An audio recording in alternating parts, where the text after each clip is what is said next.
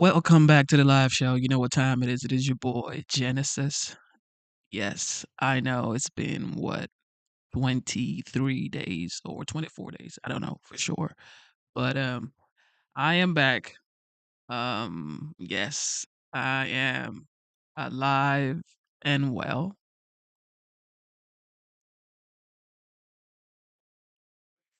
And God is great regardless of whatever happens in this world. Life must go on, and you just got to stay focused and keep some love in your heart, because so many things happens in this world and you just want to just go crazy. But it's like, all right, maybe I could just take it day after day. You know what time it is. All right. So with that being said, God is great. God is wonderful. I am grateful to God. And let's enjoy the show. Let's enjoy the show. Let's enjoy the show. All right. So it's been a long time, so we would be what? Doing a recap for what? 20 days? I don't know. But we're just gonna start with this video right here, and we're gonna be going from there. Mr. Booski, how are you doing? Carlos says, what happened? Um, man, it's hard to tell, but just know I'm doing okay. I'm doing okay. All right, let's get it. And is taking hold as President Trump is implementing his mass deportation policy. Looks like every time ICE is preparing to launch a large-scale enforcement operation in a liberal city, information about that raid is leaked. And now the administration is taking major steps to make sure that stops happening. Attorney General Pam Bondi warning yesterday right here on Fox News, quote, "If you leaked it, we will find out who you are. We will come after you." This after Homeland Security Secretary Kristi Noem said that she thought that FBI employees were the ones responsible for these leaks. Also tonight, our own Bill Maluzhin reporting that Secretary Noem is asking the Treasury Department to allow IRS agents to be sent to the southern border to help enforce immigration law. Here with more is Trump administration border czar Tom Homan. Tom, where are these leaks coming from? Well, look, we think it's coming from inside, and we know the first leak of Aurora is under current investigation. We think we identified that person under investigation right now. The California leak, Secretary Noem, she's correct. Some of the information we're receiving tends to lead toward the FBI. But I talked to the Deputy Attorney General all this weekend. They've opened up a criminal investigation. And they have promised that not only this person lose their job and lose their pension, they're going to go to jail. They're going to criminally prosecute. So we're all over it. We got the DHS IG investigating the first one. Have a pretty good idea what happened. Can't share a lot because it's under investigation. But the IG's opened up a criminal investigation on the second one. We're sending a strong message. It's just not, giving the bad guys a heads up so they can escape apprehension. Right? We're arresting, giving the Venezuela gang a heads up so we can't arrest them. You're putting officers' lives at risk. It's only a matter of time if we walk into a place where there's going to be a bad guy doesn't care. He's going to be sitting and wait for the officers to show up and ambush him. This is not a game. So DHS and DOJ are connected at hip to hold these people responsible in a criminal fashion. So early indications are this is coming from our own FBI. How certain are you of that? So of course, the border czar Tom Homan, he's complaining about the ICE raid and how informations are being leaked. And it's like, okay, so how do we do our job if you guys are telling our business what time we're gonna get there and stuff like that? But of course, these guys just want to impede. They want to impede Tom Homan's, effort, as well as the 47th Donald Trump, of course. They don't want him to do their job. They don't want him to do their job. So that's just what it is. I mean, Because if you want them to do their job, why would you, leak information? Why would you leak information? But you do that because you know for a fact that you want to slow them up. You want to slow them down rather. So it's like, come on. Information leading to that. Again, I'll let the Department of Justice do their own investigation. But again, I talked to the Deputy Attorney General this week, and they've opened up a criminal investigation. He thinks the information is coming from there also, so we'll let that investigation play out. But some of the leads point that way.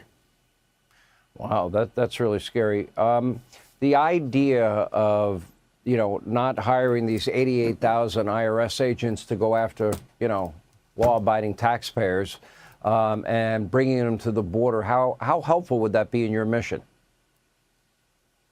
No, we'll put them to work. For the law enforcement officers, we can certainly put them to work in helping secure some of these at-large operations. They don't have immigration authority, but they can certainly cover a back door. They can certainly transport. They can certainly help process. The non-criminal IRS agent, they can help us process and do some intelligence and wrap around infrastructure planning. We'll take them. We can use all the help we can get because this is a big operation. So I hope we get some of them.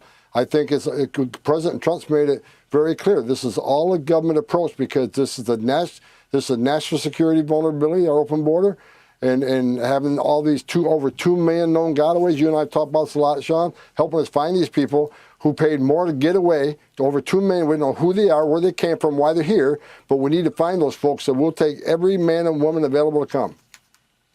Right. I keep going back to a question, and you have every right to be irritated with me for keep asking it, and this is the scary part of tipping off the enemy, because you're right, they'll lie in wait, and the element of surprise will be removed from those brave agents that are willing to find the people in this country that don't belong here, but among them are known murderers and rapists and terrorists and cartel members and gang members. This is not an easy lift to begin with.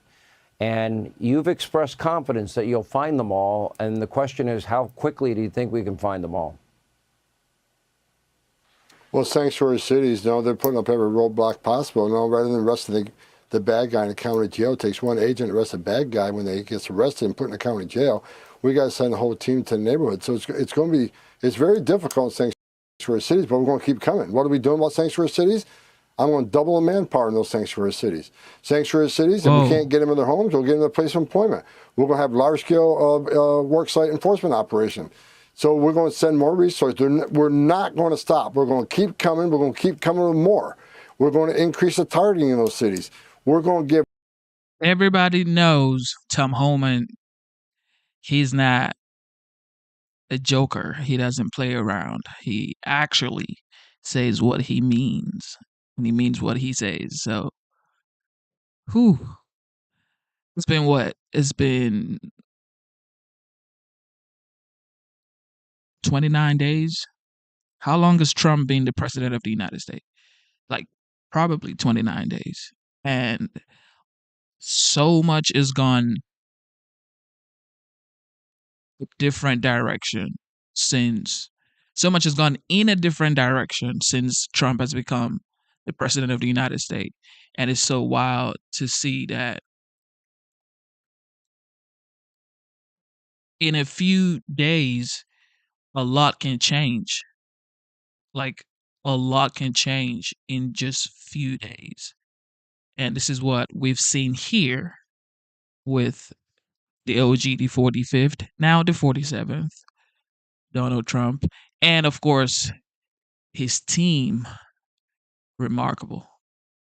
Full steam ahead on sanctuary cities. Sanctuary cities are becoming the priority. Why? Because they're protecting public safety threats and national security threats. So we're going to double manpower. We're going to double operations. We're going to double targeting. We're coming full bore, and they're not going to stop us. I'm taking this seriously. I don't sleep well at night because I'm afraid of the people that are walking the streets here every day because sanctuary cities are protecting them. Sanctuary cities are sanctuaries for criminals.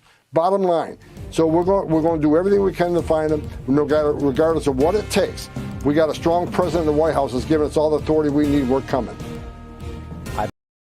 But it's like it's so refreshing to watch government officials actually working. You know what I mean? It's like to actually work is wild. It is wild to see. It is so wild to see.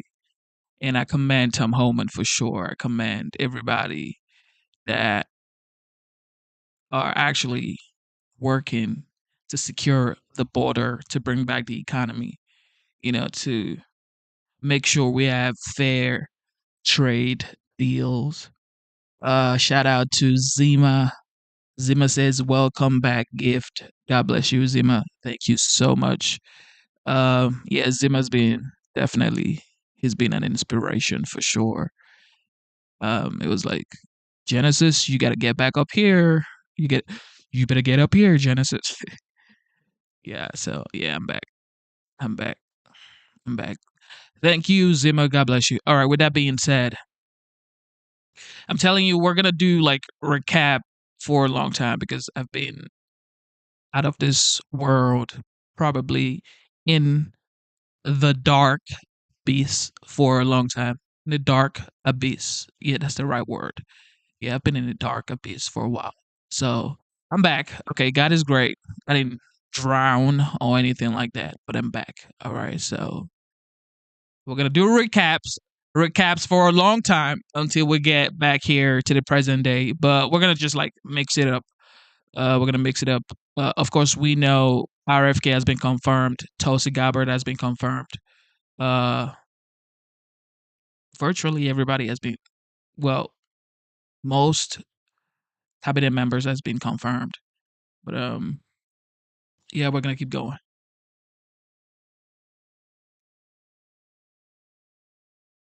Right? I mean, Eric Adams is still a Democrat-ish, right? He does put. You think he's masculine? No, he's buff. Yeah, For 63 years old. I was going to say Obama. When they said right away who's the most. Now, he's slim, but he's athletic. He plays ball. But is he right that Republican. Well, first of all, let me just show you the numbers, because actually the numbers maybe do suggest this. For young men under the age of 29, the swing from 2020 to 2024 in Trump's favor is pretty significant. 49 to 48, Trump to Harris. It's almost tied with young men.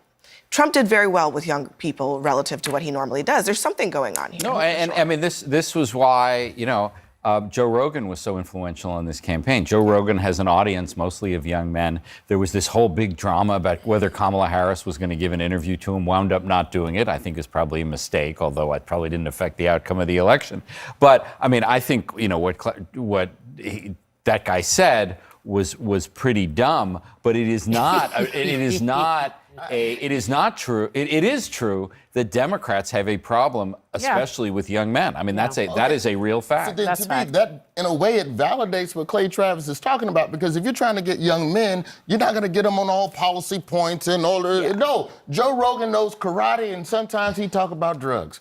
That's good enough for me. Pete Hegseth was in Germany this week doing squats with like 220 on the bar outside for no reason. That's what the Democrat. I'm being silly, but and you know what? serious. One of the other points that Clay Travis made, and I think this is true. We saw this in real time when Trump had the assassination attempt in Butler. That image of him raising his fist and saying "fight, fight, fight" was like a shot of testosterone in the arms of a lot of men. Mark Zuckerberg was like, "Oh my God, he's so cool." Mm-hmm. And now look at where we are politically with some of these very people really turning politically toward Trump. Those numbers that you just read, it's been happening for 10 years. This has been happening slowly but surely over time. I think that pollster in that clip earlier had said 2 out of 6 moderate men voted for Trump. It was the majority of moderate men voted for Trump. Even over 20% of liberal men voted for Trump. There has been what is seen as I don't want to say a war on masculinity, but there has been this trend in the Democratic Party, or it's at least felt that the left is becoming more and more hostile to the things that are typically men. And you've seen John Fetterman talk about this idea of like patronizing, calling them bros, or that ad that looked like a spoof at the end of the race of like real men do this. It's like, have you ever talked to a dude in your life? So in James Carville saying, we need to have less like yappy voices and more men talking. And there are many men in the Democratic Party, Westmore, others. Democratic messaging is too feminine. But Carrie, what do you think is the masculinity that they are attracted to in Trump? I'm laughing because I just, no disrespect. Success, okay? This man is a successful figure, all right? How hard is that to comprehend? This man has been working for decades, like 4 or 5 decades, and he's still on top of his game. He is the 47th president of the United States. You know what it means, like, to be in your 30s and people are talking about you saying you built Trump Tower. You're probably maybe one of the greatest developers in New York. And then probably in the world, the time in his 30s, early 30s. Now he's 78 years old, about to be 79 years old, and he is the 47th president of the United States. Of course, people are inspired. Why wouldn't you be inspired? Like, what are you talking about? You are going to get inspired. Respect to you lovely men on this panel.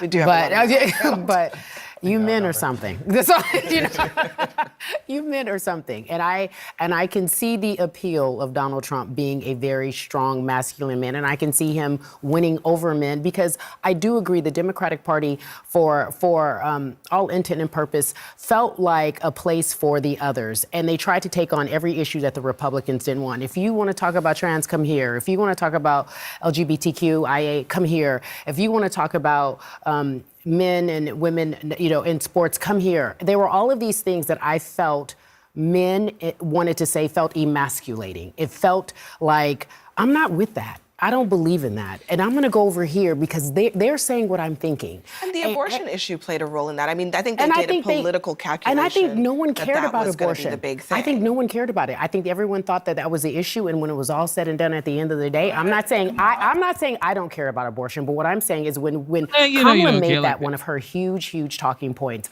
When Michelle campaigned for her, that was a huge talking point. And then in my mind, oh my God, man, these people are the same. Every single one of them are the same. Remember when Kamala was running for presidential election? Every single one of these women were like, I do not want to live in the world where I cannot choose, where I don't have the choice, the ability to choose. That's what every single one of these women were talking about. At the time, that's what they were talking about. Now it's like, well, nobody really cared. Nobody really cared about abortion. Man, you cared about it. That was your number one topic, according to you ladies at the time. Now it's like, well, we don't really care about it. Yeah, you do. You did care about it, but now you don't, because you realize Americans, like in the real world, who actually clock in 9 to 5, do what they got to do to survive, really don't care about that. I'm all like, well, what happened to these people? I knew that people would be upset about that, and it felt as if it didn't matter. Although it does, it felt as if it didn't matter, because the conversation about manly men, as we just saw that young man say on the panel, what is his name again? Clay Travis. Yeah, I knew that. Yeah. Man, come on. I think I'm alone in this group. I think I'm kind of afraid to be alone in this group. I surveyed these people. I focus grouped them. And they are really tired of being accused of either racism or sexism because they voted for Donald Trump. And it's one of the reasons why so many of them did. I sat on this stage with you and got chewed out when I suggested there's a better language to reach out to voters, that the Harris campaign is missing what they're looking for. And I say the same thing here. Americans just want to be Americans, not hyphenated Americans, not female Americans, black Americans, Jewish Americans. They just want to be Americans. How do you think it makes people feel, black people, women, any person who has... He just said, like, listen, okay, just for a minute, just listen for a minute, okay? This man right here just said, Americans do not want to be, you know, separated, meaning this American, green American, purple American, white American, black American, this American. And then she turned around and said exactly what he said. Americans do not want to be categorized as. It's like, what? You're saying exactly what he just said. Americans do not want. What is going on? You can never make this up yet. Americans just want to be Americans, not hyphenated Americans, not female Americans, black Americans, Jewish Americans. They just want to be Americans. How do you think it makes people feel, black people, women, any person who has immutable characteristics about themselves, to be told every time that something happens that because they exist in a particular role, it is their fault? How does it make them feel? How does it make people feel when they're told that they're a racist? No. I mean, answer. But answer my question. I am, because these are predetermined considerations. No. You were going You're to assuming. You're telling me I'm. Do you calling want an you, answer? Well, you're not answering my question. You're telling Yes, me. I'm trying to. You were No, you're telling not. me Actually, that. Your response is in bad faith. I mean, what she is saying is something you're not responding to. Help her out. Because it doesn't Yeah. Help her out because, address why Donald Trump immediately went to DEI as an explanation without any evidence whatsoever for what looks to be an inexcusable and certainly a very devastating and tragic plane and helicopter crash a couple of days ago. And instead, you pivot to talking about how terrible it is that some people who voted for Donald Trump are being called racist and sexist. You're refusing to grapple with the central Because tension. my understanding. Frank, it's an because- option. Hold on. Frank, it's an because option my for understanding Trump. is of the voter. Frank, that is what I do. it is I'm an opposed- option. What about for the immorality Hold on. and the incompetence Frank, of it's an blaming option for DEI Donald for what Trump. happened? All right, here we You go. don't jump on me. That's No. fine. I'm not jumping on you. I'm trying to have a conversation with you. Okay, look, it is an option for Donald Trump to respect his voters and not scapegoat race in a situation like that. He chooses not to every time. Why? He is saying, and I do not defend him, and I've not defended him on this program, because there are things that are more important than Republican and Democrat, and it's why some people lost primaries and some people are not members of Congress anymore. I'm trying to tell you the truth. Well, look, you don't have to listen. not- I just won my Hold primary, on, but you hold don't. on. Yeah. Oh man, I think his name is Frank. This man right here is literally talking about facts, okay? Real life situations, okay? Things that Americans actually care about. And everybody around him is just like, well, you're wrong. This is why millions of people voted for Trump. People are like, well, Trump is a bad person. Well, he's a common sense person, okay? If you do not have common sense, like you should, I mean, things like boys in boys' bathroom, and you know what I mean? Like, just common sense stuff like that. But nobody cares, okay? Nobody cares about normal common sense. Everybody wants to talk about total, total BS. That's what people want to talk about. But here you have it. And this person is not like this guy. Like I said, I think his name is Frank. It's like, he's not even like I wouldn't say he is a Trump fan or a dedicated Republican person or whatever voter. He's not, because I've heard him talk bad about Trump for like a long time, and now it's like maybe we were wrong. Maybe we were wrong now, and still people are still arguing.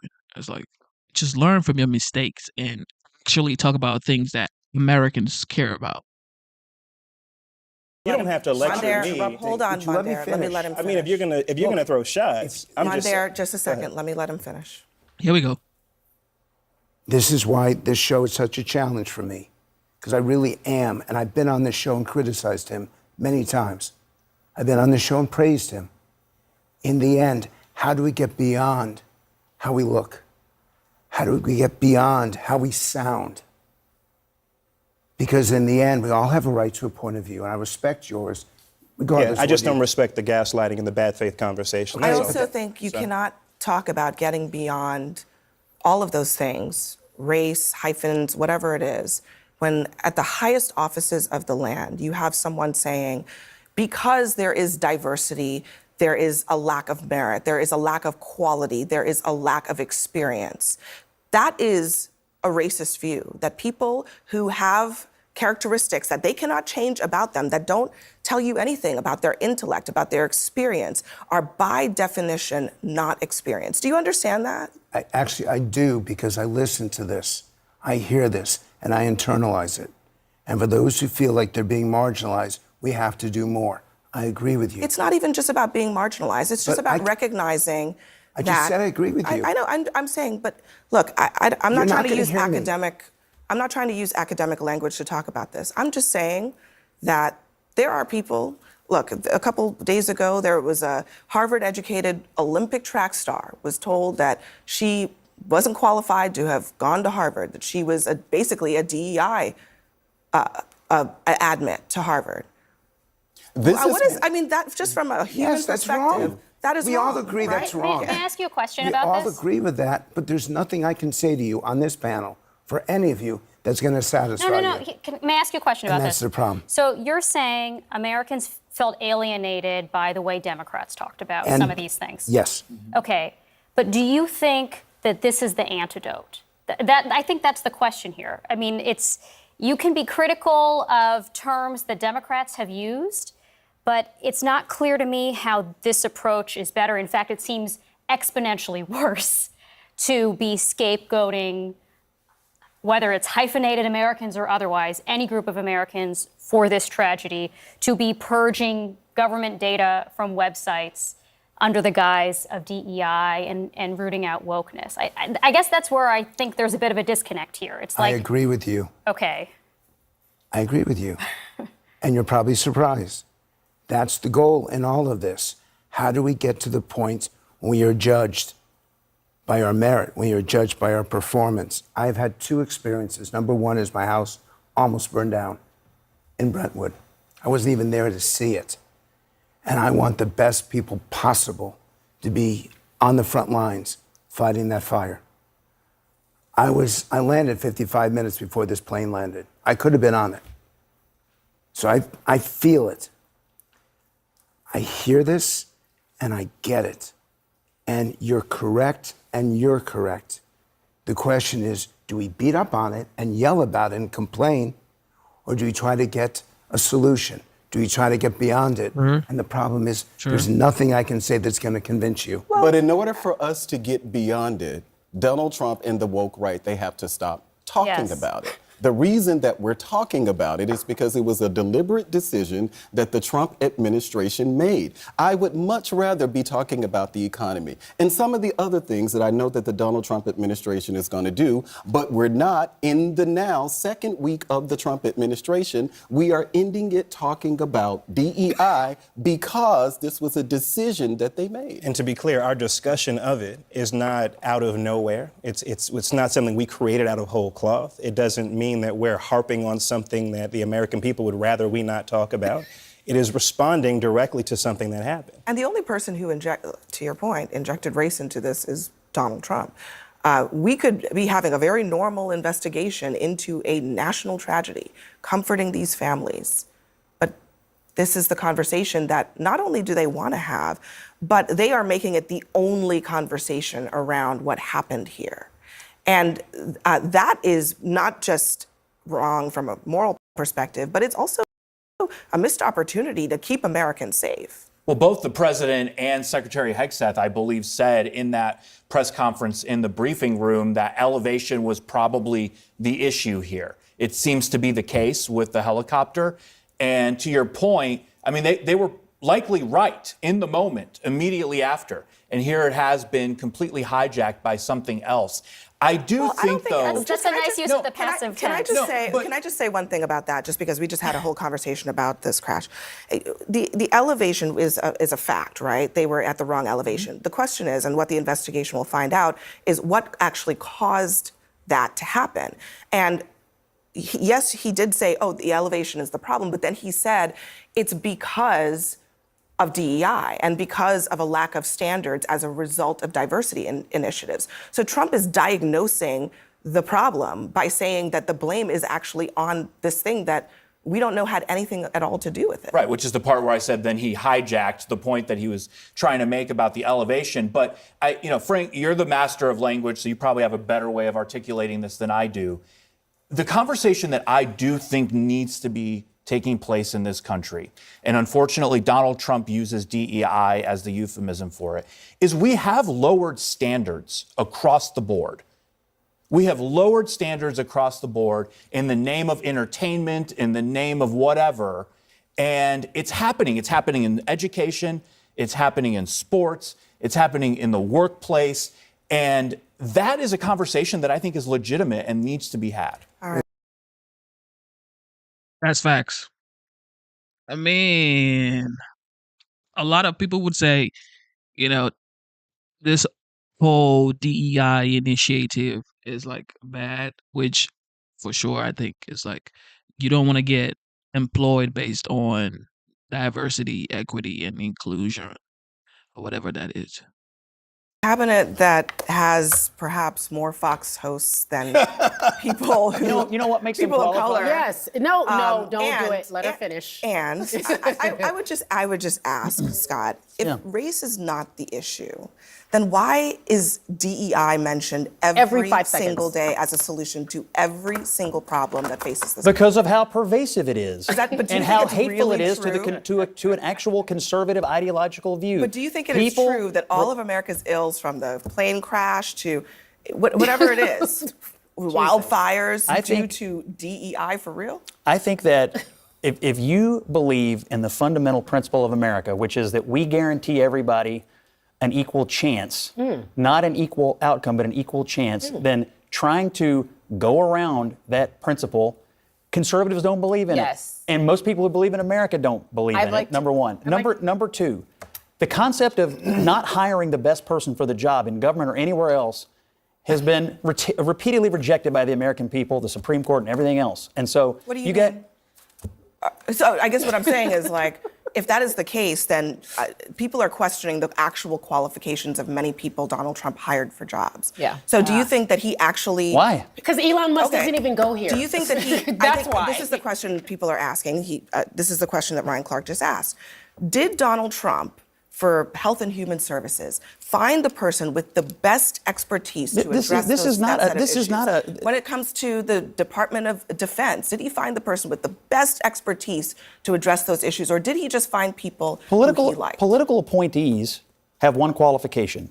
They serve at the pleasure of the president because the president believes that person's going to best carry out their agenda. That is the only qualification. And to protect and defend the Constitution. And that is the only. That's the only qualification for a political appointee. Competency doesn't matter. Of course, they're competent. Of course, he believes they're competent. If he didn't believe they were competent, he wouldn't appoint them. I'm not being fair with that. You're not being fair with that response. She asked you a very simple question: yes or no. Look at the appointees. Do you believe DEI had anything to do with those appointees? Do you believe they were qualified? Do you think they would protect and defend the Constitution that represents all of the people of the United States of America? I think Mark Rubio. I think you all have literally no idea how the government works, is what I actually I do. I do. I served in it at a higher level than anyone here.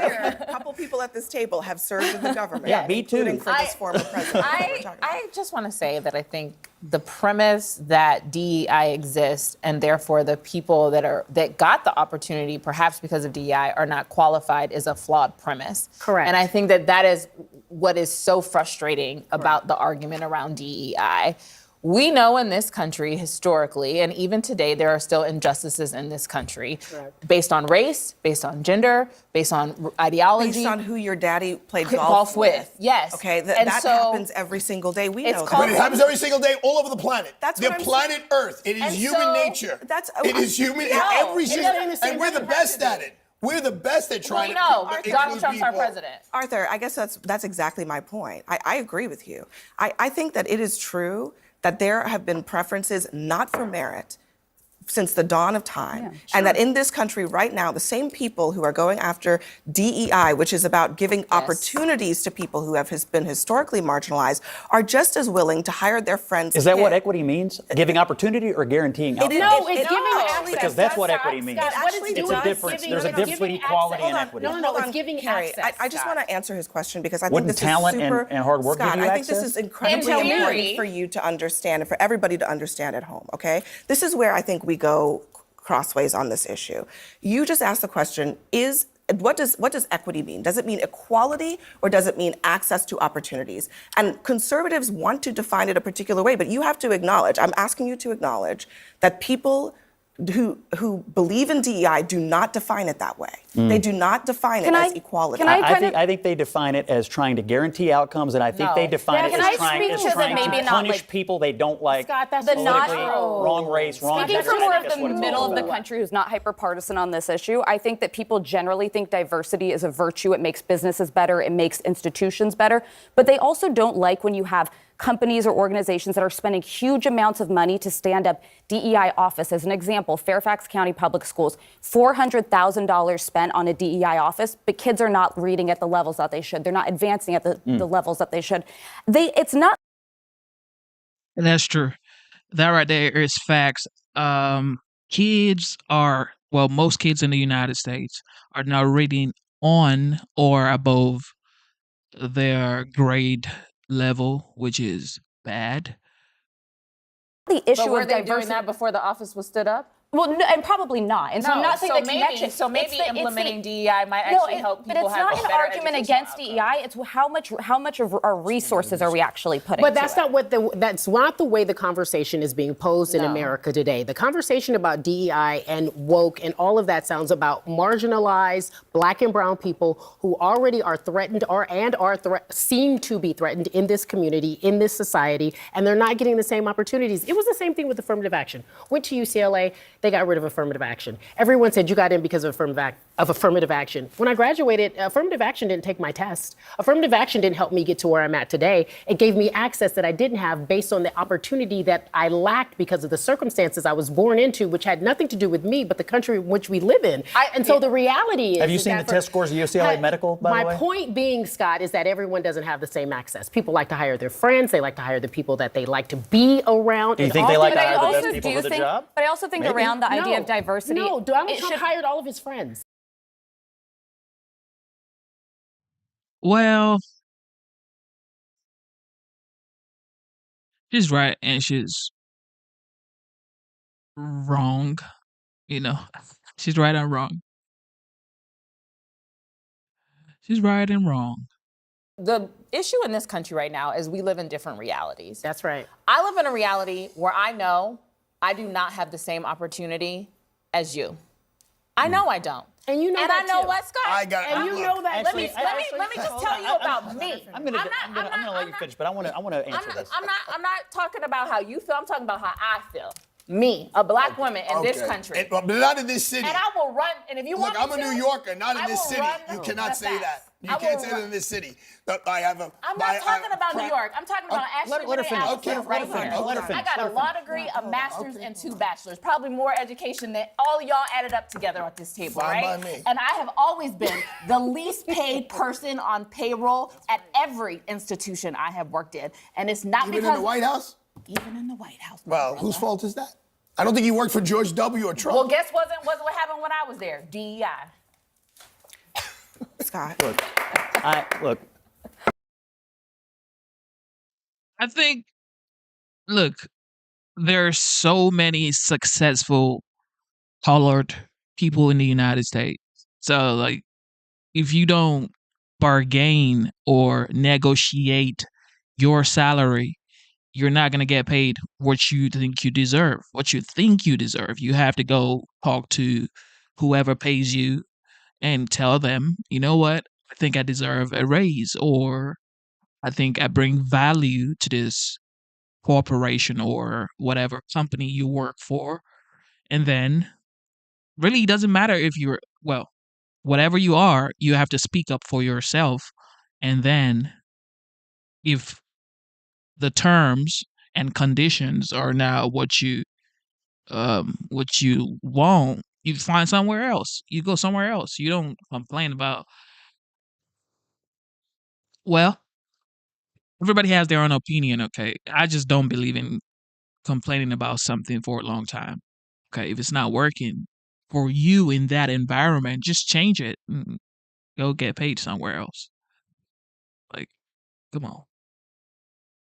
Go ahead, Scott. Look, No, You're my friend. I respect you tremendously. I think you're probably the smartest operative in the Democratic Party, and they should listen to you more. That's number one. Number Sure. two, you and I share a comparable background. We're both from the Midwest. We both come from middle-class families, lower middle-class families maybe. I actually think we share a lot of similarities in our journey.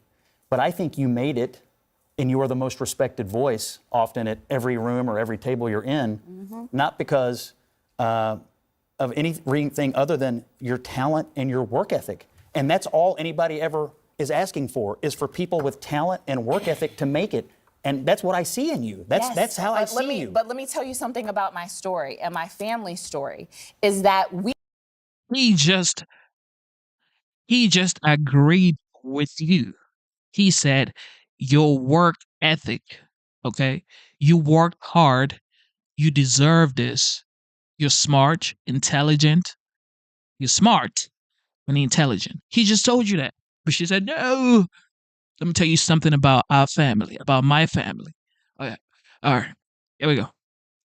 we have faced discrimination. I have faced discrimination. I just said I was the least paid person, even in this moment sometimes, to my counterparts. It is just the reality of the country we live in. And I'm not saying, I do believe I'm qualified. I know I'm qualified. You won't ever tell me I'm not qualified. But the system that I live in doesn't matter about my qualifications. I don't agree think we're because there I in when I 2025. Oh, come I don't think we're there in 2025. You can't do That's just not true. That's just not true. There's, I don't know. there's a mountain of evidence that suggests that you are wrong. Think about this, okay? Just think about this. This is in my opinion, this is a respected woman, okay? Respected colored woman. Because people like to, talk about colors. So I'm just gonna say, okay, it's a colored woman speaking on CNN. Okay, CNN is known worldwide. Okay, to be a respected.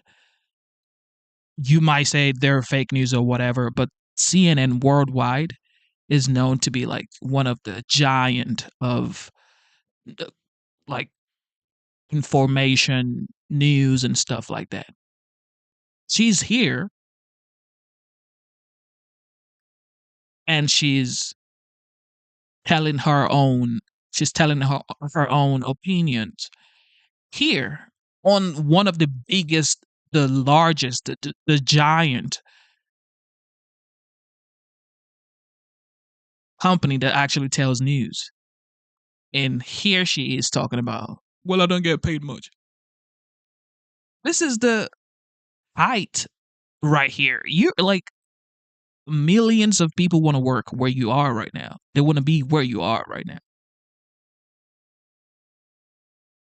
And people are like, somebody just said she had to do extraordinary to even get that respect. Well, everybody has to work hard. Everybody has to work hard. I mean, it is what it is. However, we now live in a different world. People think we're still living in 1960, 1940. No, it's 2025. Of course, BS happens, okay? However, the people that lived way before us, like in 1940s, 1950s, 1960s, if they actually see the movie of what's going on today, like 2025, on TV, wherever they are right now, they'll be like, what? These guys are living the dream. Okay? So take advantage of whatever you have right now and just make the best out of it. That's just what I believe in. Let's just Again, take Ashley. I'm a New let's Yorker, just- so I'm jaded. I have okay. the Attorney General as a I'm black not- woman. okay, The we mayor's just a went- we black just man. went The from- head of the Senate is a we black just- person. Okay, New York is a small Okay. representation. Well, small. The New United York is not States that You're small. talking America. about politics. Let me just talk. Let me talk about Every judge I numbers. appear before Because is either a Ashley woman just or a gave- person of Ashley color. just gave an anecdote, but the numbers also show black women are one of the most educated demographics in this country and one of the least paid. Why would that make He's any right. sense? Why would that make any sense? And don't talk to me about the judges you stand before. Talk to Why? me about the theory. Hold on. Talk to me about the But world it in which also- we live in and Let's the look at system the that United we live States in. Supreme Court. How can you say we're not going to look at that from the top to the bottom? And I'm talking about the okay, legal New system York is a more that I live in. progressive And we state. just got a black woman. Hold up. Let me. We just got a black woman on Okay, the but you had a board. black man from You brought the up 70s. You brought up the Supreme or Court. the 60s. One. Did you know, Arthur, that there are many- Hold on. What percentage of it does it represent the United States of America? Why So is why it does so, it matter? but why So is we it gotta so go by hard? Guys, But one at a why time. is it- But why so is it so hard? So we gotta one we at can a- only one at a time. acknowledge. This right here is why the Democrat Party, this is why they actually lost the election in 2024. Conversations like this, because they're all about, the only thing they care about is division. It's about dividing people with conversations like this. It's like color, it's about being black and being a black woman and then being a black man and then being a black this. Okay. If you're comfortable, if you're like comfortable in your own skin, you don't have to like go back and forth and talking about, well, like, as a black man in the United States. Of course, you are. I am a black man in the United States. I mean, Jesus. Am I going to live my life every day talking about, I'm a black man in the United States? I'm a human being in the world. Okay. Of course, I am. I happen to live in the United States. Okay. I get it. But don't be like, oh, I'm a black man in the United States. All the days of your life. That's all you're going to talk about. I'm a black woman in the United. Okay. Do you know how many black women on earth wants to be in the United States? Like, people would do anything to get into the United States. Black, white, green, gray, purple, old, young, average, whatever age, wherever nationality, they want to come to the United States. So people who live here should actually be grateful to God, especially if you were born here. Okay. I wasn't born in the United States. All right. I became a United States citizen. All right. So I am absolutely grateful for that, because people are like, oh, nah, I don't take United States for granted. Okay. I'm grateful for the opportunity to be a part of something greater. Okay.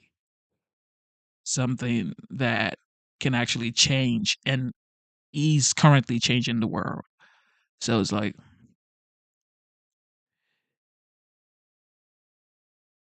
I don't get it. Just enjoy the perks, because it's like you have perks if you are in the United States. Your life literally has perks. You can be anything if you actually decide to become something. what she just said. We Why can is only it so have hard? 30% of justice. Why is there only one Italian American? No, but why is it so hard for you to acknowledge what she just said about black women being the most educated? I and did the acknowledge most it. I said underpaid? that's And not you- my experience. Okay, If that but was we're the case, because we you're would have not a more black black women on the woman. No, I'm a New Yorker, and But that's New not York the is way not it is in New York. representative of the rest You're of America. correct. That's You also are what's correct. It's also the important. most diversity in the country. Well, that's exactly. Somebody So say of white course women. there's more I think it's a representation little in more women. representative. And Scott, I think if you really see you said something very beautiful. This is your friend. You guys share a lot of the same values. You guys All right, here we think go. alike. You guys are literally friends off air. You text, you have good conversations. There is the yes and in that. There is something that says to me that you know what she's saying is true. You think she's smart. You know that she's smart. She's more educated than mostly everyone at this table. And so what she's saying isn't a lie. What she's saying is a real life experience. And so why is it so hard to understand why something like diversity, equity, inclusion needs to be a part of what we do in a system that never even acknowledged a group of people, never saw us as a human commodity, just literally never noticed who we were. And now here we are years later asking for some simple rights, some simple civility. She's asking to be paid like you get paid. She's asking to be acknowledged like you get acknowledged. And she knows that that is not the case because she is a black woman. She had a high-ranking position in the White House of the United States of America. Dear friend, she is one of the most celebrated political operatives in the country. There's a It's like, okay, please become the United States president, ma'am. Madam President. That's what, like, because it's like, what are you talking? I just told you guys, she works here. We are literally watching one of the most respected people, like on TV, on CNN. She worked with I think the Biden administration.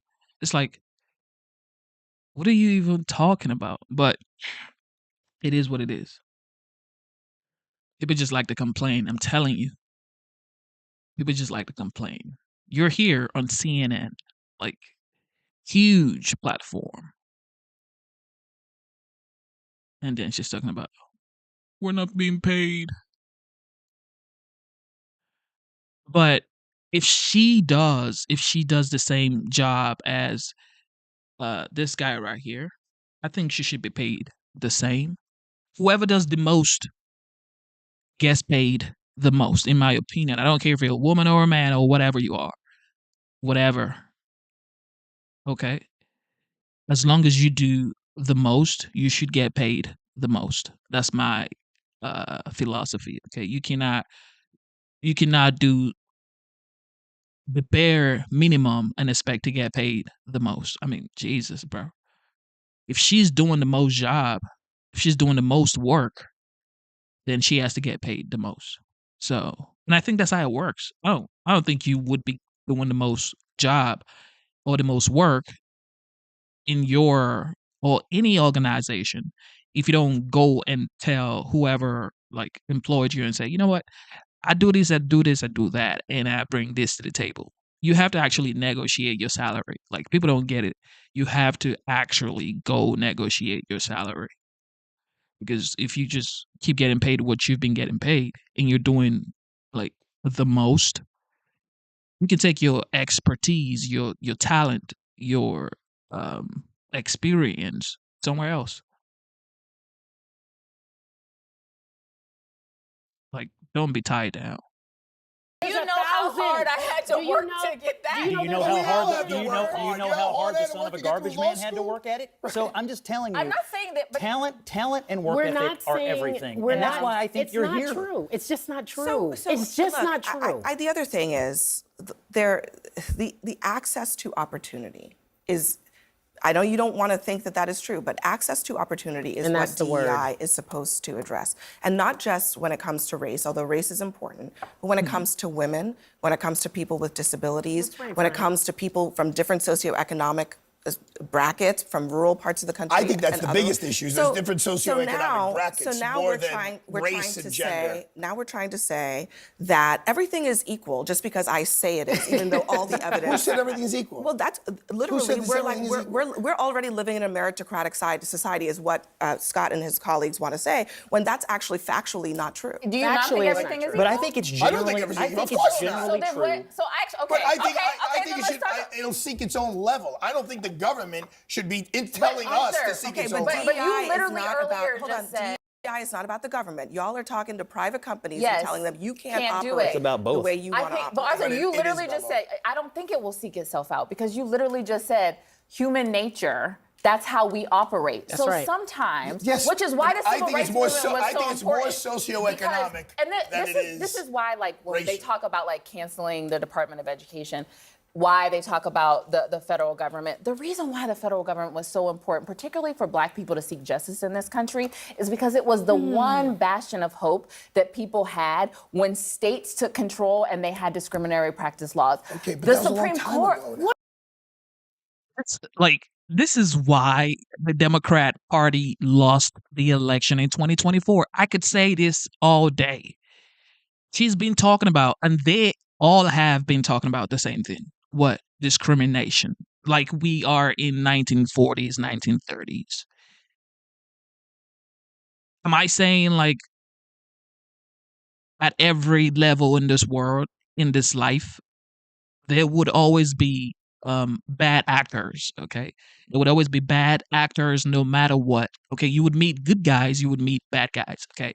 That's just how the world works. Okay, you would meet people that would be, mean to you, and you would meet people that would be actually like good people to you, like actually great guys and great ladies or whatever. Okay, some people are bad, some people are good. All right, and that's how it goes at every level in this world.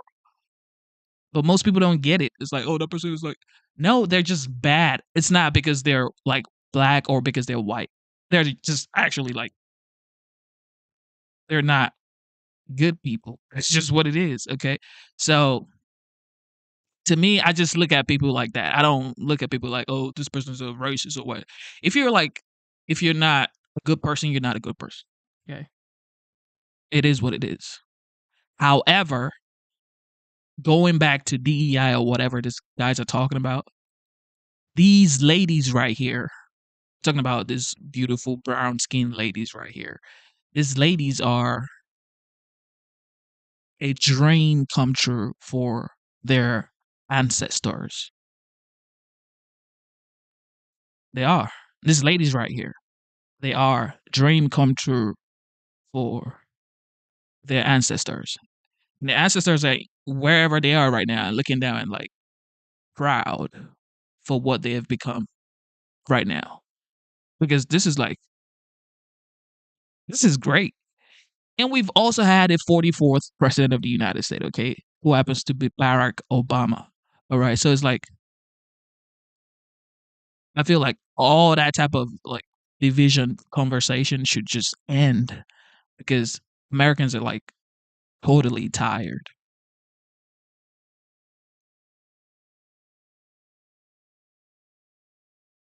I really feel like I look at this Trump-Elon relationship. You ever had a homeboy who had a girlfriend nobody liked?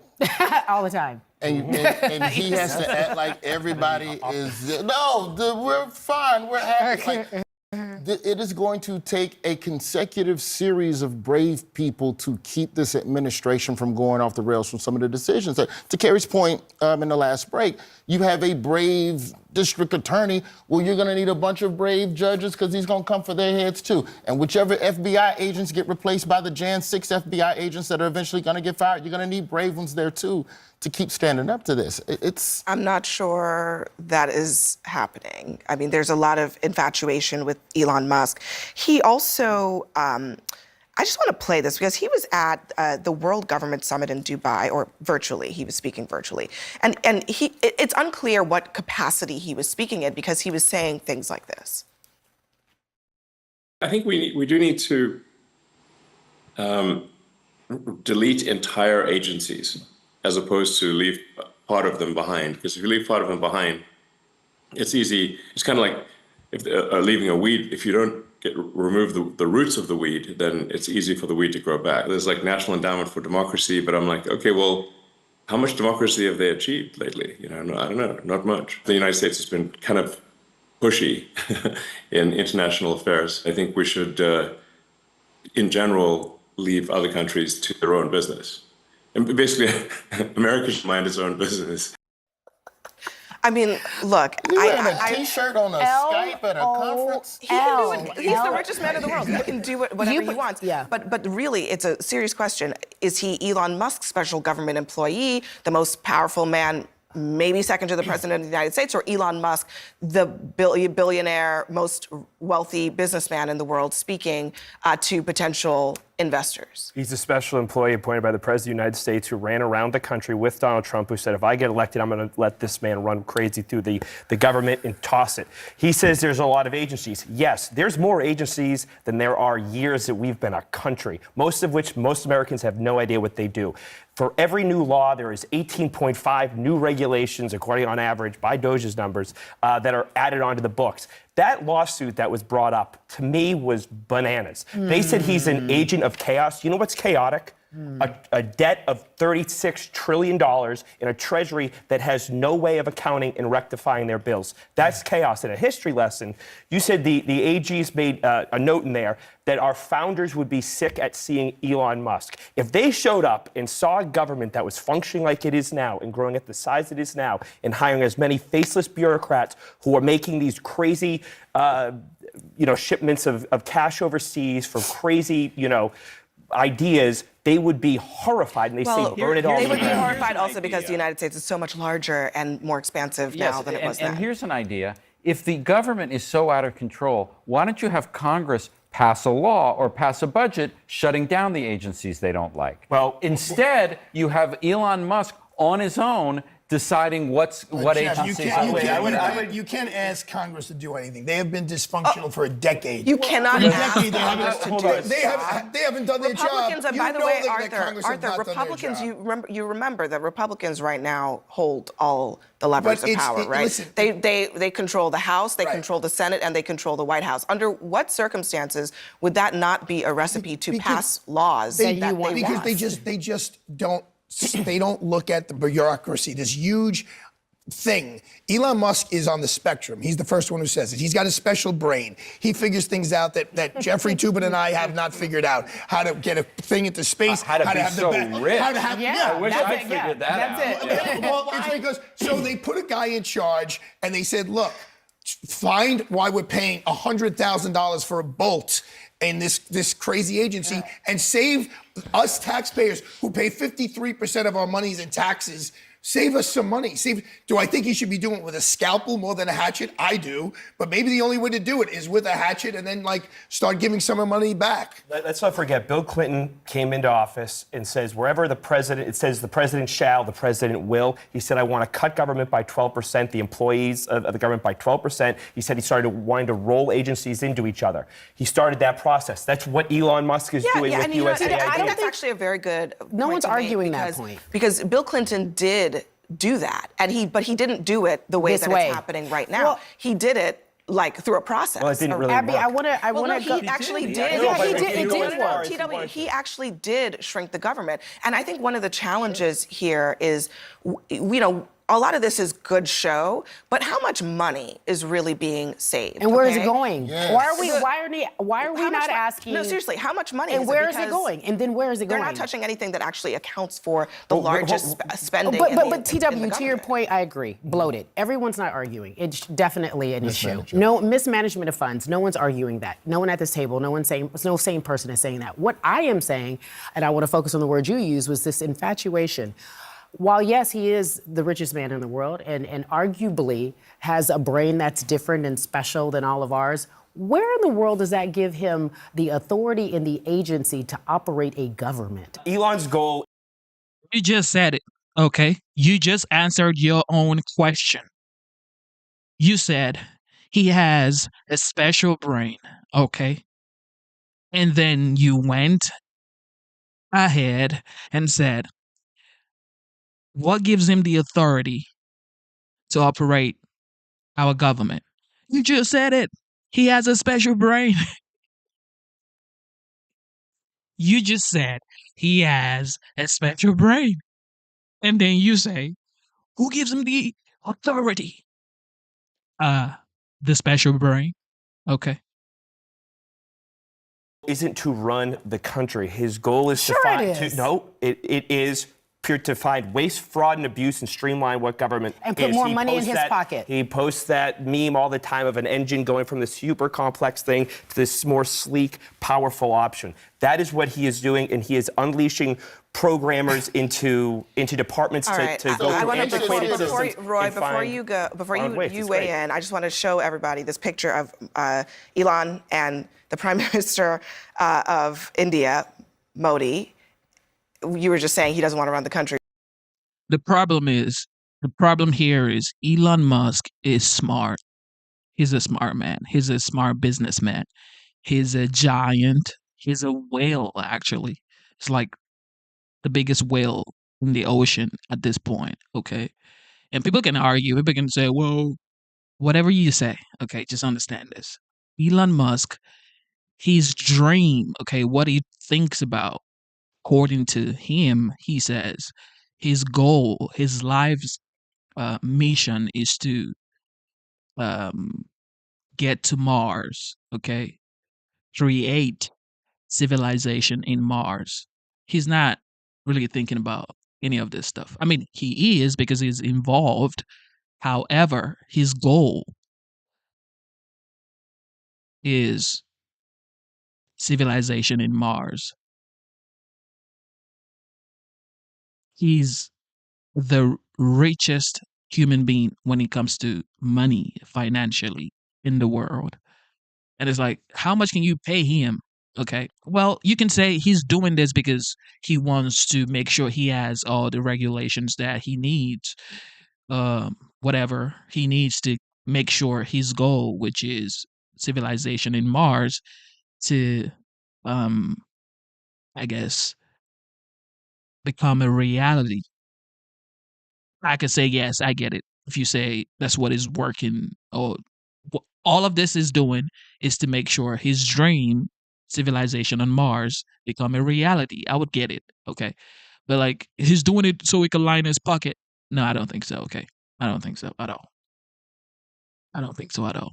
I think Elon is smart. I think the United States should actually utilize his brain and his genius level um, activities, and the fact that he's shown time and again every single time that he is um, he can actually multitask, and what he's a very successful human being. Now, is he an elected official? Actually, no, absolutely not. However, the president of the United States can actually um, bring whoever he decides to work with into his administration, because, like it or not, the president is the commander in chief. Okay, so he can do what he wants and consult whoever he wants, and he's decided to um, bring the smartest human. Well, I wouldn't say the smartest human being, but like one of the greatest innovators of our time, Elon Musk, into his, I guess, his administration at this point. But do I support everything Elon Musk says? Absolutely not. But do I think he is an addition to the Trump administration? Actually, I think so. I do think so.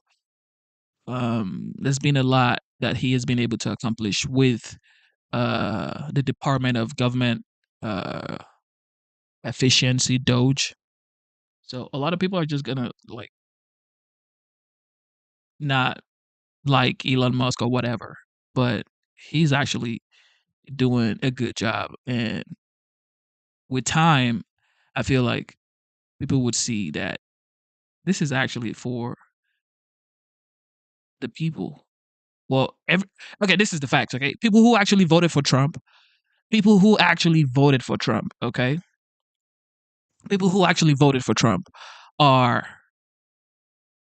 happy about every single thing he's doing right now. Like everything he's doing right now, people are happy.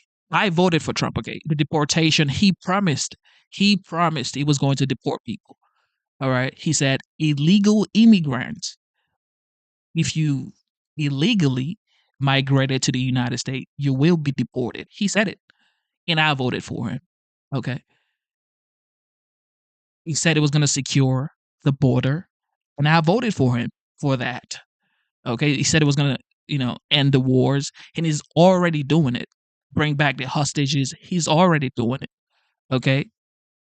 Man in women's sport and all that stuff. He stopped it. So it's like a lot of people are going to talk. Okay, a lot of people are going to talk. It is what it is. However, I voted for Trump because of most of the things he's already doing, and it's just like a month. He's just been here for like a month. So it's like he's already done more than a lot of people are saying. What, like, I truly believe he's already done more than Biden has done in 4 years or did in 4 years. And that's just the facts. Okay. Somebody said, Elon, go back to South Africa. Oh, okay. You would have to convince NASA for that. I don't think NASA would let him go back to South Africa because America needs Elon Musk. It's like, can't you see that? But Sure he sure does. looks like Sure he he does. might be the guy running the country, Roy. Yeah, I just don't think that we can assume that everything Elon is doing is just out the goodness of his heart. I'm just here to renovate your government a little bit. This is maybe he wants to be the first trillionaire. You said he wants to line his pockets. His pockets are pretty full. $400 billion. When have you ever met a rich person who says, I don't want any that's more money. enough. I don't need any more money. too. We gotta go. But Besides me. look, guys, we gotta go. But look, I mean, the one thing that money can't buy you really is power. He's getting pretty close, though.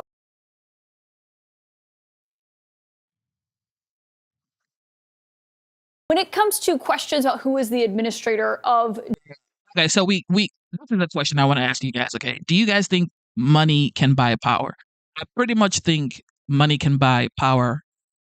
I mean, to an extent. Okay, I feel like to an extent, money can buy power. If you have money to an extent, if you have like crazy money, you can actually truly buy power. Okay, but then it's like, because in my opinion, the people are actually the power. Okay, so if the people are on your side, then you actually have some sort of power. Okay, that's like, you know what I mean. That's why um a lot of people voted for Trump, because he was out there. He was actually saying, see the difference between 2016 to 2020 and 2020 to 2024. And people were like, you know what? I think I prefer 2016 to 2020 because I had better gas prices, better grocery prices, I had better interest rate, better mortgage rate, better border, okay? More money in my savings account. This is why people were like, you know what? I think I want to go back. I want to go back to safer borders, okay, affordable groceries and gas, which a lot of people are saying like groceries are it's still very expensive. You got to give this guy time. He's only been here for 30 days, y'all. Come on. Doge, actually. Do you believe that's an important question to have the answer to? No, the issue is not who is technically the administrator, who has the title. Elon Musk is clearly running the show, the wealthiest person in the world, who has enormous conflicts of interests, who is helping to fund right-wing extremist organizations all over the world, who is looking forward to get massive tax breaks from Congress. He's running the show. So if he's technically... He's already going to get tax breaks, okay? I mean, he's been the wealthiest human being for like 4 years straight now. Like, I think 4 years or 5, I guess. It's like, he's going to get tax breaks. He knows these codes, this tax code. He's not doing this for the money anymore. I mean, I would assume he's not, because he's already the richest man alive. What more do you want out of, like, this world? You want money? Or you want to actually make a change and create a legacy that people would talk about for a long time and say, you know what? Because he was here, the earth is better. I think that's what he's trying to do. If he's running the show, but not on paper, as they essentially argue, but you say in practice, he basically is. You're a co-equal branch of government as a senator on Are Capitol we? Hill. I kind of thought so, but I think you have to explain that to the president. Do you feel that you have oversight when it comes to what Elon Musk is doing? Look, what we're seeing right now, Caitlin, is a very dangerous moment. I'm laughing here, but it is not funny. This country is moving very rapidly under Trump into an authoritarian form of society. You know, the founding fathers, way back in the 1770s, these were nobody's fools. And what they had fought the King of England, an autocrat, had all the power, and they said, you know what? We don't want that in the new country. We're going to set up 3 separate equal branches of government. And every kid in the 6th grade knows who they are. But Trump does not. And what Trump is doing now is trying every day to usurp the powers of Congress, to challenge the powers of the court. It is a very dangerous moment. Well, the question, though, when it comes to what this looks like is we haven't seen a ton of resistance from Capitol Hill, and we have seen some efforts in the courts. These Democratic attorneys general stepped in. But today, a federal judge here, Tanya Chutkan, she's well known to our audience from the Trump trials, she declined to block Musk and his team from getting access because she basically said she wasn't getting specific enough examples from these AGs about how Musk could cause irreparable harm to their state. And if they can't prove that in court, what does that say? Well, I tell you what I happen to believe. At the end of the day, the struggle against Trump, the struggle against oligarchy, which is led by Elon Musk, the struggle against authoritarianism, the fight to make sure that the working class of this country gets a fair shake, that is not going to be won here in Capitol Hill. It's going to be won by millions of people all over this country standing up and saying, you know what, we fought and died for democracy. We're not going to move toward authoritarianism. We fought to create a country that works for all, not just the billionaire class. That's the struggle, and I'm going to be active in trying to rally the American people to do just that. Well, and you're embarking on this tour to combat this. It's a national tour. You're starting in Nebraska and Iowa. How do you break through to people, though? There are some people, Trump voters, who are even independent voters, who like what Elon Musk is doing and say, yeah, the federal government does spend too much money and it is too bloated. And the truth is, the federal government is a bureaucracy. We have to acknowledge that. Federal government perfect? Far from it. Do we need to bring about reforms? Absolutely. But let us be clear what these guys really want to do. Do you think that Elon Musk is staying up night just worrying about excessive spending in the CDC? I don't think so. At the end of the day, what these guys want and what Trump wants is to cut programs that working class people need. They're talking, the House Budget Committee released their report, their budget, $880 billion in cuts to Medicaid. Do you know what that means? It's not only that. So I know sometimes some Democrat actually watch this show and it's like, I just want to say this, okay? I respect everybody. I respect everybody, okay?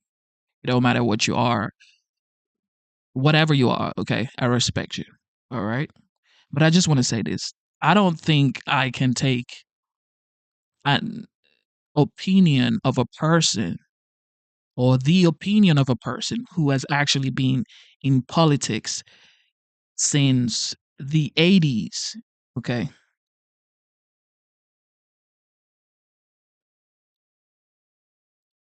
Bernie has been in politics since the 80s, okay? He was the mayor of Burlington in 1981, all right?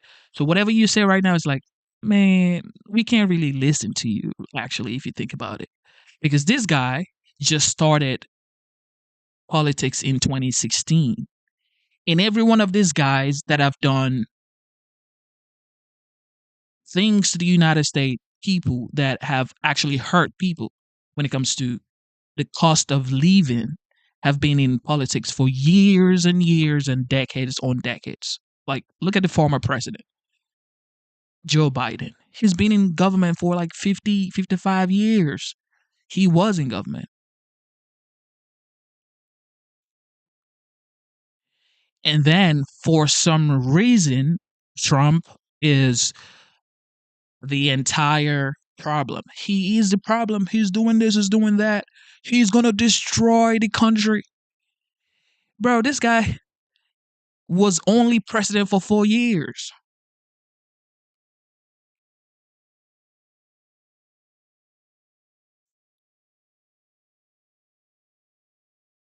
And yet, Trump is the issue. He is the problem the United States has.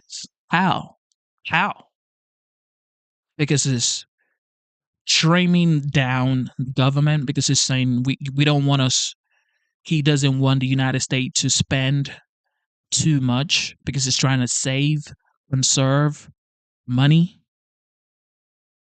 So now he's the bad person. It's like, how does that even work? But you've been in government since the 80s or 70s. You didn't change it. You didn't change it, okay? And now someone is here who actually wants to change it, is actually changing it, currently changing it, working every single day to create an atmosphere that would allow change.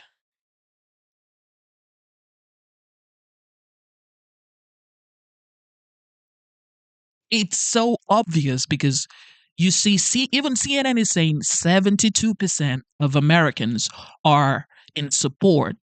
They are in support of President Trump. 72%, with everything that is going on, they still support Trump. That's how you know that the people are actually in support. They like what he's doing. They voted for him because of all of these things that he's doing right now. This is what the people want.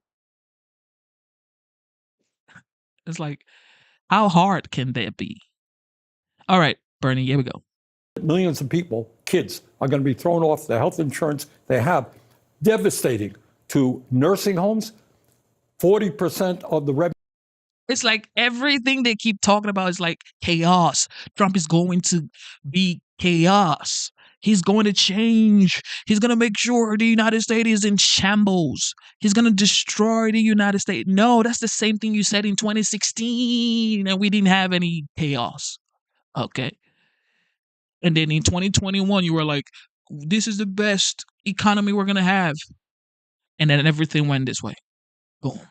And now you want to say the same thing in 2025. You want to sell the same story. You want to sell the same product.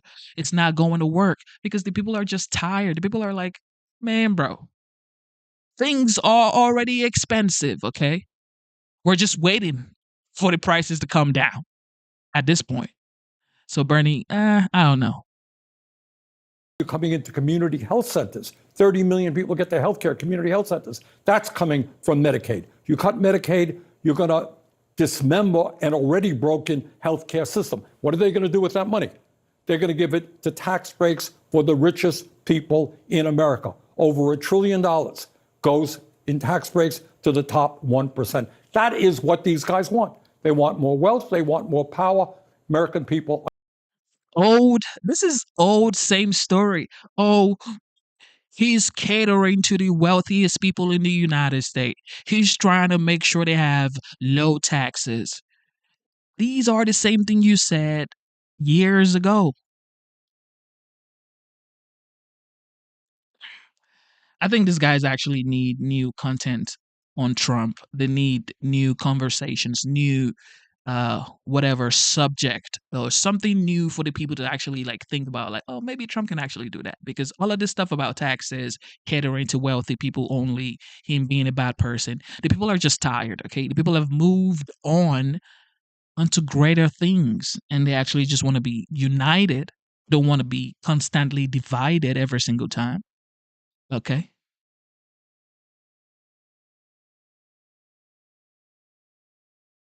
Because what? We're not going to support the president of the United States for the next 4 years? For the next 4 years, you're not going to support a duly elected president of the United States? I don't think so. Come on, man. You're going to have to support and just fall in line.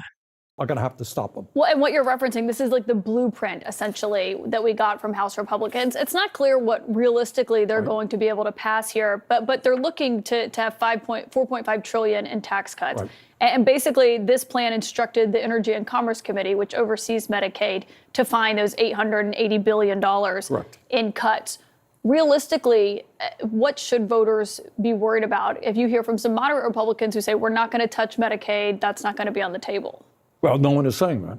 I mean, right now, what we are trying to do in a House which is almost evenly divided, there's nothing you're trying to do. Don't be saying what we are trying to do. There's nothing you're trying to do. This man has been in government since the 70s and the 80s, and now is what we are trying to do. No, Elon Musk is here, and you're gonna find out. It's like now it's like everybody has to be accountable for their actions. You cannot be here for 30, 40 years and there's nothing you can actually say, you know what? We did that. Speed. Speed is back in the White House. Adults are back in the White House. And Trump is saying, you know what? Look, it takes 20 years to get that done. No, we're going to get it done in 2 months, in 2 weeks. Because these people just actually just cruise. They are on cruise control because they get paid regardless. I mean, it's just what it is. It's just what it is. And now you're saying what we're trying to do. You can't be saying what we're trying to do. No. If you've had 30 years to actually effect change, I'll say 10 years. But you've been here for more. And now you're saying what we're trying to do. No. Americans are like, no. OG Trump, go fix it, okay? And take your squad with you.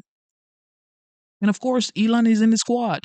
So, I mean, y'all better strap in, buckle up, and get ready for the flight. 2 Republicans, 2 out of 435 members say, you know what?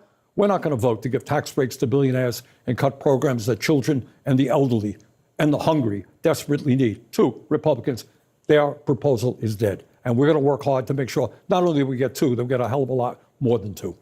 On the Elon Musk front, when it comes to Social Security payments and what is actually wrong with government and what's exaggerated, we're hearing this line from the White House that tens of millions of people are getting Social Security fraudulently. Either they're dead or... Yeah, I don't believe that for a second. We've gotten no evidence of it, but I looked into this, and what we do know is that there's a lot of people that still remain in the database, but as far as people who are actually getting payments, it was 44,000 who got payments according to an audit that was done in 2023.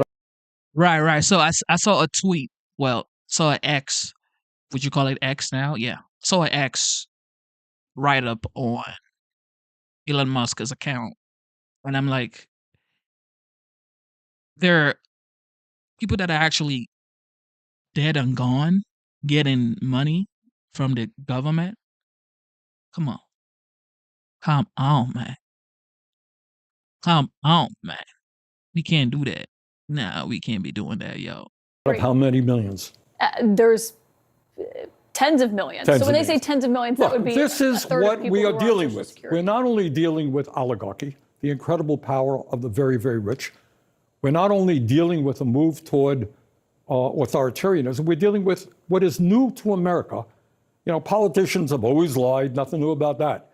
But the level that we're seeing right now, the big lie, over and over again, and it goes out, there's a big lie, and then it goes out on Musk's Twitter to, several hundred million people, repeated over and over again. And now the word is out there, people on Social Security, 150 years of age. Can you believe it? The whole thing is corrupt. It's broken.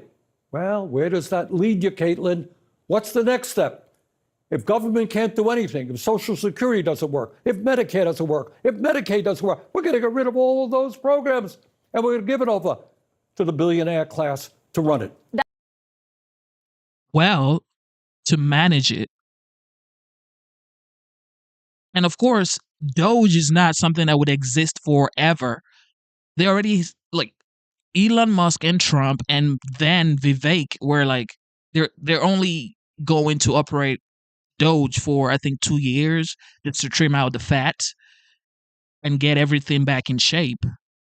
And then they're going to dissolve Doge. It's not like forever, but they have to actually do what they have to do so they can save, conserve money, pay back some debt, get back the economy running right the way it's supposed to. But this typical politicians that just say the same thing over and over again.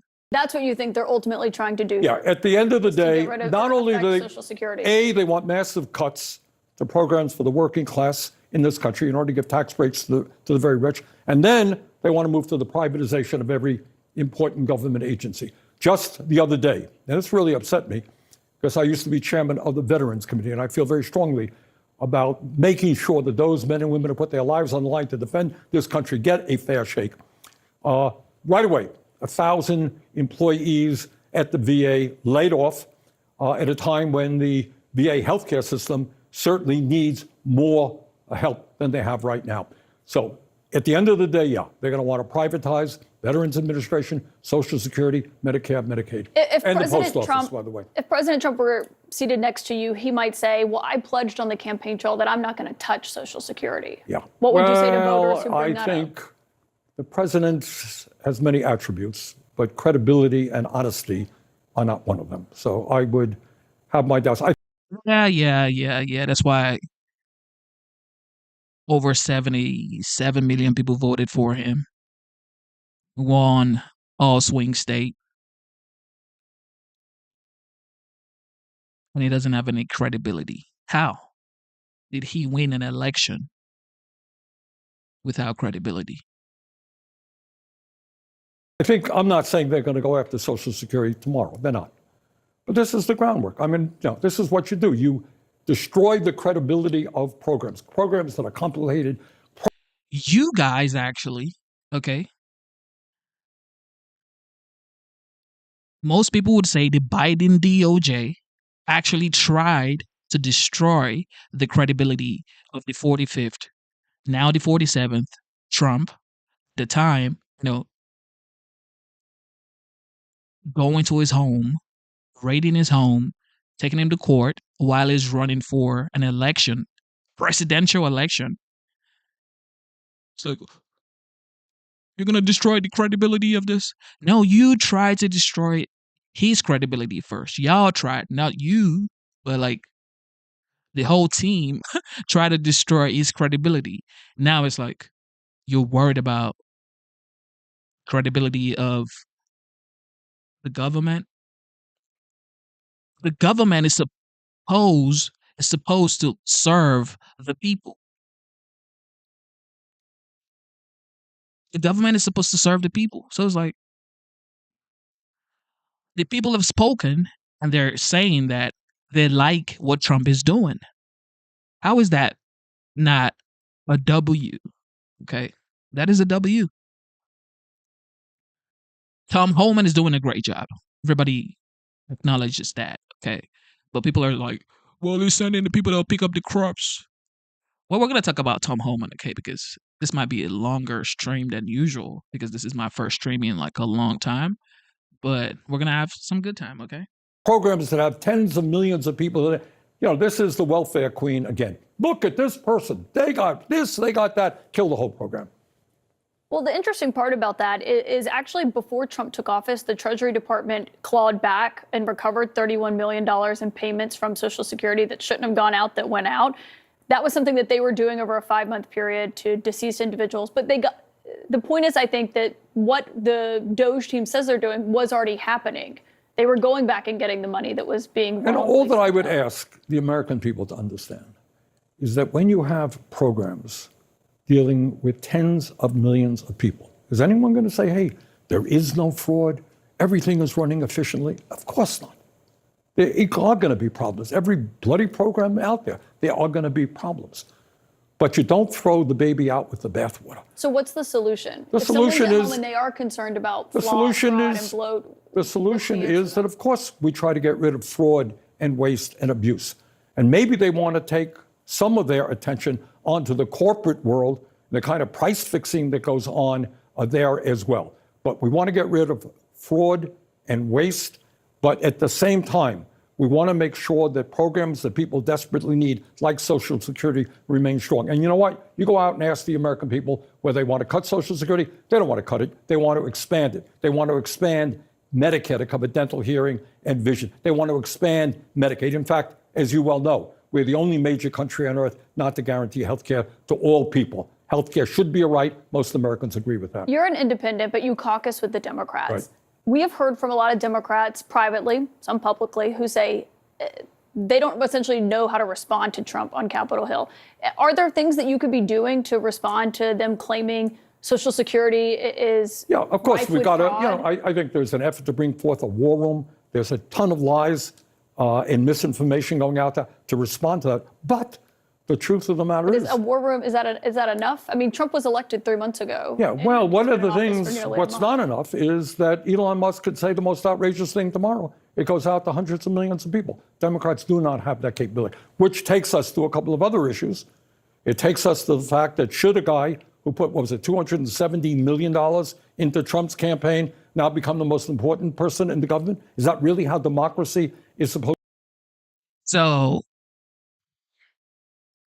the tables are turned, and this is what happens. The left used to have the power of the media, which they still do, which is like the mainstream media. However, influencers or journalists or, podcasters or whoever, or shows like this have really opened the eyes of a lot of people, and people are now open to saying the things they truly believe. They're not scared to say, you know what, I actually like Trump. Back in the day, I'm saying like 2017, 2018, a lot of people could not say, I actually like Trump, okay? People could not even say, you know what, I think I'm going to vote for Trump, or I voted for Trump. A lot of people just hide it. But now it's like people are just tired, sick, and just disgusted by the last 4 years. And now they're openly saying, you know what? Support Trump in every single thing he's doing.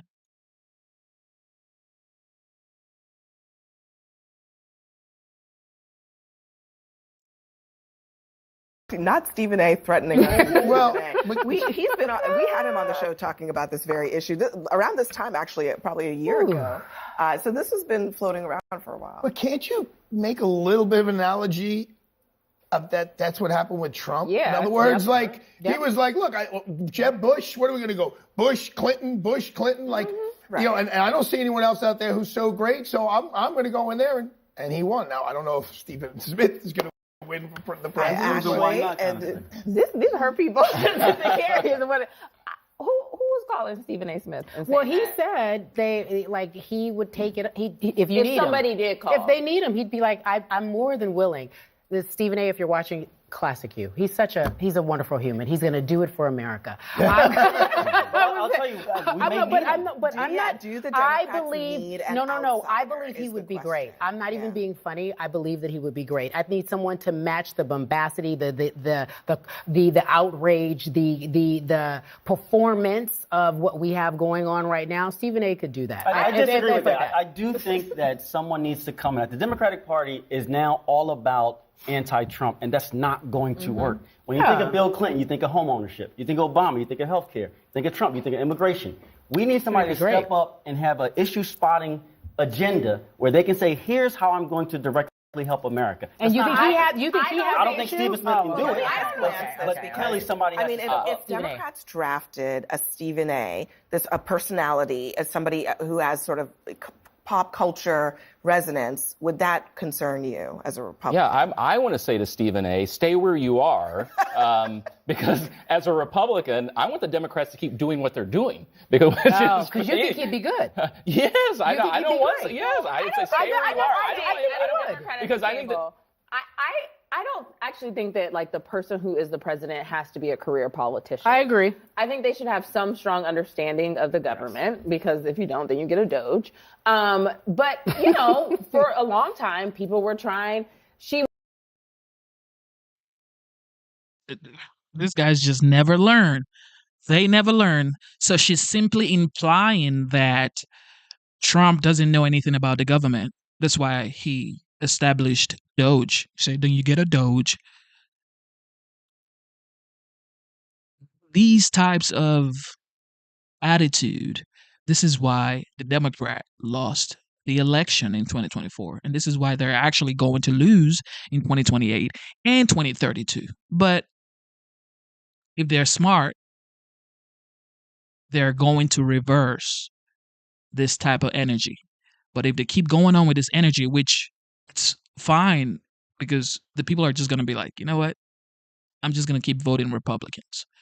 Because this is the type of conversation, the type of talks that made Kamala lose the election. Well, Kamala was just like, wasn't going to win anyway.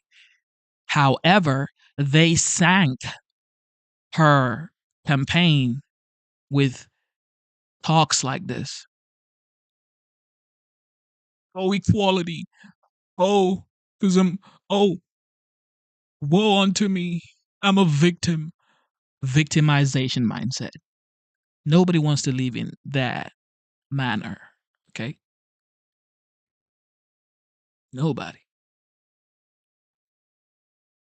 Was the former first lady, but she wasn't a They wanted elected Michelle official, to do it. Michelle Sure. Obama. They wanted Sure. Oprah. They've talked about The Rock. Yeah. I think there's nothing wrong with wanting to serve your country in any way, shape, or form in government or running for public office.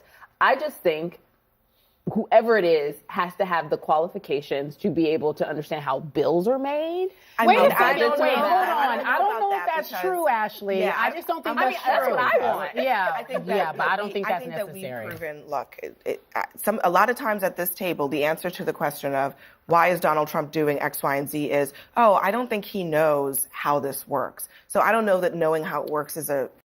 This is how they try to discredit Trump. It's like, well, I don't think he knows what he's doing. He's just doing stuff. You know, he doesn't know what he's doing. He doesn't know what he's doing yet. He's bringing back the hostages. He doesn't know what he's doing. Well, he doesn't have an understanding of how the government works. Yet, he is deporting people, illegal migrant. He is securing the border. He doesn't know how things work. He doesn't know how things work, yet 77.3 million people voted for this man that doesn't know how the government works to lead the government. 312 electoral vote. I think that answers the question, okay? He doesn't know what he's doing. He actually knows what he's doing, okay? And the American people support him. Like, you guys just keep doing the same thing every single time. Prerequisite for. I think Stephen A. would be great. That's all you have to do. That's the point. He can deliver a really good message. He is very effective. He is the kind of person that you listen to him, whether you agree or disagree, you're paying attention. He controls the room. And I'm not saying it's all about showmanship, and I'm not saying he should be president. But what I'm saying is, it's not crazy. Look where we are right now. It is a little bit It's about crazy. showmanship. Let's play SOT 2, because this is what Stephen A. had to say about this. Get Trump-like. What I mean by that, Tom, is be your real, true, authentic self, for better or worse. Can you genuinely tell me, as a person who covers this stuff for a living, that Trump surprises you? What? No. Think about how he acts. Think about the things that he says. And then he goes and he tries to do it. For better or worse, he's letting you. Authenticity, okay? That is the word. Shout out to Stephen A., man. authenticity, guys. He has changed. Trump has changed the landmark when it comes to voting, when it comes to politicians talking to the people about what they're going to do. Okay? He's changed it. Even the way people vote, he's changed it. He campaigned on the exact things that he's currently doing right now. Now, the people are like, oh, shoot. This man is back. Like, even if you don't like Trump, like, a lot of people don't like Trump. I get it. Okay. He can be wild sometimes. However, even the people who don't like Trump, they're like, oh, snap, he's back.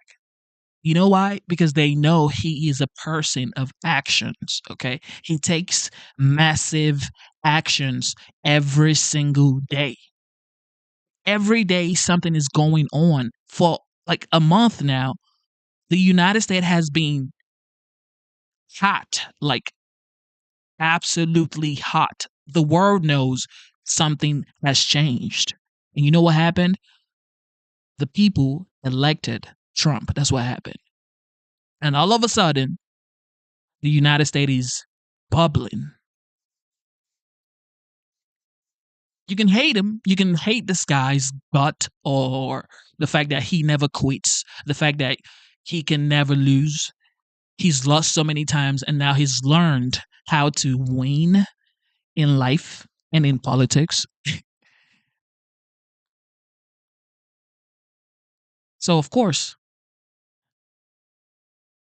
he's so easy to hate. He's so easy to hate because he says what he truly wants. He's authentic to who he is, true to himself. And people don't like that. Okay? The truth is bitter, okay? When you tell people the truth, they're like, "Oh shit." But when you lie to them, they actually like it. And Trump tends to say the truth and the people don't like it. No, I don't care. Speaking truth. And then He's he speaking shows, fact. he shows up at the Super Bowl. It's He fact. shows up at a NASCAR game. Yeah. Like, He does whatever he wants. He is putting himself. We were actually just talking about this in the last segment. He inserts himself into the culture. You cannot ignore him. Yeah, and look, you may disagree here. He's authentic, and that's what people. Donald Trump. That's what people like about him is that he is You're authentic. right, but he's an anomaly because I'm a criminal defense. Everybody at the table just said he's authentic. And she still said, who what? Attorney, he has been so good to criminal defendants with the First Step Act and helping people get out of jail, people who were sentenced under the draconian crack laws who got 10, 20 years for 2 or 3 vials of crack. He's the guy who turned that around. Today he does IVF. He's the president who's making it easier for women who are struggling to get pregnant to get the funding to pay for it. Well, okay, I just want to say about the IVF executive order. It says he's directed his government to study the issue. So we will see what comes out of that. I mean, think about it. Just think about the fact that these people also campaigned. Oh, man, I miss doing this. I miss you guys, man. I miss you. Kamala Harris campaigned on the fact that Trump was going to make IVF very hard for women to get access to. And it's like, now this same person that it spoke about that he's going to be a disaster to IVF, women's choice, reproductive system, or whatever, he's assigning people to go study IVF in the first 30 days. Man, I'll vote for Trump again and again and again. Okay? Because you cannot hide the truth. Okay? You can delay the facts, but you can never hide the truth. You can never hide the truth. His intentions are good. He's proven it every single time. His intentions, okay, because it's all about intentions. His intentions are actually good for the people. But to your point, the laws of political gravity don't apply to Trump in the same way. You know, he did the First Step Act, got pilloried by conservatives. And I just think they reelected to the him. original question, I think Stephen A. would not be a ridiculous candidate. I think he's sitting there and talking about it and thinking about it. And I know that sounds crazy for a lot of people. But I think there's someone else that we There can is find someone that else. has I'm not that saying. can deliver a message. I'm not saying. I'm going George Clooney. Listen, I am I'm not. going George Clooney. No, but I'm George like, look what Clooney. we have now. Is it too far off? No. Could he be Trump-like? That's what I'm saying. Could he talk like Trump? You just said you would be afraid if Stephen A. Even the mainstream media, because of course CNN is the mainstream media for sure. Like even CNN, everybody's happy, yo. You can say whatever you want to say, but people are actually happy that for the past 4 years you haven't had this much fun when you talked about the leader of your country. Okay, now you have a man that you know for a fact that the world leaders, the people that actually make decisions in this world, respect your president. They respect your commander in chief. People respect Trump. You can lie and argue and try to say some BS like people are laughing at Trump. No, they're not laughing. And that's why they're taking back illegal immigrant into their countries. That's why they're changing their trade deals. This is why everything is changing. This is why hostages are being released. Hostages are being released, y'all. And of course, Democrats are going to say, well, Biden negotiated those deals. Anything that happens in this next 4 years, any great thing that happens, they're going to say, Biden did it. Just like they said, Obama did everything Trump did in 2016 to 2021. It's like, what are you talking about? Was actually the front man for the Democratic Party saying because it would worry you. Well, I'm correct? saying I want the Democrats to keep doing what they're doing right now. You don't need a Stephen A. So Everything's he's going saying don't Yes, worry. actually. So, I'm okay. Our friend Stephen A. is welcome to join us and finish off this conversation, everyone. And that's true. Everything the Democrats are doing right now, that's what they should keep doing. Keep doing it. So the Democrats, followed by former Transportation Secretary. Oh, this is going to be interesting.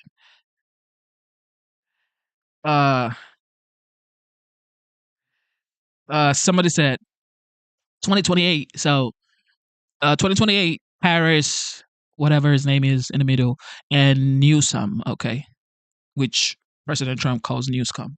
So Harris, for real, man, it's over. If Harris is still like the number one contender for 2028, it's over, y'all. Pothole Pete Buttigieg at 9%, Gavin Newsom at 7%, and the recent vice presidential nominee Tim Walz sits at 3%. 1 point behind him is our friend Stephen A. Smith, who is currently the star of First Take on ESPN, and he said he might consider a run. Really, Stephen? Look. The Democratic Party looks so pathetic after this election. I might entertain running. I just might change my mind one day. I doubt it, but I might. Because how much would it take to beat y'all? And Trump can't run again. Now, Stephen A. also has come out strong against Trump's recent actions to dismantle the DEI wokeness that took over our government under Biden and, of course, before him, Barack Obama. And he is preparing for a presidential run. Let's ask him. Stephen A., how are you? Okay, what you said is, I might. If Stephen A. actually runs for president under the Democrat Party, yeah, he's gonna lose. He's going to lose supreme. He's definitely going to lose because at this point, people are tired of entertainers when it comes to politics. I might entertain running for president. You can't afford the pay cut by your own admission. And if you run, your party would never nominate you because you're far too reasonable, although I have a couple of bones to pick with you tonight. Well, first of all, but number one, you're absolutely right. My lifestyle is quite lovely, and I would not want to ruin that by running for the presidency of the United States of America. I have no interest, but I was just trying to make a profound point, and that is that I think the Democratic Party in the state that they find themselves in, I think somebody like me could actually win. I certainly think that I could beat any of those candidates that you put on the screen. I can tell you that right now. I certainly think if I was running up against somebody like you, I would win that race too. So when you think about the candidates that you possibly go up against, I'm running. If you run, I'll run. Listen. You have no chance in hell of beating me because you're too rigid. You don't have any patience for people that disagree with you. You would lose your mind. No, on you're the other going to lecture hand, people on patience? Okay, I'm the man of the people. Whatever the American people wanted. I'm the one that wants lower taxes, limited government. I'm the one that wants energy dominance, controlled borders, law and order, better schools. You want it all. I'm sorry, you're going to lose that debate. Now, but put that aside for a second. I wouldn't lose it. I know how to compromise. But go ahead. Okay, you actually said about DEI. What you're really saying when you talk about DEI, what you're really saying is we want white dominance again. Let me put up on the screen, and this was first instituted, as it relates to the FAA under Barack Obama. Their diversity push includes focus on hiring people with severe intellectual and psychiatric disabilities. Now, Stephen A., you fly a lot. Do you want people with intellectual and psychiatric disabilities in that control tower? Not at all. Not at all. And by the way, quote me accurately. I don't know how many times I have to tell you this. Quote me accurately. My issue with the eradication of DEI was not that on its premise. It was the explanation that the Trump administration and others were giving about it. I don't want to hear DEI automatically being about people who happen to be minorities that are unqualified. That is what I was saying. I said it's one thing to get rid of it altogether. It's another thing entirely to articulate and verbalize the position that, excuse me, everybody that was associated with DEI are unqualified individuals. We don't want unqualified individuals, particularly in public safety. I'm saying that's how people were coming across. That's how people. Of course, we agree on it. Of course, we agree on it. But when you have somebody like Hegseth, well, for example, let's use him because he was speaking about your former colleague at Fox News. Hold on. That's not a defense secretary. Excuse me. Listen, I respect. Listen, I'm not bringing up anything personal. I'm simply saying, my God, Sean, when you're talking about people who are unqualified, I wish him nothing but the best. He served our country, in the military. I get all of that. But when you are a weekend host on Fox News, and now you're the defense secretary of the United States overseeing 3.5 million people. Let me ask you, did you serve? Did you? How is that not qualified? He was given an opportunity, and he took it, and now he's doing the best he can. In Germany, working out with the troops, geez. No defense secretary has ever done that. You serve in Iraq, Afghanistan, and Gitmo? No, did you go to Harvard? Did you go to Harvard? Did you go to Princeton? Yeah. No. Well, he's certainly a pretty intelligent guy. So I would say. I didn't say he wasn't intelligent. Why don't we give a real soldier an opportunity? All right, I got another. That's fair. All right, one thing I'm not qualified for. But say that. I just said it. All right, the last thing. Okay, I'll say I'm not qualified for this, and we're going to show it at the end of the show. But I'm going to be in a Super Bowl ad, and you're at the Super Bowl. Oh, God. You in a Super Bowl ad? What the hell is this world coming to? What kind of Super Bowl ad are you going to be in? You with your non-sports knowing self. Talk about staying in your lane. That's you. You in a Super Bowl commercial? Who did this? Did Trump pull strings to make this happen? What the hell is going on, Fox? Well, Brett Baer, that's a different animal. Brett Baer's a different animal. He's a different animal. Go ahead. You know what? You're jealous. Jealous of what?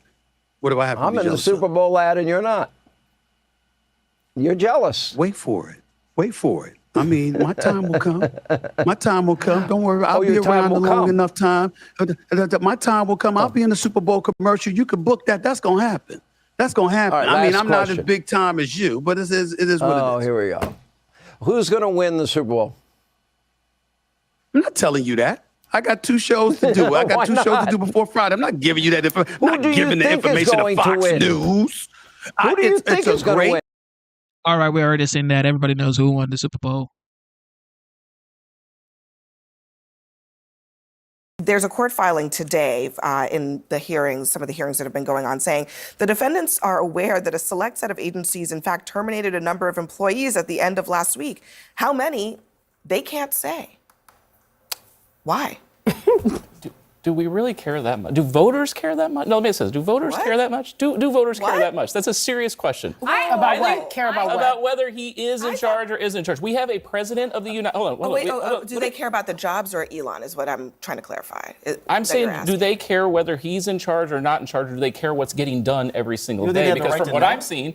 What's that? You think they have the right to know? No, we have a president of the United States who executes and makes these decisions every single day. He made that clear in their press conference with them. Why would they avoid the same accountability that every other agency head has? I mean, if the public has a right to know about who's the head of the Department of Homeland Security, why not the head of DOGE? Well, he is, from what I understand, what's called an SGE, a special governmental employee. That happens all the time throughout government, where people come into the government, they are unpaid Now, are and they serve from as South advisor Africa? and save advisors for roles. That's what I'm saying. That Are they happens from throughout- South Africa? Hold on, let me finish. This is what happened. Yeah, this is. Are they from South Africa? He was born in South Africa. He is an American and a Canadian and a South African. Okay. So it's like a South African. For people who don't know, okay? So Arnold Schwarzenegger was the governor of California for 2 terms, okay? And he was born in Austria.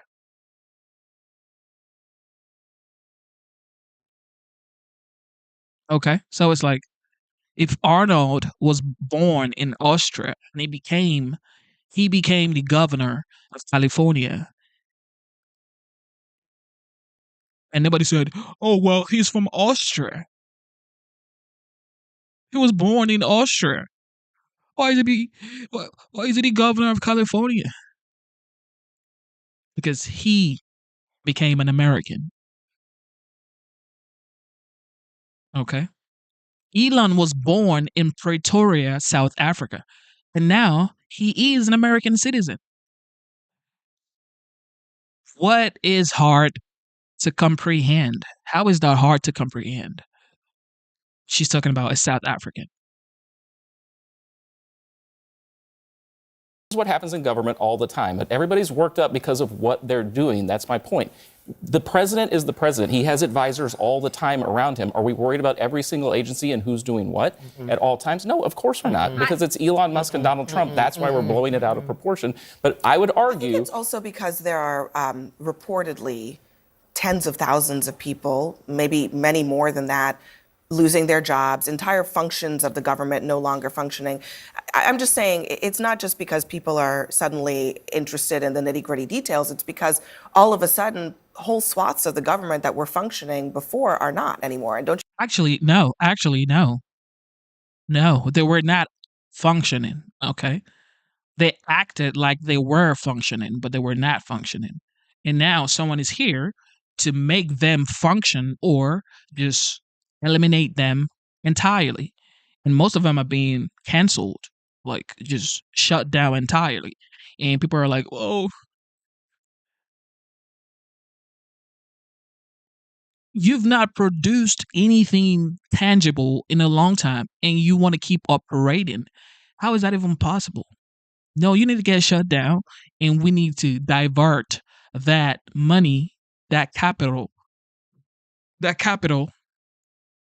somewhere else. Okay?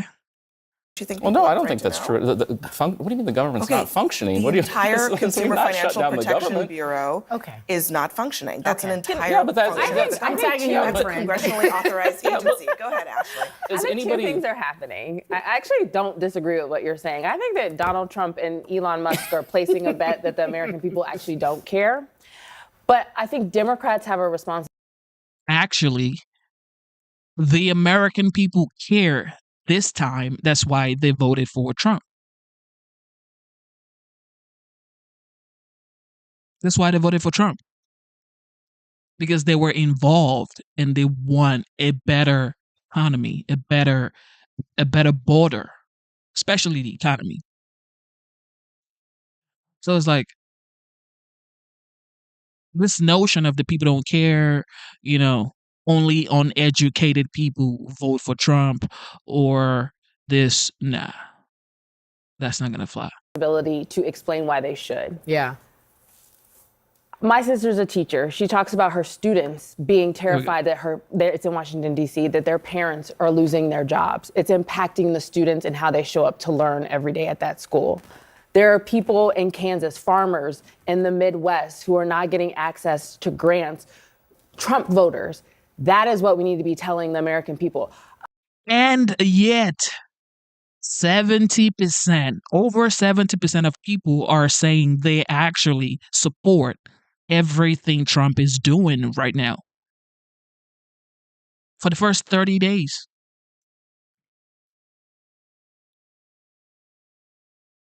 I get it, okay? Some people would be affected by, all of this speed, okay? Because this man is operating with crazy speed. In 30 days, he's done a lot, okay? He's done a lot in 30 days. So Americans are like, oh, shoot, snap. This is wild. People knew he was going to stand by his words because he prides himself. I always say this, okay? I think he prides himself in being a man of his words. Sometimes, man, we fail to be accountable sometimes. And sometimes you can't really decide what happens. You just work as hard as you can and hope something good happens at the end of the day. So it's like, oh, you didn't stand by your words because you didn't get that done. No, I tried, but it didn't happen. Okay. But I knew this man prides himself in being a man of his words. And I knew he was going to get it done, but I didn't know he was going to get this much done in 30 days. It's just unbelievable. I think what Donald Trump and Elon Musk are doing is terrible. And as someone who loves our government and thinks that it's important, I do want to know all the ins and outs. But when Americans, we just learned this on November 5th, they actually might not care as much as who is in charge, but they do care what they are doing. This is where I disagree with you. And I think what Elon Musk and them are doing right now, deciding to fire FAA officials when it seems like we have a plane crash in this country every other day. People don't feel safe to fly in the air right now in this country. And what Donald Trump is doing feels like it's tone deaf. What Democrats have a responsibility to do is to translate that into the American people, not in Washington, D.C., but on Main Street, where their eggs are still too expensive, bacon is still too expensive, bread is still too expensive. Government waste exists. Government waste exists. It does exist. And I applaud them. Then why do you guys keep defending it? But here's the thing. We're not defending cutting government waste, but you can't have your cake and eat it too. You can't have on X a numbers thing running with the amount of money you're saving, but then say, how dare you ask us how we're doing it or who's in charge of it? You can't do or that. where it goes. This is the other thing. Where it goes. I want the American people also to pay close attention to the tax fight that's about to happen. And I know we don't like to talk about the specifics of tax fight, but they're talking about all this money being saved. Well, you might want to expect then a check from the government to come back into your pockets, but most Americans aren't going to get that check. But do you know who will get that check? The 1% of billionaires and millionaires who are going to get benefits from these. It's not going to make up for it. I mean, I'm just telling you the facts are, Doge says that they have cut about $16 billion, which is a rounding error in the federal.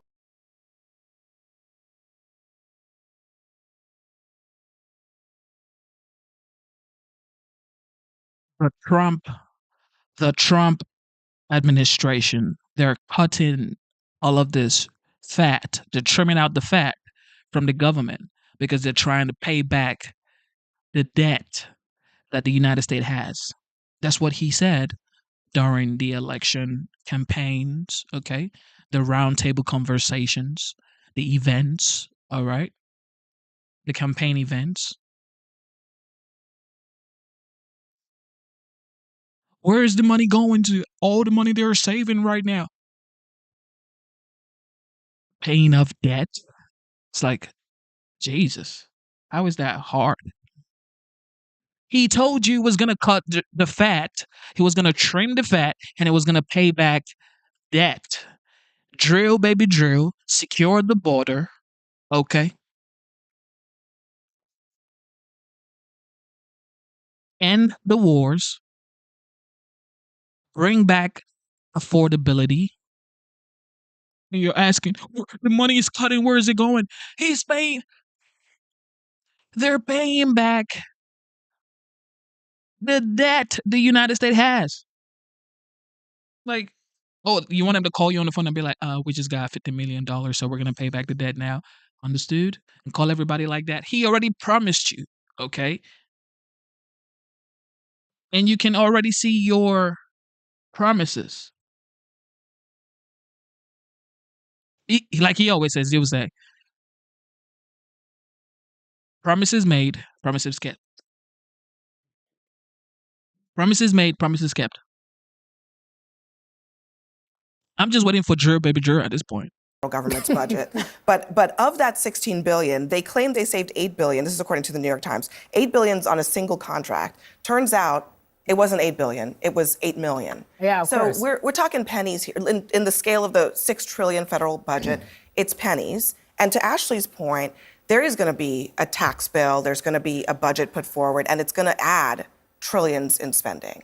So where is DOGE actually making a difference, or are they just cutting things that ideologically don't fit? Well, I don't think there was ever a promise made that we're going to pay for a tax cut bill with what DOGE did or what they're doing. That was I never. thought Elon said he was going to cut $2 trillion. Well, that may be true, but I don't think the commitment was ever we're going to pay for a tax bill. We're 1 month in. Yeah. Like we're 1 month in. Now we're not even 1 month in, But right? all So they're it's not even February 21st.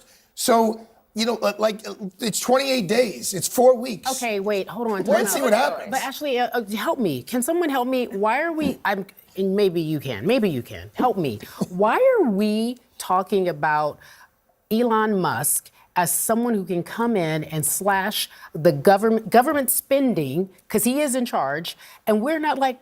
The guy who made my Tesla's in charge of the federal government. Tell me what are his qualifications? What are his qualifications? No hearing, the president trusts him. Don't give me. The president trusts him. Do not, because the president. The president trusts him. That's the president's prerogative. That's fine. You're going to be on the United States Supreme Court. You're going to be a Secretary of State. That's fine. No. Everybody that you just mentioned, though, goes through a hearing. A separate hearing. Okay. That is my point. But you can There's tell no us. law. But you can tell us more than anyone. There's no law. How many positions there are very close to the president that are not confirmed by the Senate? You lived it. Yes. This man is asking for important information, and he wants to play in my taxes. We go through a 6-month security clearance, whether Who you is are this answering the man? phone or whether you're in the Mom, Oval who every is this day. man? Carrie, You hold on, literally, if you are answering the phone or you are in the Oval Office every single day, you go through a FX68 or FS, some form. It is about 100 pages long. You have to fill it out before you can even walk in.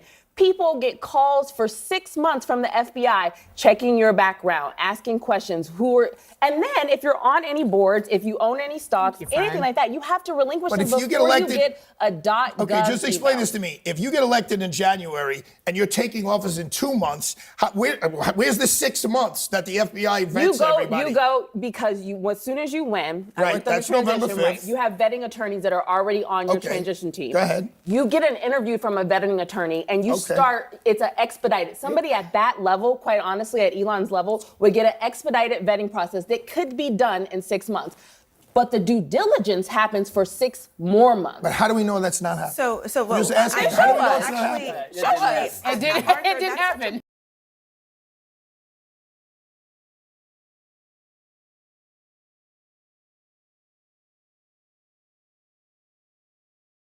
Isn't there already a shortage at the FAA? Why do this now, especially considering what's happened in the States, and now, of course, you have this other incident and a few others? Yeah, well, this one happened in Canada, but yes. I can only tell you what the Secretary of Transportation says. There are 45,000 employees at the FAA. We're talking about fewer than 400 people, and he says 0 air traffic controllers and critical safety personnel were let go. So if that's true, I don't really have a problem with it, to be honest with you. I do like the idea of keeping the people who are in the direct chain of command of safety and the air traffic control system and so on and so forth. But I have a hard time believing that there is a single government agency that doesn't have a bloat of administrative personnel that we could probably do without. And I think that's why a lot of voters are happy that Donald Trump and Elon Musk are finally going through the federal government and trying to take out some of this bureaucracy that we probably just don't need. So I'm reading to you what Sean Duffy says. He's the Secretary of the Transportation. I have no reason to doubt his numbers. Karen, when you hear this, I mean, look, Americans are concerned about bloat in the federal government. They have been for a very long time. What do you make of how it's been meted out? So the concern that and I think a lot of Americans have, we can all agree there's bloat. We can all agree that we need to deal with that. At the same time, what we're seeing is speed for the sake of creating momentum to create a sense of things are happening.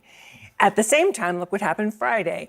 We had nuclear scientists fired, and then they said, oops, we need those people because they have a technical skill that nobody else has. So the problem that I have with the way they're doing it is, and I went to the DOJ website to see if they would say anything about, look, we are conducting this process to make sure we don't harm American safety, their health, or take money out of their wallets. They don't say that. And we're finding out the consequences and the impact of some of these things. If you're a doctor for the VA in the Midwest and you're told you're going to be fired or you're waiting for this court to play out, what are you supposed to do with your client the veteran who's got PTSD? Are you trying to find them someone else to go see because you're not sure if you're going to be there in 2 weeks? Or are you assuming you'll be spared because someone will figure out that it's probably not smart to get rid of doctors who are at the VA who may be working on a critical function? So that's the concern. I think this could have been done with a lot more thoughtfulness about how do we protect people's safety. Even if you said, look, we're going to take 2 weeks at each agency and try to do some kind of rubric to make an assessment, not putting it into an AI system, by the way, which is some of what we've read that they've done. And I think what we're going to find is a number of these oops moments that could be dangerous. I just think they need to read the room. I mean, there have been 3 major plane crashes in just less than a month. One of them was just a few blocks from the high school I went to in Northeast Philadelphia. And, tell that to the little boy with the metal in his head, trying to protect his sister during that plane crash. I think that not only do you have to protect the safety of Americans physically, but I think you have to protect our safety mentally. We see you laying off people from the FAA. At this point, nobody at the FAA is dispensable. I think you have to keep everybody there at least, for the time being, because we've had these major plane crashes that you haven't seen in 16 years. Kevin, the optics of this is what you're referring to. I think the issue is they're not whacking enough. There's this concept in private equity when you get a bankrupt company and you go in there, you cut 20% more than your initial read. And then you find like a pool of mercury, the organization gels back together again. Always cut deeper, harder when there's fat and waste. The FAA, it's not the people. The code is cobalt. It's from the 60s. It needs CapEx put into it for the technology to be upgraded to make it safer. Fat like a chicken. All of these agencies are like big fat chickens dripping over barbecues of fat. This is the best barbecue I've ever seen, but I don't think it's happening fast enough. They're not cutting enough. Keep slashing, keep hacking while you have a 24-month mandate before the midterms. Cut, more cutting. Believe me, it's going to work out just great. Everybody should be happy people with the about nuclear this. codes. He's right. He's absolutely right. You need to save money, okay? You need to pay down your debt, the United States debt. And then the economy is going to soar. It's definitely going to soar if you're paying down debt, getting people out, bringing expertise into the United States, investors into the United States, like more jobs, more made in America. So it's like, I support it. Cut everybody, every organization in the government that is not being productive. Cut them too? Cut everything. Because if you don't see what they're doing and they can't show you that they're adding value, you whack. But it's not clear that they're even asking people to show us what you're doing. Again, this was a story Friday, and Yes. Show us what you're doing. What do you mean? Because you work in the government or you work for the government means you should not be accountable. Like you should not show production. There should be evidence that you're actually producing. If you're not producing, then what are you doing? literally Elon said, "Oops, we gotta rehire them because nobody knows how to do what these people know how to do." And that's fine. And that's fine. Elon can make mistakes, okay? The Doge team, even the Trump administration can make mistakes. Nobody's immune to mistakes, okay? You're gonna make mistakes. This is the world we're living in right now, okay? We make mistakes, okay? But you're gonna fix it. All right? He said, "Oh shoot, we've got to bring these people back." He realized he made a mistake, and then he's rectifying his mistakes. What do you want him to do? Like, not change his mind because his ego is too fat? No, he made a mistake. He realized he made a mistake, and he changed it. Okay, gets it wrong once in a while. Big deal. So what? I agree with that. 10% of the time. It's okay. I actually think it's okay if they run into a stumble here or there because the project is so massive. The need to cut is so massive. Thank you. The government is so massive. It's inconceivable that you wouldn't make a mistake here or there. But I think that's acceptable if the greater goal is achieved, which is a smaller government, more efficient government. Trim the fat. Even if someone dies, or even if someone, because Are we're you talking alleging about, that someone has died from this?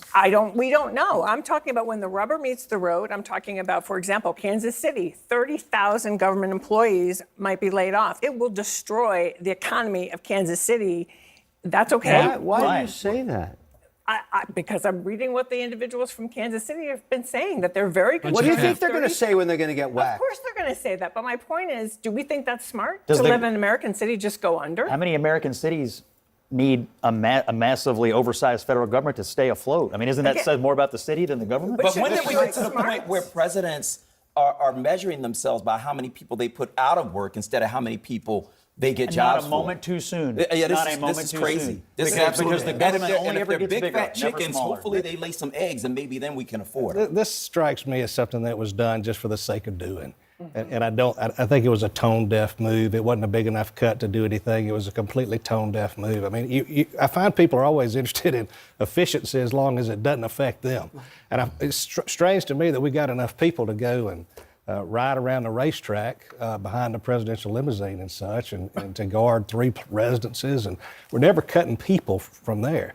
But to come now and make sort of a tone-deaf move to cut the FAA is again, this is an image thing, and they want to be seen as doing something.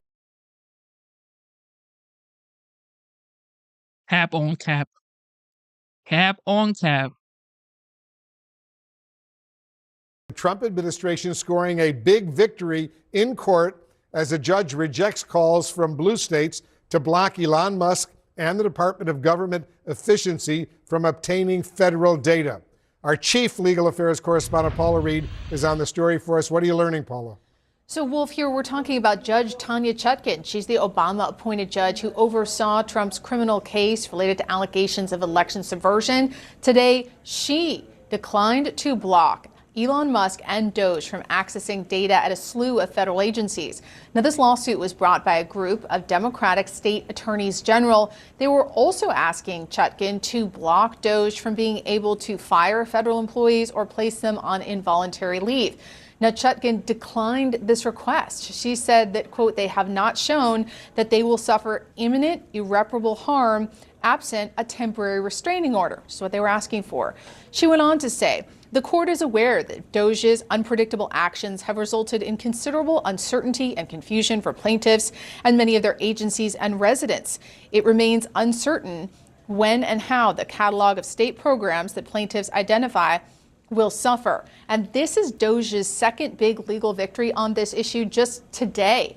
Earlier today, another Obama-appointed judge here in Washington, Judge Randy Moss, ruled that Doge would not be blocked from accessing data at the Department of Education.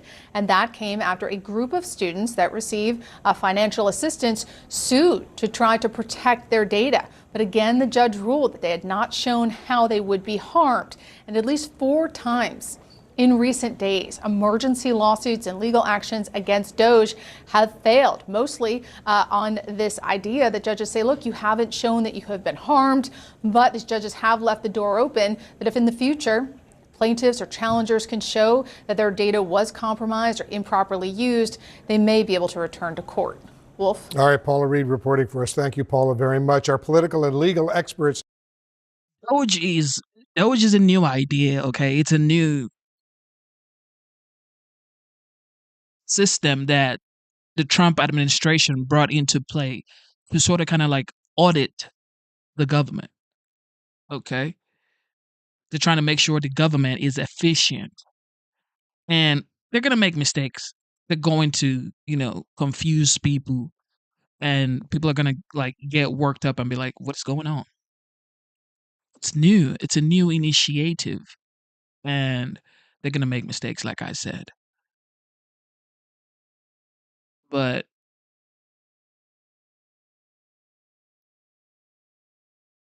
so far, they have been very productive. And the people are seeing it and the people support it. And that's all that truly matters. Are joining us right now. And Elliot Williams, let me start with you.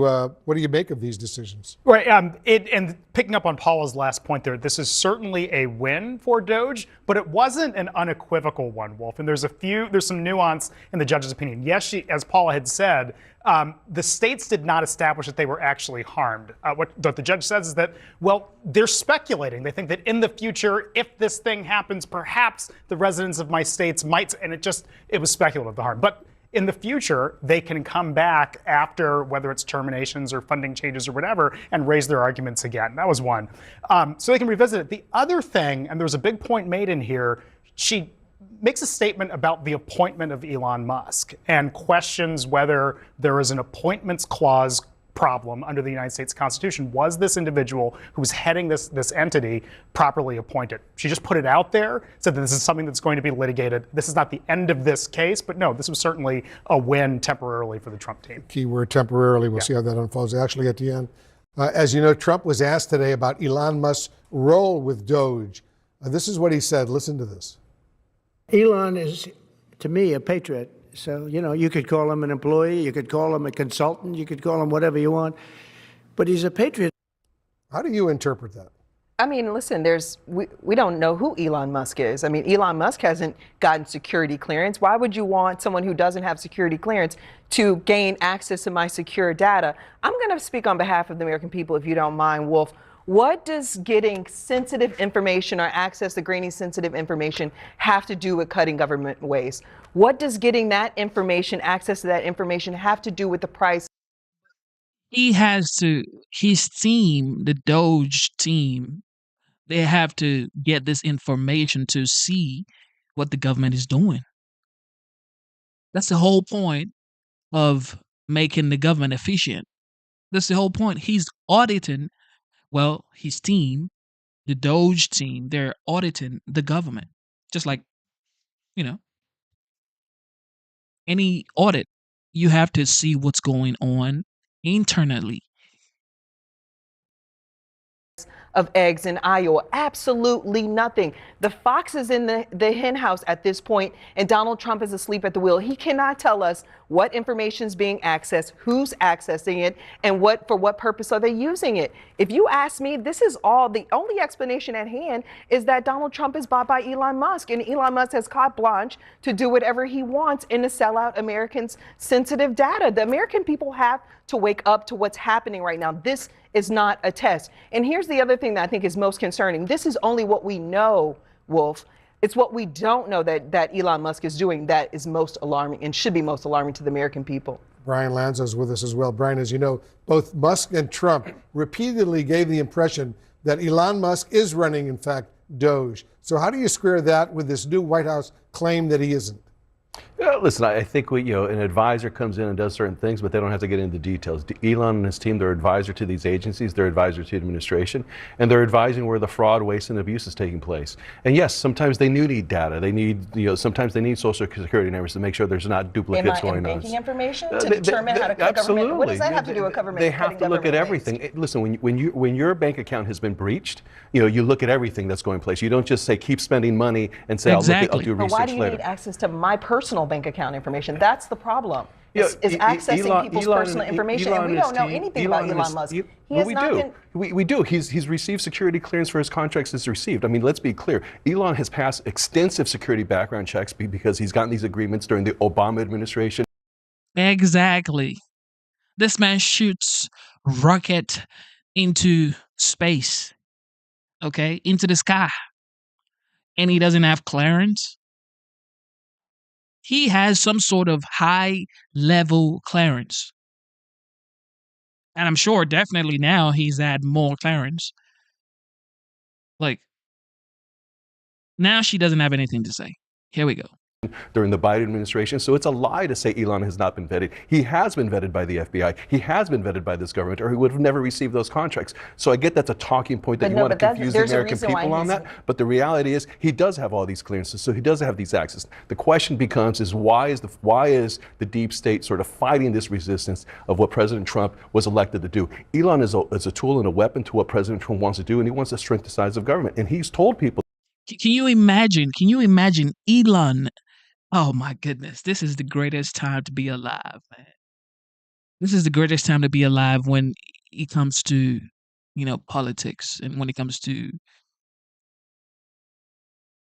just enjoying what's going on in the world, especially seeing that you have a capable leader in the White House.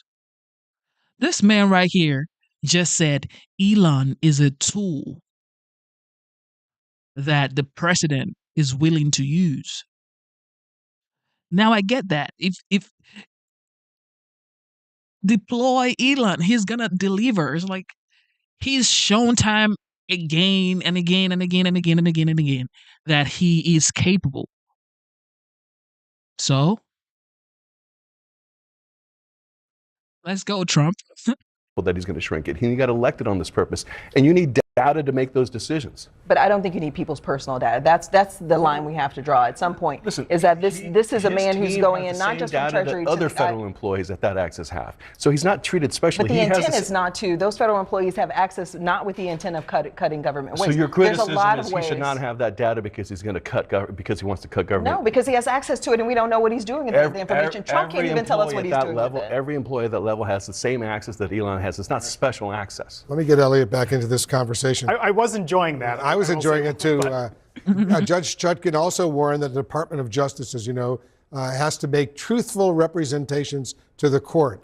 What do you make of that? That's a little bit of an ouchie from a federal judge, and having appeared in front of a lot of judges and clerked for two of them, you read between the lines about some of the statements they make. Now, look, making truthful representations to the court is the basic core responsibility of any member of the bar or anybody who's appearing. A judge doesn't make a statement like that unless she has at least some sense that there was either some, if not falsehood, twisting of the truth a little bit in what they presented to her. Let's keep an eye on that and see exactly what she was getting at, and if she really is saying that the Justice Department was either lying or making falsehoods to her. All right, guys, everyone, thank you very, very much. Thank you for tuning in to the live show. You know what time it is. It is your boy Genesis. Double tap your screen.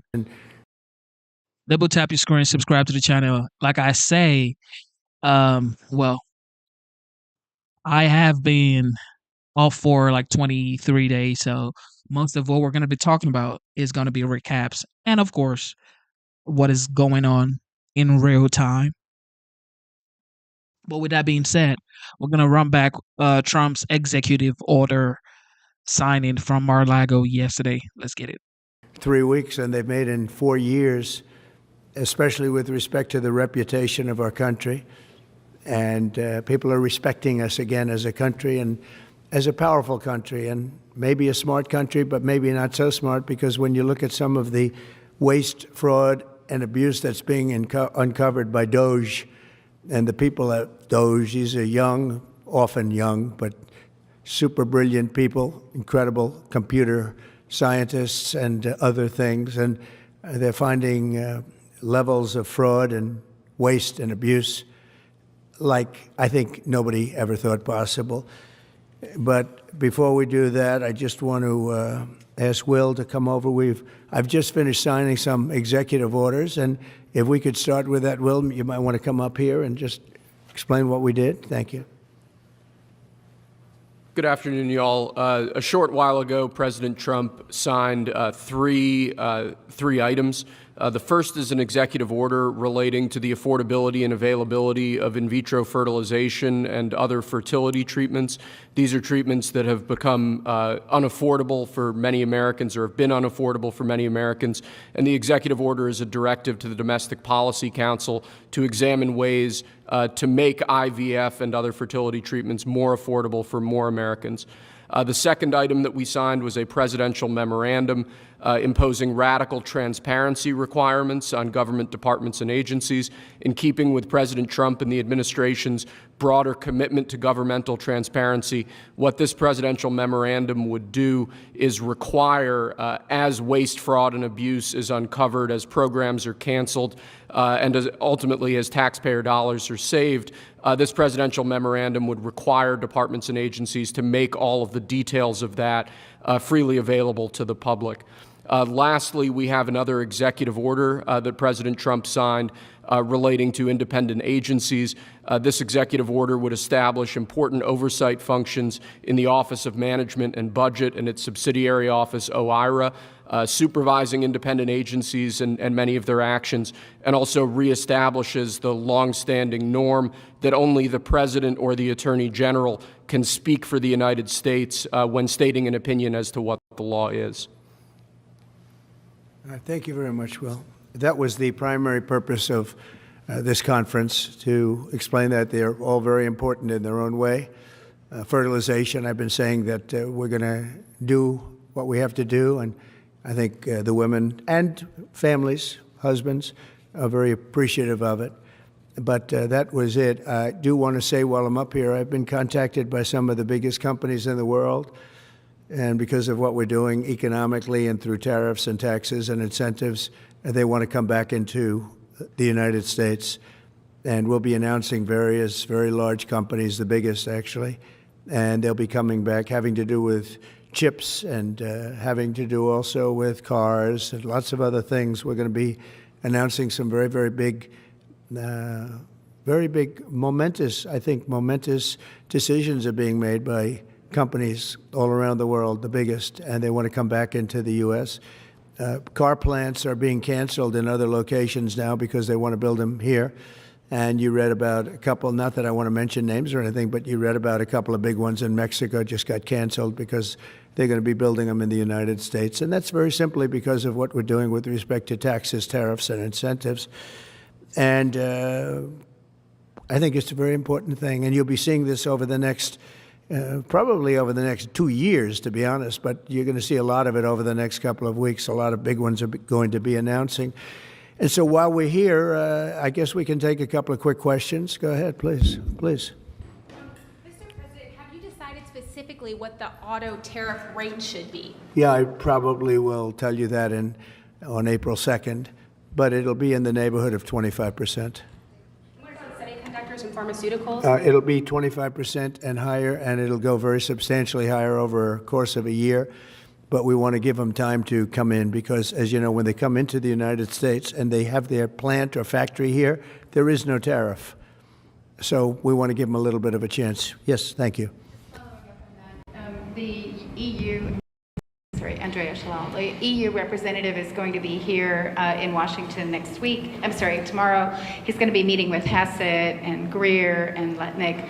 What can the EU do to sort of avoid the reciprocal tariffs that you've talked about? And, you know, you've talked a lot about the VAT. Do you expect them to reduce that?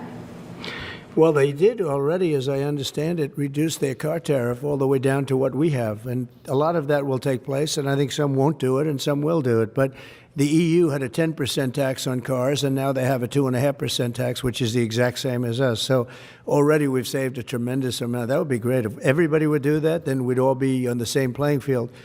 Because essentially what we're doing with the tariffs is, they charge us, we charge them, same amount. And it's called reciprocal, actually. And whatever they charge us, we're charging them. And so the EU is, I appreciate that they did this, but, the EU has been very unfair to us. We have a deficit of $350 billion. They don't take our cars. They don't take our farm products. They don't take almost anything. They take very little. And we're going to have to straighten that out. And we will. I have no doubt about it. Yeah, go ahead, please. Thank you, Mr. President.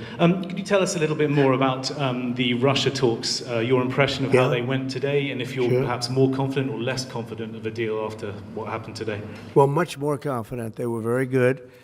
Russia wants to do something. They want to stop the savage barbarianism. I mean, what's going on over there?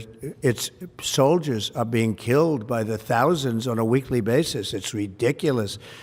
And they're not American soldiers. They're Russian soldiers, and they're Ukrainian soldiers largely, although a lot of Koreans have been killed, as you know.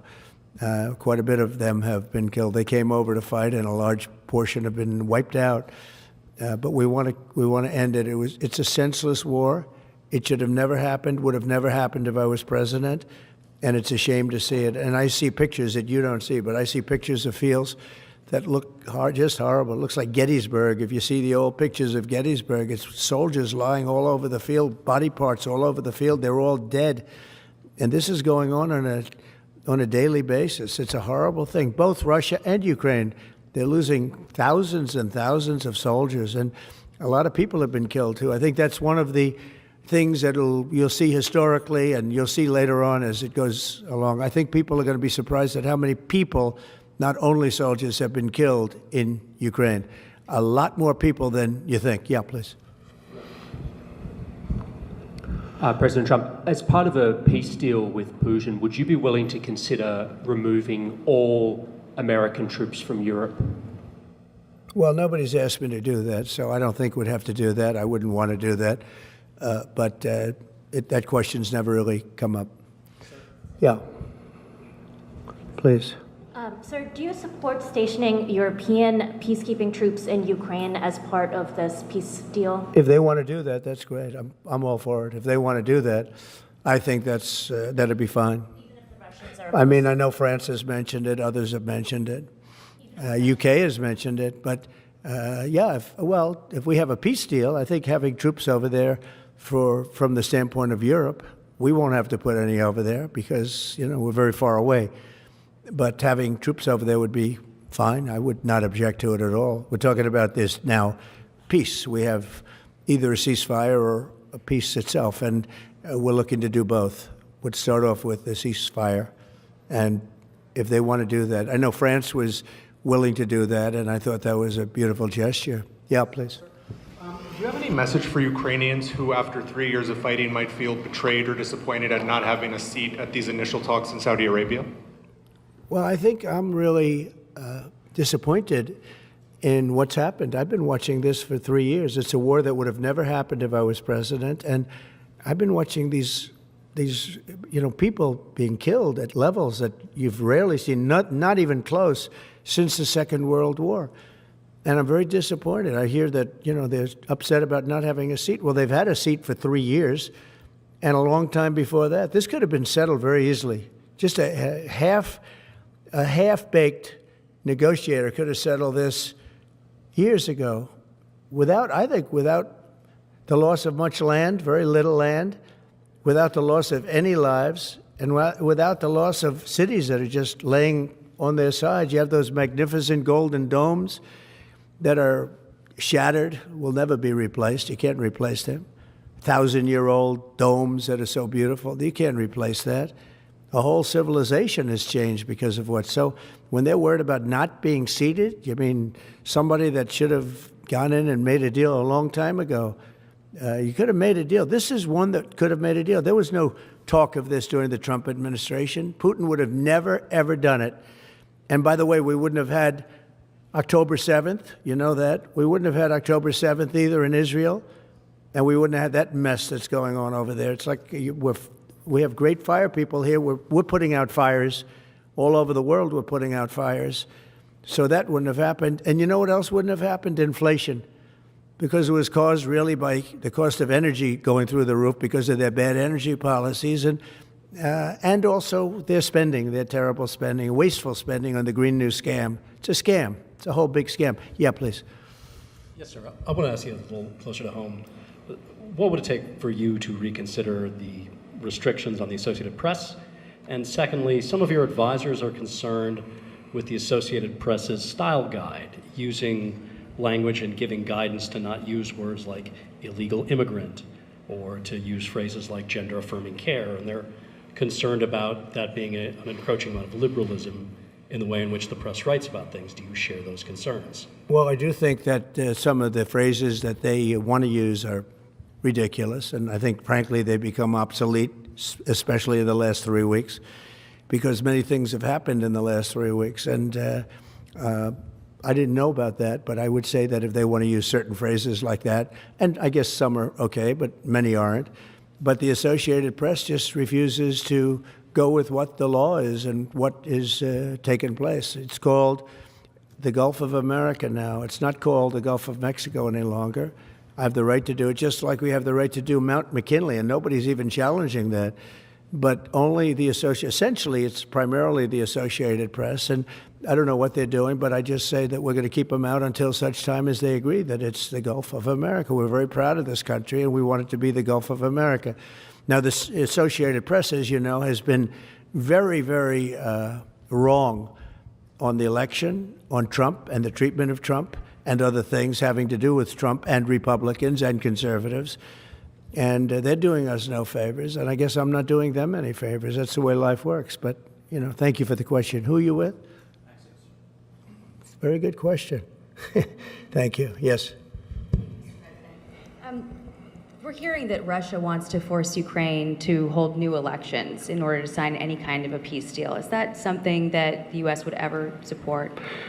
Well, we have a situation where we haven't had elections in Ukraine, where we have martial law, essentially martial law in Ukraine, where the leader in Ukraine, I mean, I hate to say it, but he's down at 4% approval rating, and where a country has been blown to smithereens. You got most of the cities are laying on their sides. The buildings are collapsed. It looks like a massive demolition site. The whole, I mean, so many of the cities. I mean, they haven't done it in Kiev because I guess they don't want to shoot too many rockets in there. They've done it 20%, but they haven't done it 100%. If they wanted to do it 100%, it would probably happen very quickly. But you have cities that are absolutely decimated. And yeah, I would say that, you know, when they want a seat at the table, you could say the people have to, wouldn't the people of Ukraine have to say, like, you know, it's been a long time since we've had an election. That's not a Russia thing. That's something coming from me and coming from many other countries also. You know, Ukraine is being just wiped out. Look at what's happening to the cities. There are cities, there's not even a building standing. It's a massive, you talk about Gaza. I mean, it's literally, these cities look like Gaza. Actually, many have, percentage-wise, more buildings knocked down than in Gaza. So, you know, people are tired of it. People want to see something happen. And, you know, the other thing that it's been bothering me for a long time, because I solved the problem with NATO. They paid hundreds of billions of dollars into the funds of NATO when I said you got to pay, because the United States was paying for European countries, and then they take advantage of us on trade. But I've seen it. Look, they have to pay. They have to find out, where's the money going to? We have, I believe President Zelensky said last week that he doesn't know where half of the money is that we gave him. Well, we gave them, I believe, $350 billion, but let's say it's something less than that, but it's a lot. And we have to equalize with Europe, because Europe has given us given a very much smaller percentage than that. I think Europe has given $100 billion, and we've given, let's say, 300 plus, and it's more important for them than it is for us. We have an ocean in between. and they don't. But where is all the money that's been given? Where is it going? And nobody, I've never seen an accounting of it. We give hundreds of billions of dollars. I don't see any accounting. So I want to see peace. Look, you know why I want? Because I don't want all these people killed anymore. I'm looking at people that are being killed, and they're Russian and Ukrainian people, but they're people. Doesn't matter where they're from on the whole planet. And I think I have the power to end this war. And I think it's going very well. But today I heard, oh, well, we weren't invited. Well, you've been there for 3 years. You should have ended it 3 years. You should have never started it. You could have made a deal. I could have made a deal for Ukraine that would have given them almost all of the land, everything, almost all of the land, and no people would have been killed, and no city would have been demolished, and not one dome would have been knocked down. But they chose not to do it that way. And President Biden, in all fairness, he doesn't have a clue. What he was so bad for this. He was so bad, so pathetic, so sad. But with all of that being said, look, it is what it is. When I left, there was no chance that this could have happened. But it happened because we had incompetent leadership at many different levels. But when you see what's taken place in Ukraine with millions of people killed, including the soldiers, millions of people killed, a big percentage of their cities knocked down to the ground. I don't know how anybody even lives there. You know, when they say they took a poll and Zelensky's at 4%, who's living there? You know, I mean, it's hard to believe that people live there. Their cities are being knocked down, and this is something that would have never happened. And by the way, for 4 years, it didn't happen. It was never going to happen. Go ahead. One follow-up question. How would you counter the perception, because Russia's pushing for this, obviously, they don't really hold true elections, that would be a capitulation of some sort. How would you guard against potentially Russia installing a puppet government? And then finally, how would that new election have an impact on getting Zelensky to sign the rare earth minerals deal? Look, you have leadership, and I like him personally. He's fine. But I don't care about personally. I care about getting the job done. You have leadership now that's allowed a war to go on that should have never even happened, even without the United States. Look, we had a president who was grossly incompetent. He had no idea what he was doing. He said some very stupid things, like going in for portions and all of the things. He made a lot of bad statements, but he's grossly incompetent, and I think everyone knew that. This is something that should have never happened, would have never happened. And I used to discuss it with Putin. President Putin and I would talk about Ukraine. It was the apple of his eye, I will tell you that. But there was never a chance of him going in. And I told him, you better not go in. Don't go in. Don't go in. And he understood that. He understood it fully. But I'm only interested. I want to see if I can save maybe millions of lives. This could even end up in a World War III. I mean, to be honest with you, you've been hearing now Europe is saying, well, I think we're going to go in and we're going to go. All of a sudden, you're going to end up in World War III over something that should have never happened. And, you know, it's a very sad situation. Yeah, please.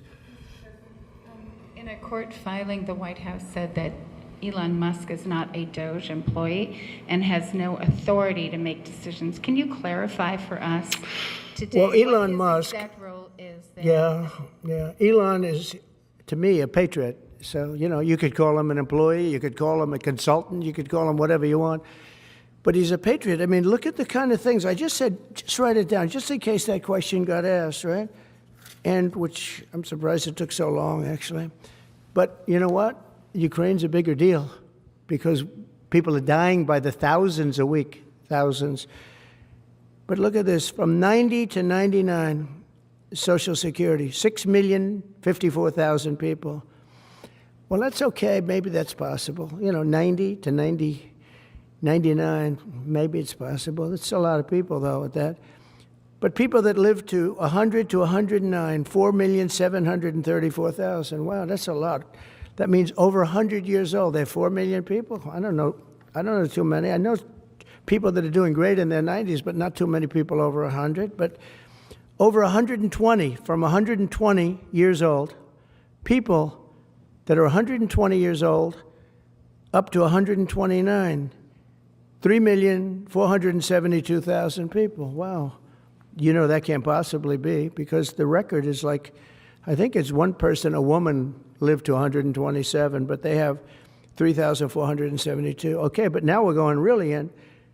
People from 130 years old to 139 year old.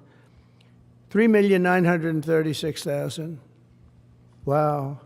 I wonder if people are getting paid with all this. I mean, are these checks? And that's what we're checking right now. People from 140 years old to 149 years old, 3,542,000, 140 years old and beyond. Now we're really going, because we're looking to break the record by 25 years. People from 150 years old to 159 years old, 1,345,000. These are in the, by the way, these are in the computer files. This is what they do well. They're super. I asked Elon, who are these Doge people? He said they're super brilliant computer people and they love the country. It's simple. Wait a minute. People from 160 years old to 169 years, 121,000. So 160-year-old people. 170 to 179,000, 6,087. But now, let's go into the real numbers. Here we go. From 200 to 209 years old, 879 people. From 210 years old, I haven't met any of them. And if I did, I would bless them. I would worship the ground they walk on. 210 to 219 years, 866. From 220 years old to 229 years old, 1,039. And then you have two people. From 240 years old to 249 years old, one person. And there's one person that's 360 years old. That's just that. And then, where's the money being spent, right? Let's go into that for just a second. $520 million for a consultant on the environment. It's called Environmental, Social, and Governance. Investments in Africa and mobilize private sector resources. $520 million. Somebody got $520 million for an environmental, sounds like an environmental study. I've always been one that paid a lot of money for my environmental studies, but I paid like $50,000, not $520 million. $520 million for ESG. $25 million to promote biodiversity, conservation, and promote licit livelihoods by developing socially responsible behavior in the country of Colombia. Well, it's nice, $25 million going to Colombia for something that nobody ever heard of. $40 million to improve the social and economic inclusion of sedentary migrants. $40 million. $42 million for Johns Hopkins, great place, to research and drive social and behavior change in Uganda. $42 million. What about us? What about social change in our country? $70 million for a center at Purdue to research university-sourced, evidence-based solutions to developmental challenges. I mean, these are massive numbers on things that nobody ever heard about. $10 million for Mozambique voluntary medical male circumcisions. $10 million for circumcisions in another country. $9.7 million for UC Berkeley to develop a cohort of Cambodian youth with enterprise-driven skills. In other words, let's teach them something about enterprise. What about our people? Can't we teach them about enterprise? $2.3 million for strengthening independent voices in Cambodia. $32 million to the Prague Civil Society Center, which is a very liberal group of people. Wonder how much of that money came back to the people that approved it. $14 million for improving public procurement in Serbia. $486 million to the Consortium for Elections and Political Process Strengthening, including $22 million for inclusive and participatory political process in Moldova, and $21 million for voter turnout in India. Well, why are we giving $21 million to India? They got a lot of money. They're one of the highest taxing countries in the world in terms of us. We can hardly get in there because their tariffs are so high. I have a lot of respect for India. I have a lot of respect for the Prime Minister. He just left, as you know, 2 days ago. But we're giving $21 million for voter turnout It's voter turnout in India. What about like voter turnout here? Oh, we've done that, I guess. We did 500 million, didn't we? It's called the lockboxes. $20 million for fiscal federalism in Nepal. Listen to these numbers. This is all fraud. $19 million for biodiversity conservation in Nepal. $1.5 million for voter confidence. We want to give them confidence. In Liberia, $14 million for social cohesion in Mali. $2.5 million for inclusive democracies in South Africa. $47 million for improving learning outcomes in Asia. Asia's doing very well.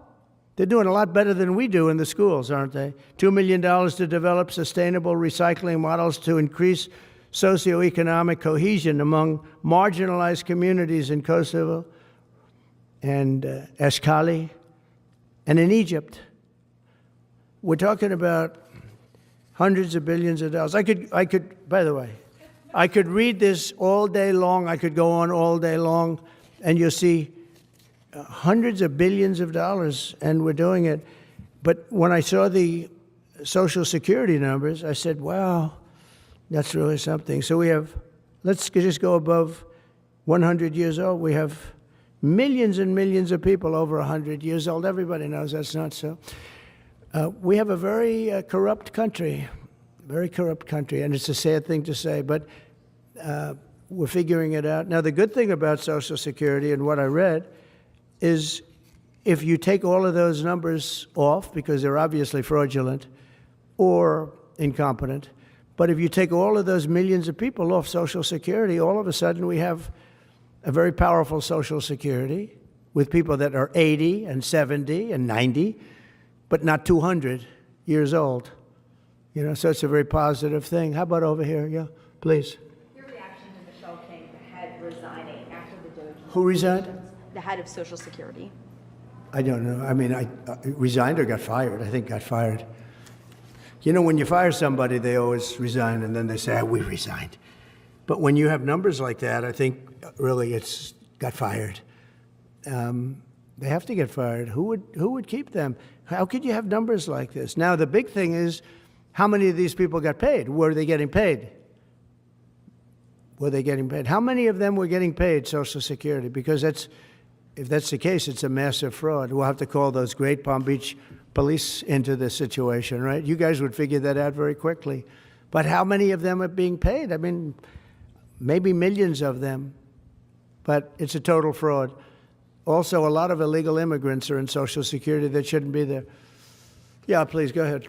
Mr. President, there was a big wave of probationary federal workers who were fired over the weekend. Some of these workers focused on nuclear weapon security were immediately rehired. Do you have any concerns about how these terminations have No, played out? not at all. I think we have to just do what we have to do. It's, you know, you're gonna.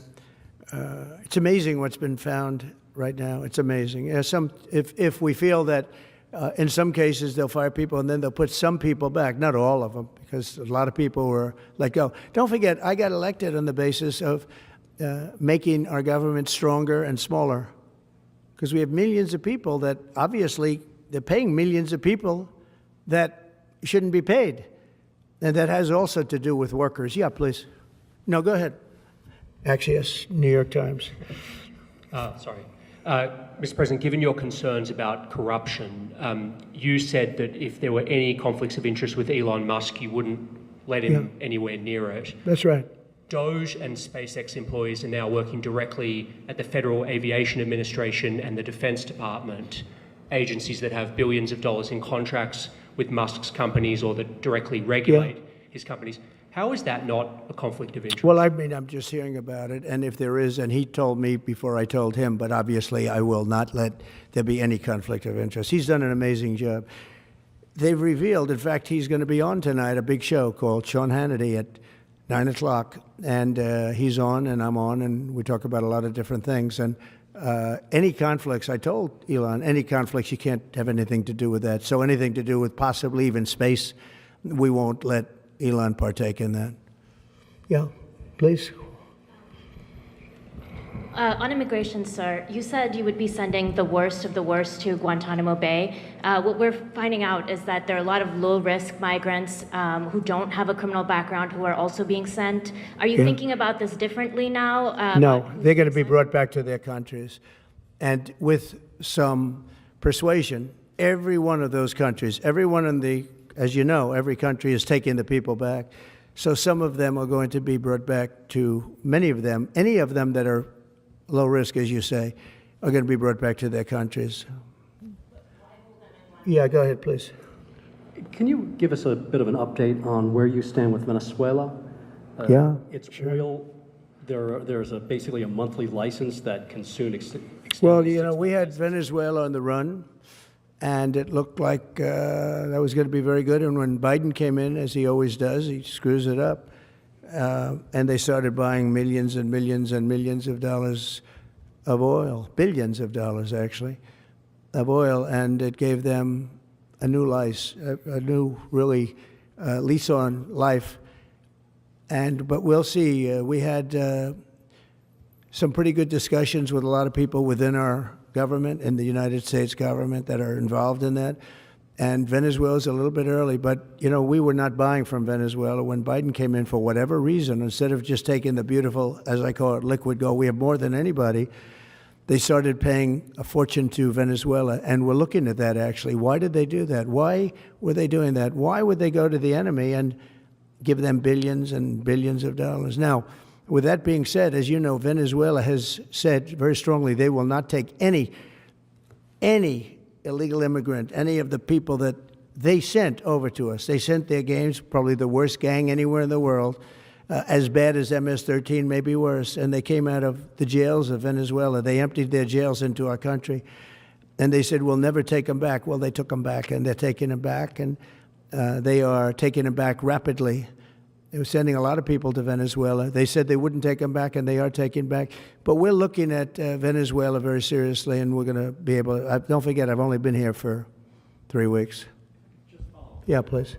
Just a little clarity on, are you inclined to continue to allow Venezuela, through, I think, Chevron and other oil companies, to export those petroleum products, or are you maybe not to pull back? Yeah, maybe not. We're looking at that now.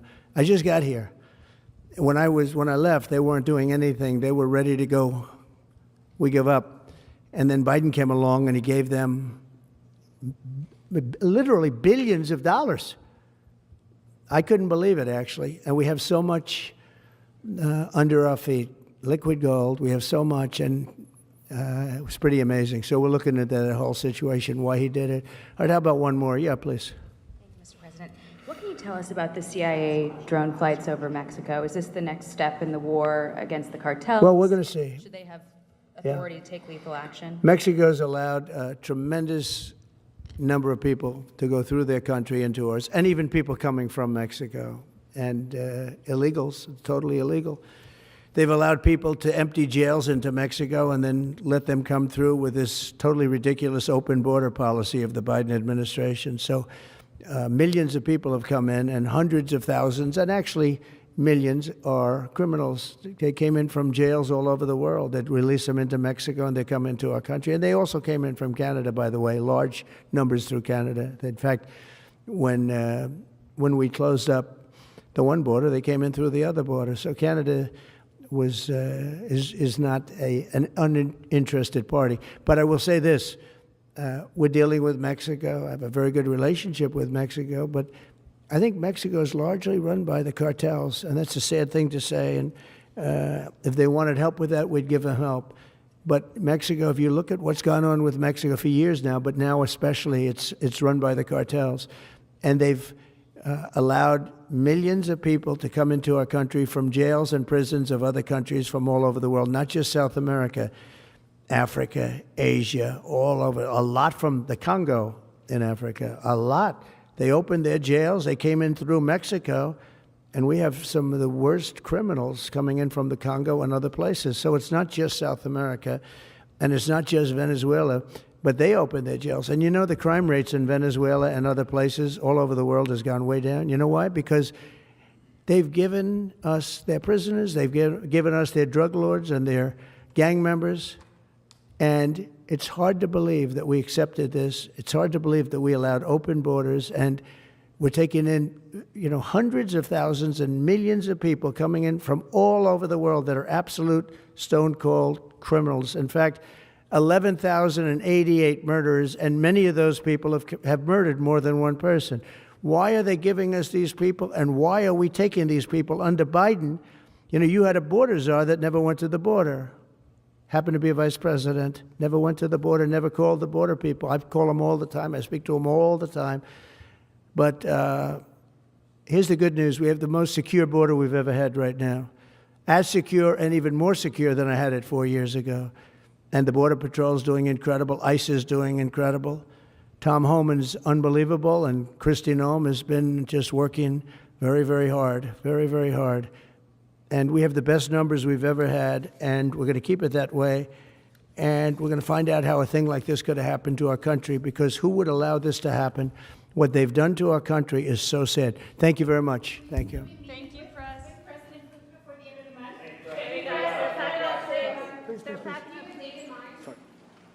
Thank you, press. Straight out. Out the back. Thanks, guys. Thank you, press. We're heading straight back. That was my question. So thank you, press. Straight back. Can we do a live? Yeah. Sorry, guys. Thanks, guys. Out the back door. Thank you for tuning in to the live show. You know what time it is. It is your boy Genesis. Welcome to the channel. If you haven't subscribed to the channel, consider subscribing. If you haven't double tapped your screen, if you haven't liked this live show, make sure you like the live show. And yes. Okay, so I have this new update right here for you guys. So the White House. All right, give me a moment. Live feed. Let me get you here. All right, we're gonna come here. Okay.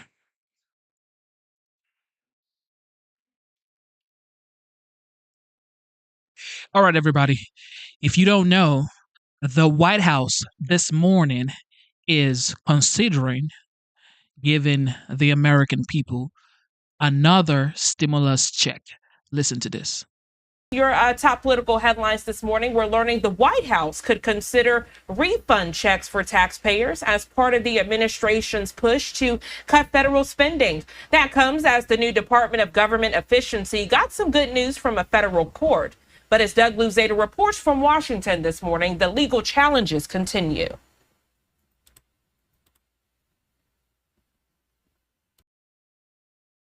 Now, that right there would be interesting to see because, a lot of people said the stimulus check created inflation, okay? Because, of course, government spending out of control. But now it's like, well, they're recouping some money back through the effort of the Department of Government Efficiency, DOGE.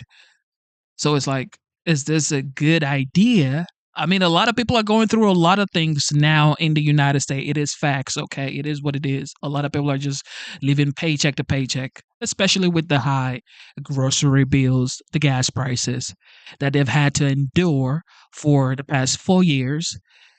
But is this a good idea for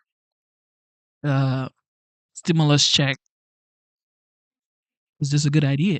Let me know in the comment below right now. Thank you for tuning in to the live show. You know what time it is.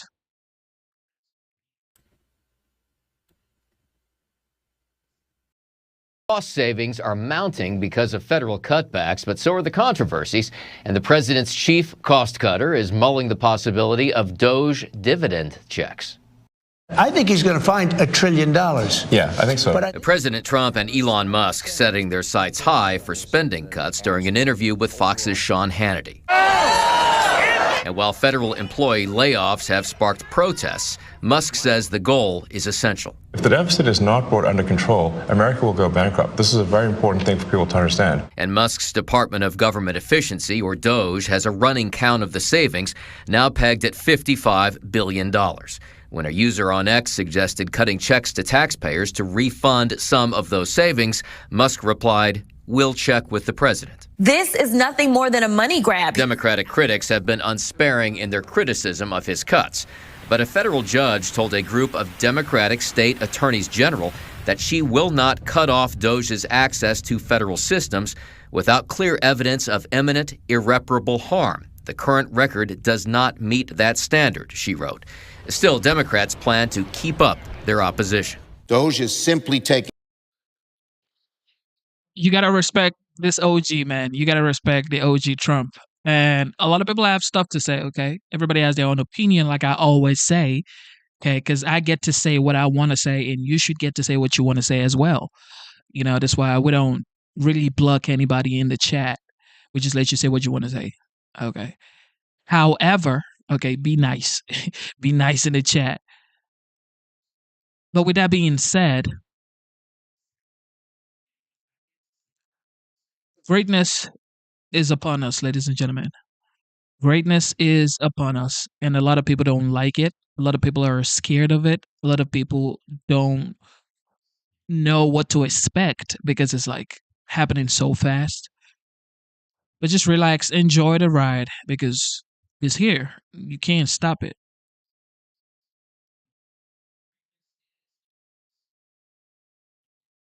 Start with this.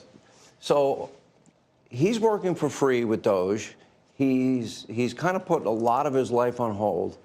And you sued Twitter a number of years ago. You just made him pay you $10 million? That's right. That's right. That's right. Well, I sued from long before he had it. Yeah. And I mean, they really did a number on me, you know. And I sued, and they had to pay. They paid $10 million settlement. You're okay with that?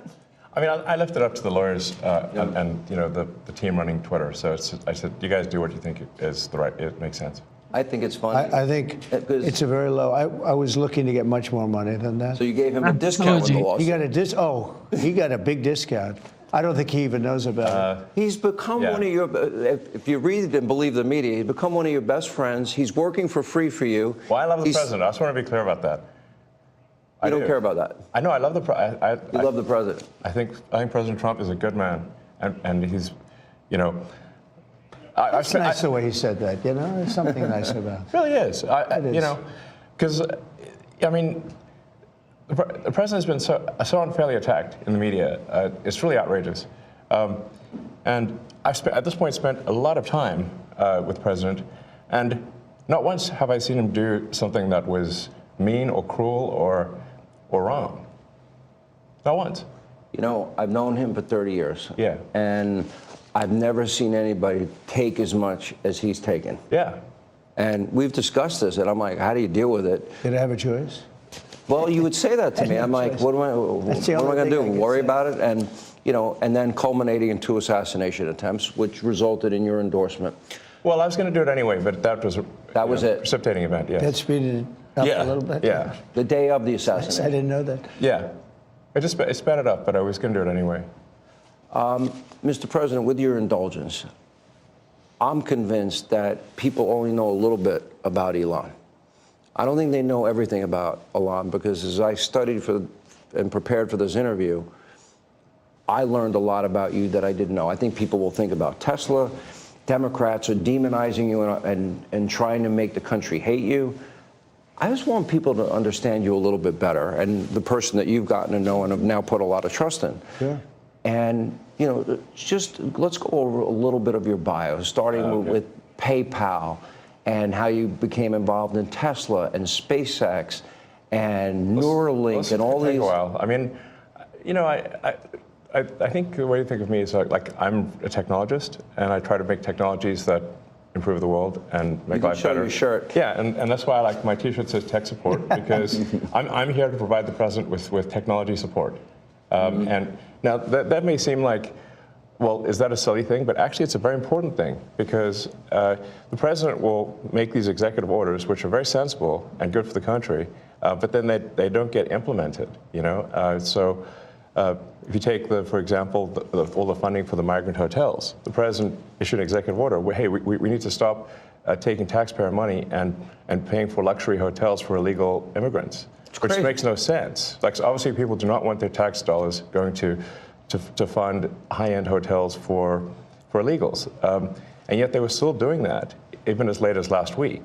And so, we went in there and we're like, this is in violation of the presidential executive order. It needs to stop.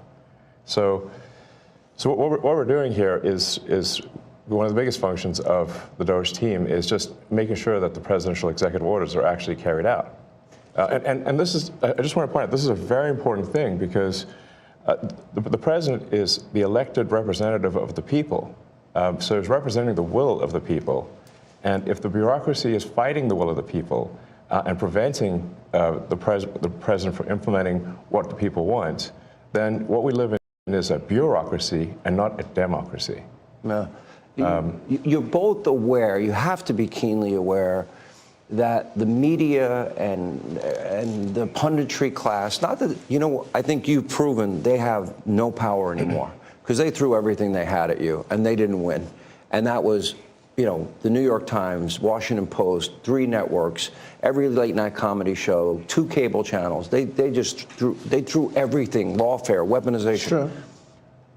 And now I see they want you two to start, they want a divorce. They want you two to start hating each other. And they try, President Elon Musk, for example. You do know that they're doing that to you. Oh, I see it all the time. They tried it, then they stopped. That wasn't. They have many different things of hatred. Actually, Elon called me. He said, they're trying to drive us apart. I said, absolutely. They said, we have breaking news. Donald Trump has ceded control of the presidency to Elon Musk. President Musk will be attending a cabinet meeting tonight at 8 o'clock. And I say, it's just so obvious. They're so bad at it. I used to think they were good at it. They're actually bad at it because if they were good at it, I'd never be president. Because I think nobody in history has ever gotten more bad publicity than me. I could do the greatest things. I get 98% bad publicity. I could do, outside of you and a few of your very good friends, it's like the craziest thing. But you know what I have learned, Elon? The people are smart. They get it. Yeah, they do, actually. They get it. They really see what's happening. Yes. And at the end of this interview, what I would like is I want people to know the relationship and know more about you. What is the relationship, Mr. President? Well, I respect him. I've always respected him. I never knew that he was right on certain things, and I'm usually pretty good at this stuff. He did Starlink. He did things that were so advanced and nobody knew what the hell they were. I can tell you in North Carolina, they had no communication. They were wiped out. Those people were, they had rivers in between. Land that never saw water, all of a sudden it was a river and a vicious, like rapids. People were dying all over. They had no communication. They said, do you know Elon Musk? They didn't really know I knew him. I said, yeah. He said, could you get Starlink? It's like the first time I ever heard of it. I said, what's Starlink? A communication system. That's unbelievable. I have it.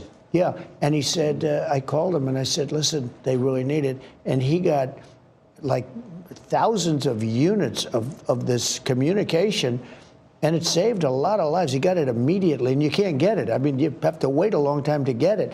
But he got it to him immediately, and I said, that's pretty amazing, and I didn't even know he had it.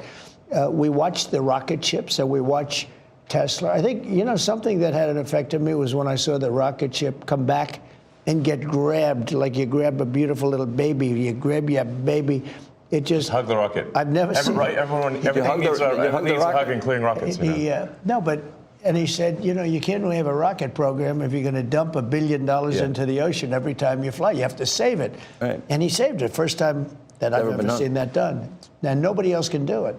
If you look at the U.S., Russia, or China, they can't do it. And they won't be able to do it for a long time. He has the technology. So you learn, I wanted somebody really smart to work with me in terms of the country, a very important aspect. Because, I mean, he doesn't talk about it. He's actually a very good businessman. And when he talks about the executive orders, and this is probably true for all presidents, you write an executive order and you think it's done. You send it out. It doesn't get done. It doesn't get implemented. They don't implement it. Maybe they're from the last administration, and they are in some cases. You try and get them out as fast as you can. But as soon as he said that, I said, you know, that's interesting. You write a beautiful executive, and you sign it, and you assume it's going to be done, but it's not. What he does is he takes it, and with his 100 geniuses, he's got some very brilliant young people working for him that dress much worse than him, actually. Yeah, they dress in just T-shirts. You wouldn't know they have 180 IQ. Wait a minute. So he's your tech support. No, he is. I actually but literally he's am much tech more support. than that. Yeah. I literally am tech support, though. But he gets it done. He's a leader. Yeah. He really is. He gets it done. You get a lot of tech people, and you have people that are good with tech, but he gets it done. You know, I said in real estate, you had guys that would draw beautiful renderings of a building, and they'd draw the rendering. It would be great, and you say, great, when are you starting?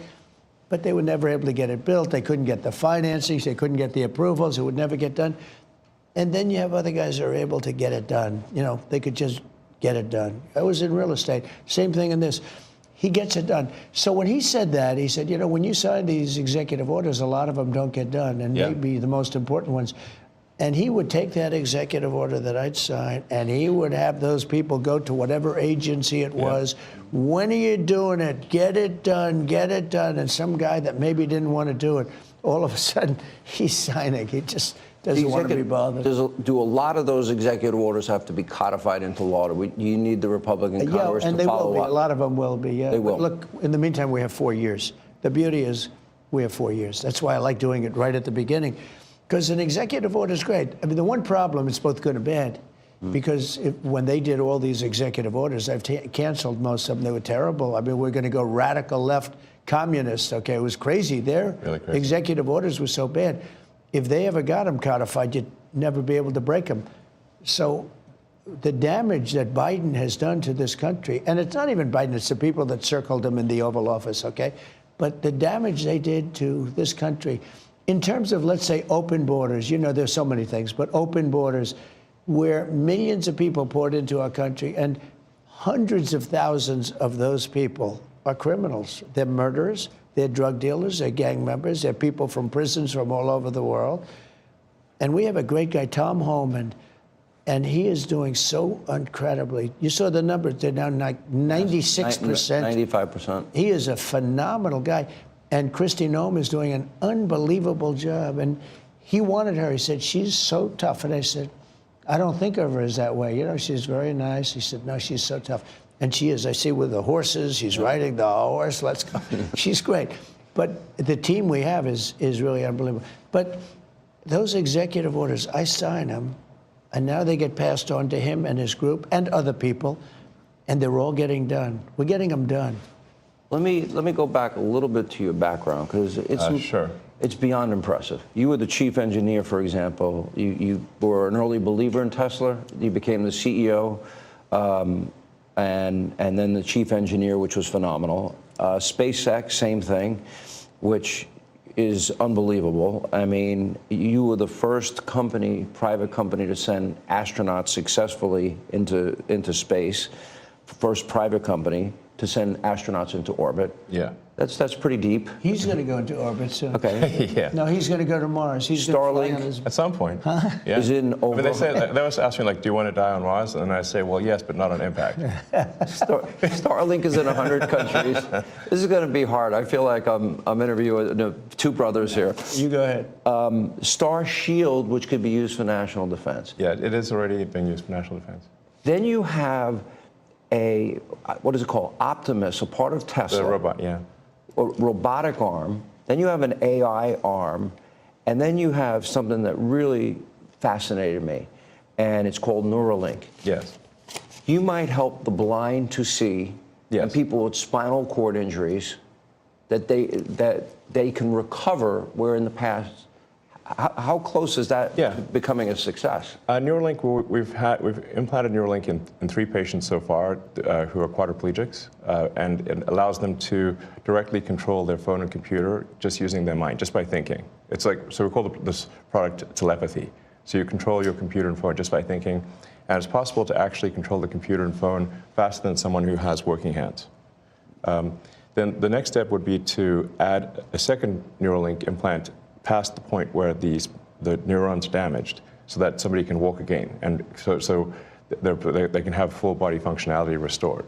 And you like Bobby, right? I like Bobby, actually. Yeah, I think I supported Bobby Kennedy. I think he's unfairly maligned as someone who is anti-science, but I think he isn't. He just wants to question the science, which is the essence of the science. The scientific method fundamentally is about always questioning the science. Well, they didn't tell us the truth about COVID. Correct. That's for sure. Yes. And we learned a lot with the Twitter files. And that just then raises a question. You're the richest man in the world. You may not like that part. Yeah. You're pretty competitive. It's neither here nor there. I've known you a long time. But that's why. But he's on your team. Well, that's true. He can't top that. He's good. You know, I wanted to find somebody smarter than him. I searched all over. I just couldn't do it. Yeah. I couldn't. You really tried hard. I couldn't find anyone smarter, right? So we had it for the country. But this is the thing. We settled on this. Well, thanks for having me. So I'm just trying to be useful. But this is the interesting. This is where we are as a society, and I hate to do this to you, but I'm going to do it anyway. You're doing all of these things. Nobody at Doge gets paid a penny, correct? Well, actually, some people are federal employees. Some are, okay. Yeah, they're helping. But it's fair to say that the software engineers at Doge could be earning millions of dollars a year, and instead of earning a small fraction of that as federal employees.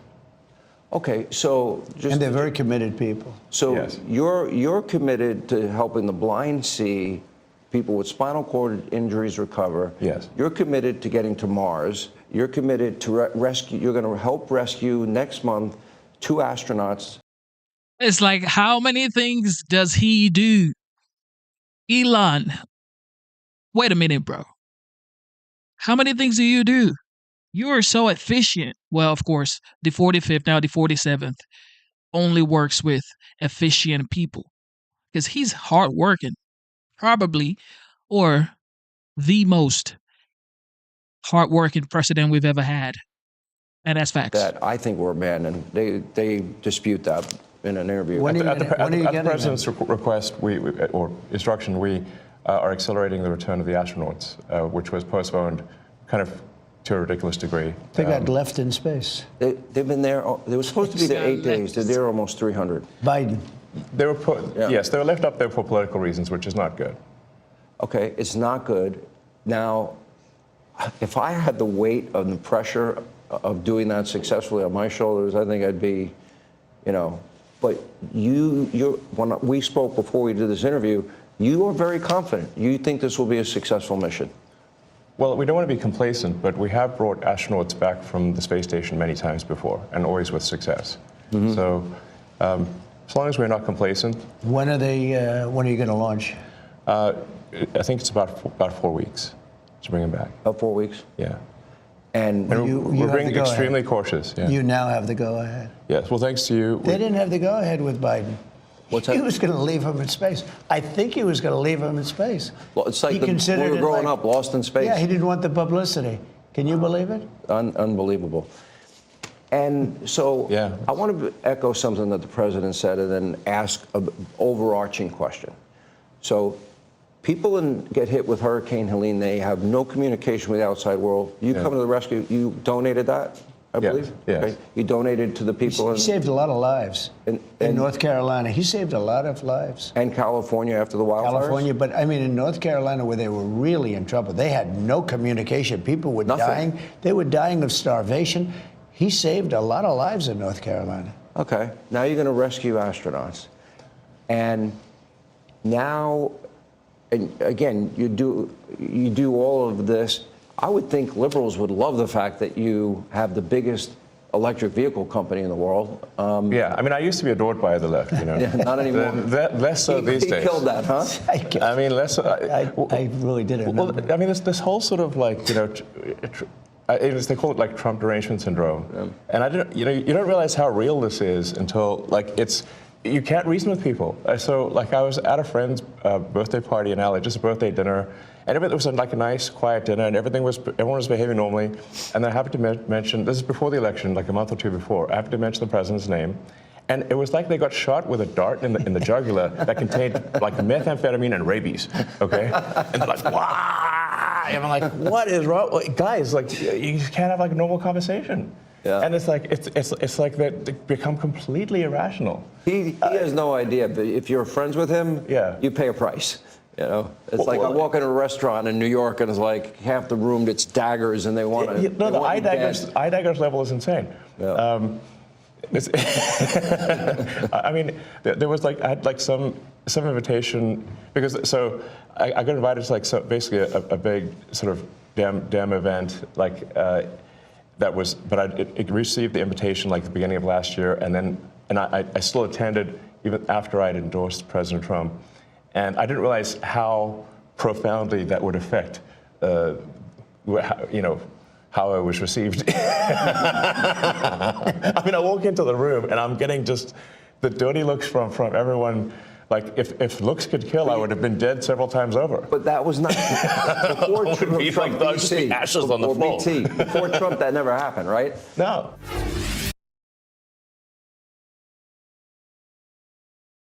Elon is just a man who has worked really hard, smart, intelligent, of course, blessed by God. Okay. However, it's like he just says what he wants to say. He doesn't sugarcoat anything. He just says what. I mean, when you are that wealthy, you just say what you want to say. You don't care about what people think. You don't care about what people are all about. You just say what you want to say because it's like, bro, I can afford anything that I want in this world. So you're not gonna tell me what to say, and that's why you gotta respect him. He has the ability to actually change stuff and he's committed to doing it. You gotta respect that, man. I respect that. I'll tell you that much. All right, what else? Double tap your screen, subscribe to the channel, and let's have a good time. I am back, baby. Welcome back to Hannity, and we are back at the White House, and here's part 2 of my exclusive interview with President Trump and Elon Musk. Take a look. This is the $1 million or $1 billion, I'm among billionaires, question. So you have all of this going on, and you stop, in a way. You're still doing it, and you partner with him. And this is what you get from the Democrats. You get, nobody voted for Elon. Well, nobody voted for any of your cabinet nominees. Okay. People are dying because of Doge cuts. I'll give you a chance to respond to all that. What Doge is doing is illegal. Elon Musk is more street vernacular for a male body part. It's a constitutional crisis. Okay. Why are they reacting like this? Well, first of all, do you give it fly and rip, number one? And well, I guess we must be over the target or doing something right. You know, if like they wouldn't be complaining so much if we weren't doing something useful, I think. What all we're really trying to do here is restore the will of the people through the president. And what we're finding is that there's an unelected bureaucracy. Speaking of unelected, there's a vast federal bureaucracy that is implacably opposed to the president and the cabinet. And you look at, say, DC voting, it's 92% Kamala. Okay, so we're 92% Kamala. That's a lot. They don't like me here either. I think about that number a lot. I'm like 92%. That's basically almost everyone. Yeah. And so, but how can you, if the will of the president is not implemented, and the president is representative of the people, that means the will of the people is not being implemented. And that means we don't live in a democracy, we live in a bureaucracy. And so I think what we're seeing here is the thrashing of the bureaucracy as we try to restore democracy and the will of the people. Is this making sense? I mean, no, of course it does. I mean, to me, if you look at our framers and our founders, and you really become a student of history, Mr. President, and we've had conversations both on air and off air. And if we talk about constitutional order or transformational change, nobody can argue that what's happening here is it's going at the speed of light. But however, what were the principles of our framers and our founders? They wanted limited government, greater freedom for the people. And we'll get to the specific cutting of waste, fraud, and abuse. That is your goal, is it not? Yeah, and my goal was to get great people. And when you look at what this man has done, I mean, it was something. I knew him a little bit through the White House. Originally, I'd see him around a little bit. I didn't know him before that. And I respected what he did. And he fought hard. You know, he was maybe questioned for a while. He was having some difficulties. It was not easy doing what he did. I mean, how many people have started a car company and made it really successful and made a better car where it's, you know, beating these big companies that's all they do is cars? I mean, it's really amazing the things that he's done. But I didn't know it as much then as now. I mean, the fruits have sort of taken hold. But I wanted great people. And he's a great person. He's an amazing person. He's also a caring person. You know, he uses the word care. So they signed a contract in a government agency, and it has 3 months, and the guy leaves that signed the contract, and nobody else is there, and they pay the contract for 10 years. Yeah. So the guy is getting checks for years and years and years, and he's telling his family, obviously, maybe it was crooked, maybe he paid to get the contract, or maybe he paid that they didn't terminate it. But, you know, we have contracts that go forever, and they've been going for years. And they're supposed to end in 3 months or 5 months or 2 years or something, and they go forever. So the guy is either crooked, you know, where he knew this was going to happen, or he's crooked because he's getting payments that he knows he shouldn't be getting. But they're finding things like that. They're finding things far worse than that. And they're finding billions, and it will be hundreds of billions of dollars worth of fraud. I say waste and abuse, but fraud, waste, and abuse. And he's doing an amazing job. And he attracts a young, very smart type of person. I call them high IQ individuals, and they are. They're very high IQ and high IQ. And when they go in to see the people and talk to these people, you know, the people think they're going to pull it over. They don't. These guys are smart, and they love the country. You know, there's a certain something. But he uses the word care. So people have to care. Like, when I bought Air Force One, I negotiated the price. It was $5.7 billion, and I got them down to $1.7 billion. Now they're not building the plane fast enough. I mean, they're actually in default. Boeing, they're supposed to have been building this thing forever. I don't know what's going on. Yeah. We don't build the way we used to build. You know, we used to build like a ship a day, and now to build a ship is like a big deal. And we're going to get this country back on track. We can do it, but so many things. It takes so long to get things built and get things done. And a lot of it could be something we've been discussing. The regulators go in and they make it impossible to build. They make it very difficult to build anything, whether it's a ship, a plane, or a building, or anything. And some of them do it because they want to show how important they are. Some of them do it maybe because they think they're right. They use the environment to stop progress and to stop things. It's always the environment. It's an environmental problem. It's not an environmental problem at all. But they do a lot of things. And by the way, speaking of that, Lee Zeldin is going to be fantastic in the position. So important. He could take 10 years to approve or disapprove something, or he could do it in a month. You know, just as good. Sure. And I think you're going to see a fantastic job done by him. He's a tremendous guy. Newt, you echoed something when I just met you, and it was very similar to what Newt has been saying, that he brought this country to the dance. This is the opportunity to be transformational and to have, I would argue, the most consequential presidency if we really dig down and do something that had never been done before. And that is get rid of this bureaucracy. And I'm going to get to the specifics. You say the same thing. It's not done yet. And what do you mean by that? I mean, winning the election is really the opportunity to fix the system. It is not fixing the system itself. So it's an opportunity to fix the system and to restore the power of democracy. And, you know, people, like, it's funny how often when these attacks occur, the thing that they're accusing the administration of is what they are guilty of. They're saying that things are being done unconstitutional, but what they are doing is unconstitutional. they are guilty of the crime of which they accuse us. That's always the first thing they do. Yeah. He's in violation of the Constitution. They don't even know what they're talking.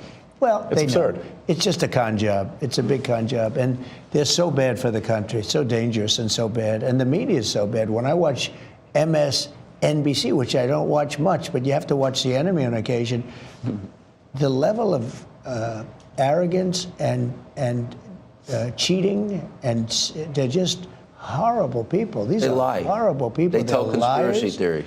And they start up with the Constitution. They couldn't care less about the Constitution. CNN, likewise. I mean, I watch them asking questions with, you know, the hatred with the. I said, "Why are you asking the question with such anger? You're asking me a normal question, but you see the bias. The bias is so incredible. Those two are bad. PBS is bad. AP is bad. CBS is terrible. I mean, CBS now, they changed an answer in Kamala. They asked her some questions. She answered them like, you know, a low IQ person, the opposite of him, the absolute opposite.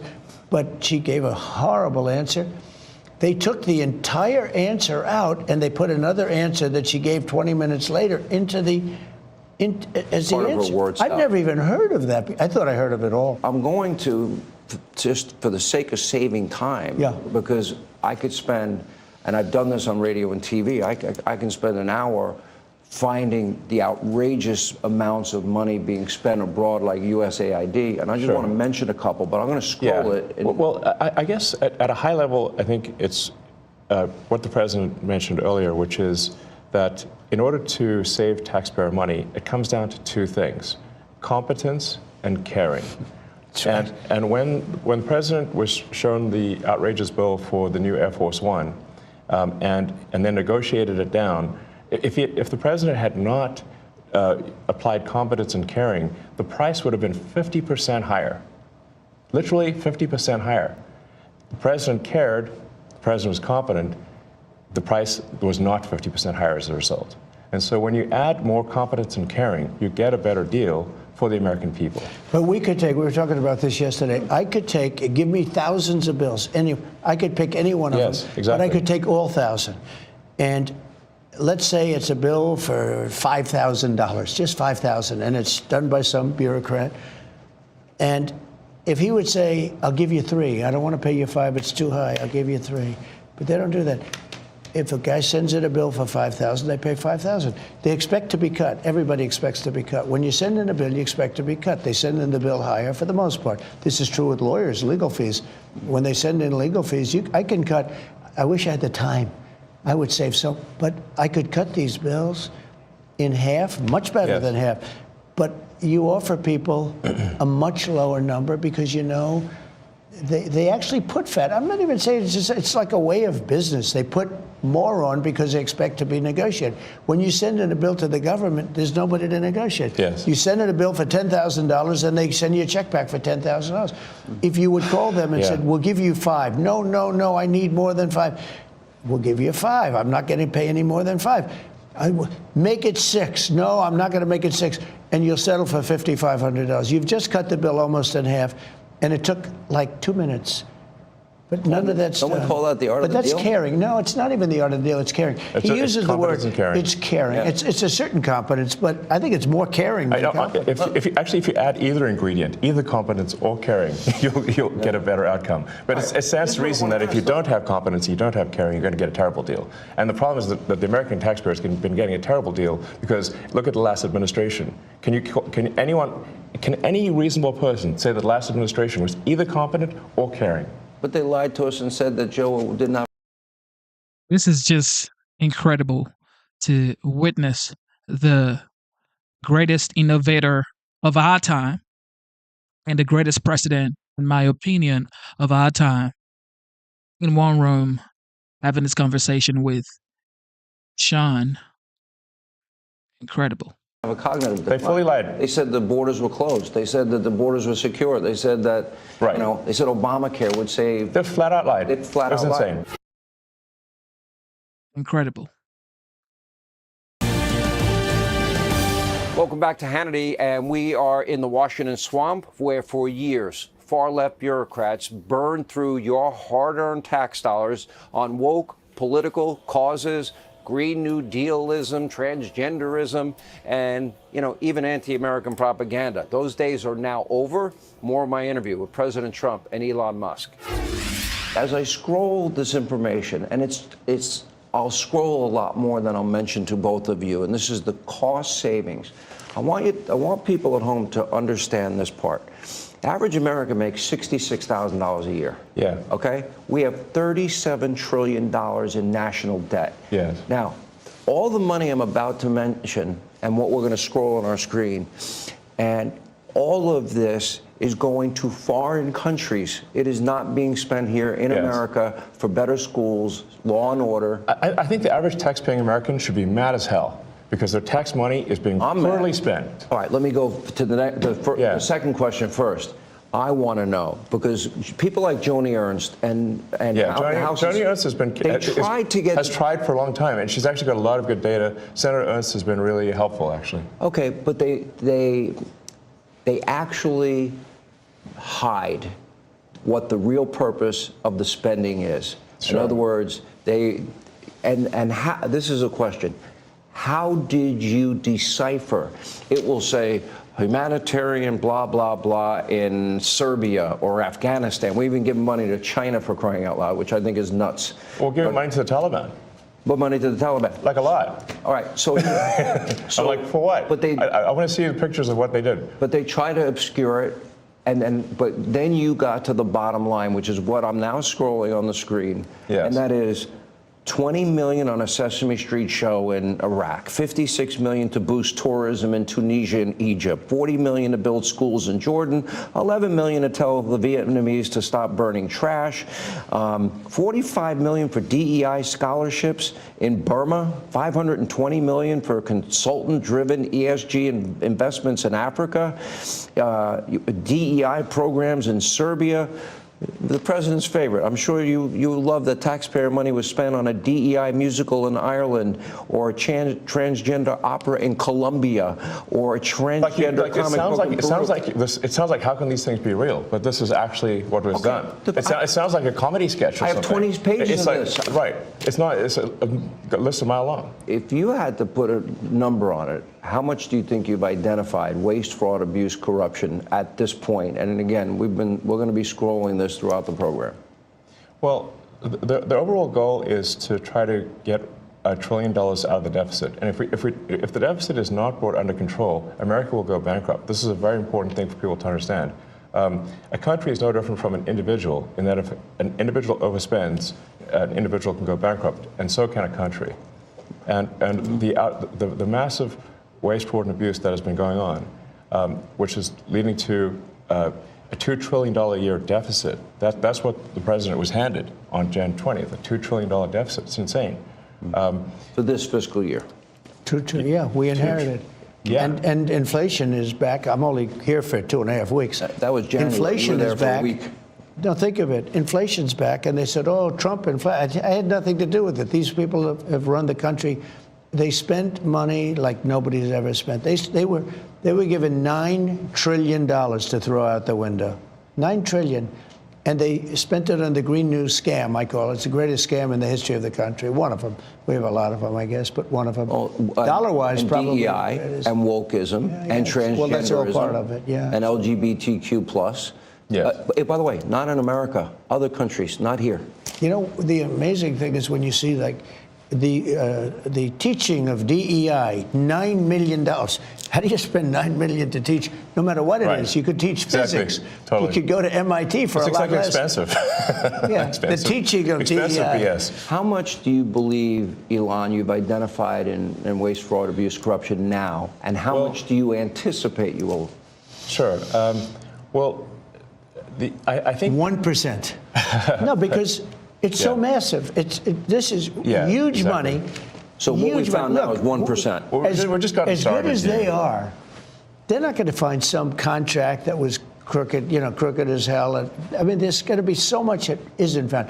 But what is found, I think he's going to find $1 trillion. Yeah, I think so. But I think it's a very small percentage compared to what it is. Let me go to an area that I think is key, and you talked about this in recent interviews. and that is we don't need a Department of Education. Okay.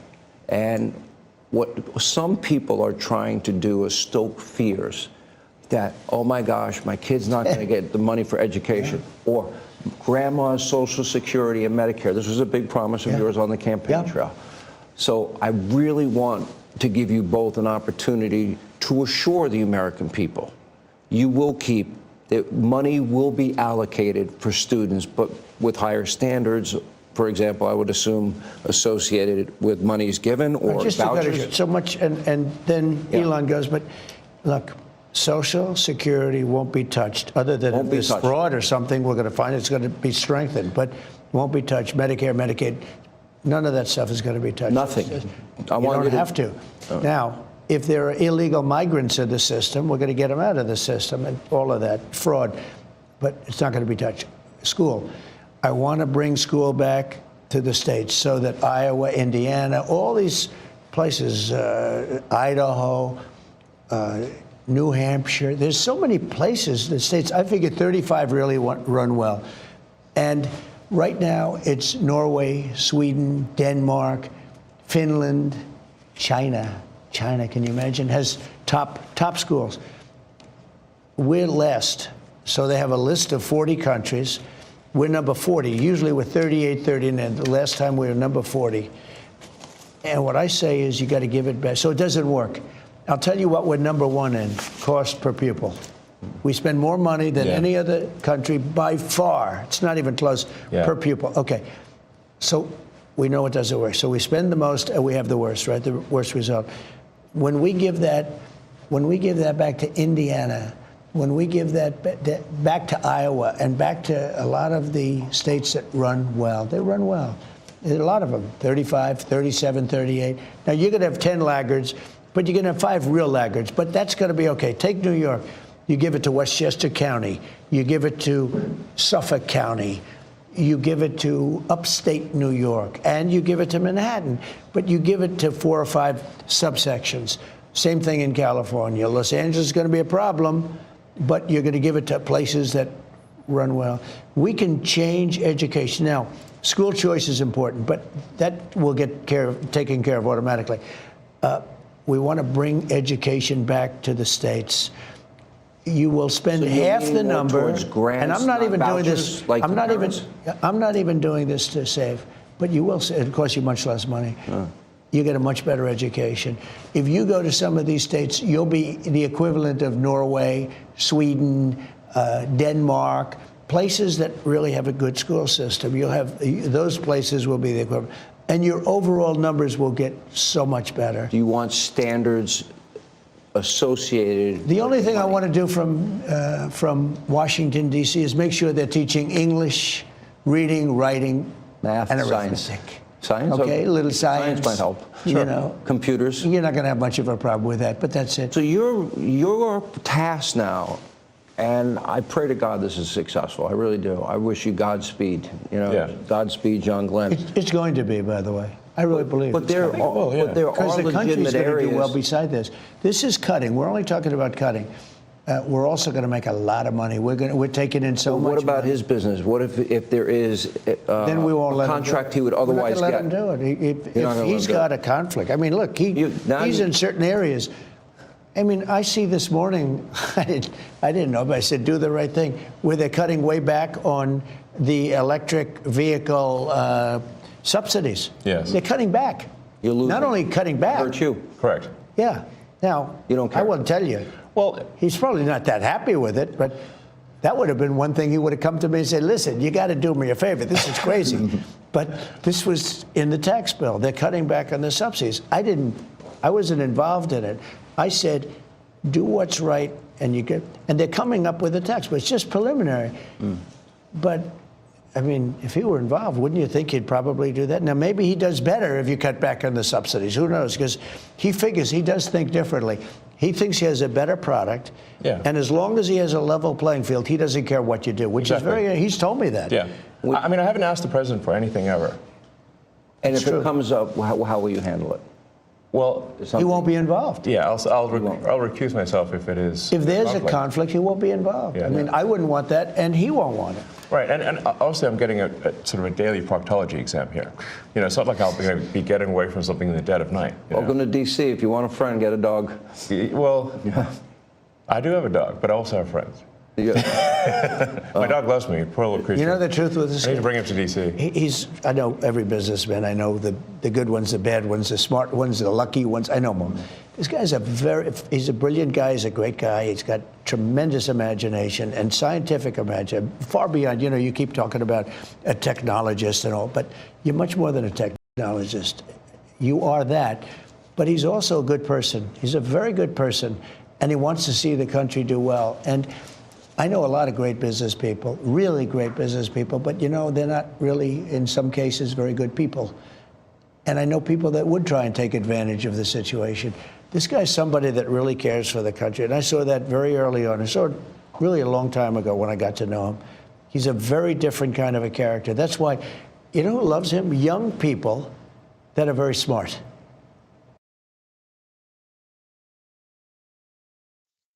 Thank you for tuning into the live show. You know what time it is. I just saw a comment. Somebody said, 2 of the smartest people in the world right now. Do you guys think so?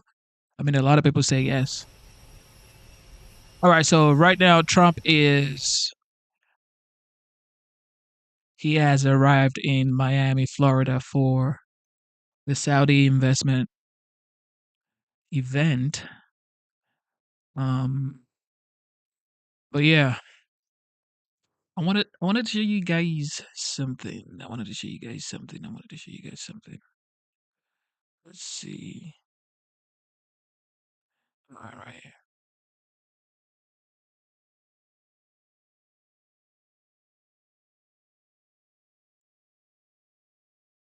In other news, we were all up late last night. You might have been too, watching Sean Hannity's exclusive interview with Elon and with President Trump. You know that they're working on Doge together, saving us a lot of money. They're saying, what, $55 trillion? Billion. That's what they say. $55 billion they have saved so far, and that's just been in the first month. Here's a portion of that interview. I think the way to think of me is like I'm a technologist, and I try to make technologies that improve the world and make life better. Your shirt. Yeah, and that's why I like my T-shirt says tech support, because I'm here to provide the president with technology support.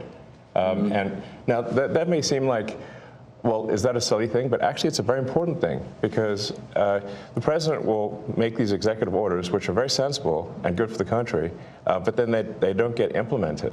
One of the biggest functions of the Doge team is just making sure that the presidential executive orders are actually carried out. And this is, I just want to point out, this is a very important thing, because the president is the elected representative of the people. So he's representing the will of the people. And if the bureaucracy is fighting the will of the people and preventing the president from implementing what the people want, then what we live in is a bureaucracy and not a democracy. You write a beautiful executive and you sign it and you assume it's going to be done, but it's not. What he does is he takes it, and with his 100 geniuses, he's got some very brilliant young people working for him that dress much worse than him, actually. Yeah, they dress in just T-shirts. You wouldn't know they have 180 IQ. Wait a minute. So he's your tech support. No, he is. I actually but he's much more than that. Yeah. I actually am tech support, though. But he gets it done. He's a leader.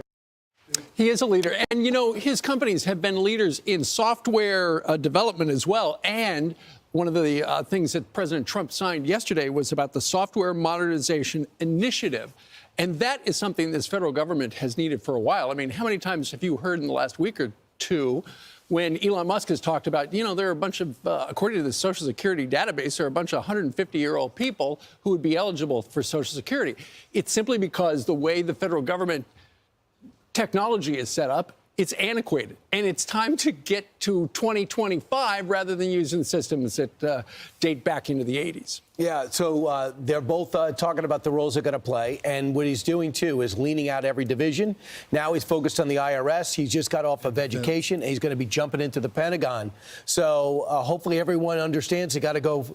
What he does with his organization, he'll fly in and he'll say everyone gets 15 minutes of FaceTime with the CEO. At which time you describe what you're doing. A lot of people get raises on the spot. A lot of people say, I think I got to let you go. He will let you go right there. So that is jarring a lot of the federal workforce. And this was one lighter moment from their exchange that people are taking serious, as if Donald Trump was looking for someone smarter. Watch. You know, I wanted to find somebody smarter than him. I searched all over. I just couldn't do it. I couldn't. You really tried hard. I couldn't find anyone smarter, right? So we had it for the country. But this is the thing. We settled on this. Well, thanks for having me.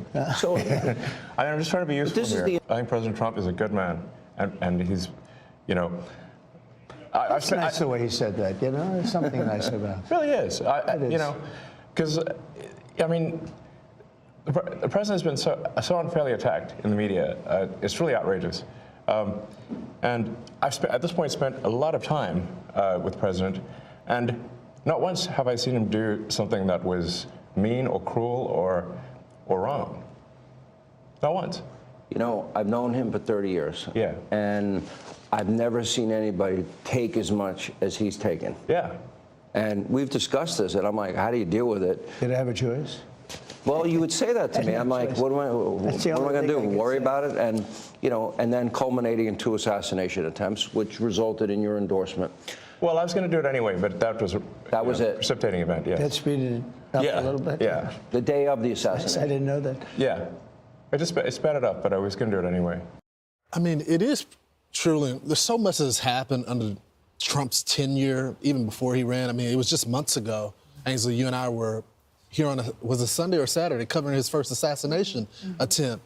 And I think there was something to Elon saying, I think you're a good man. You know, you haven't asked me to do anything unethical or anything like that. You're trying to serve the American people.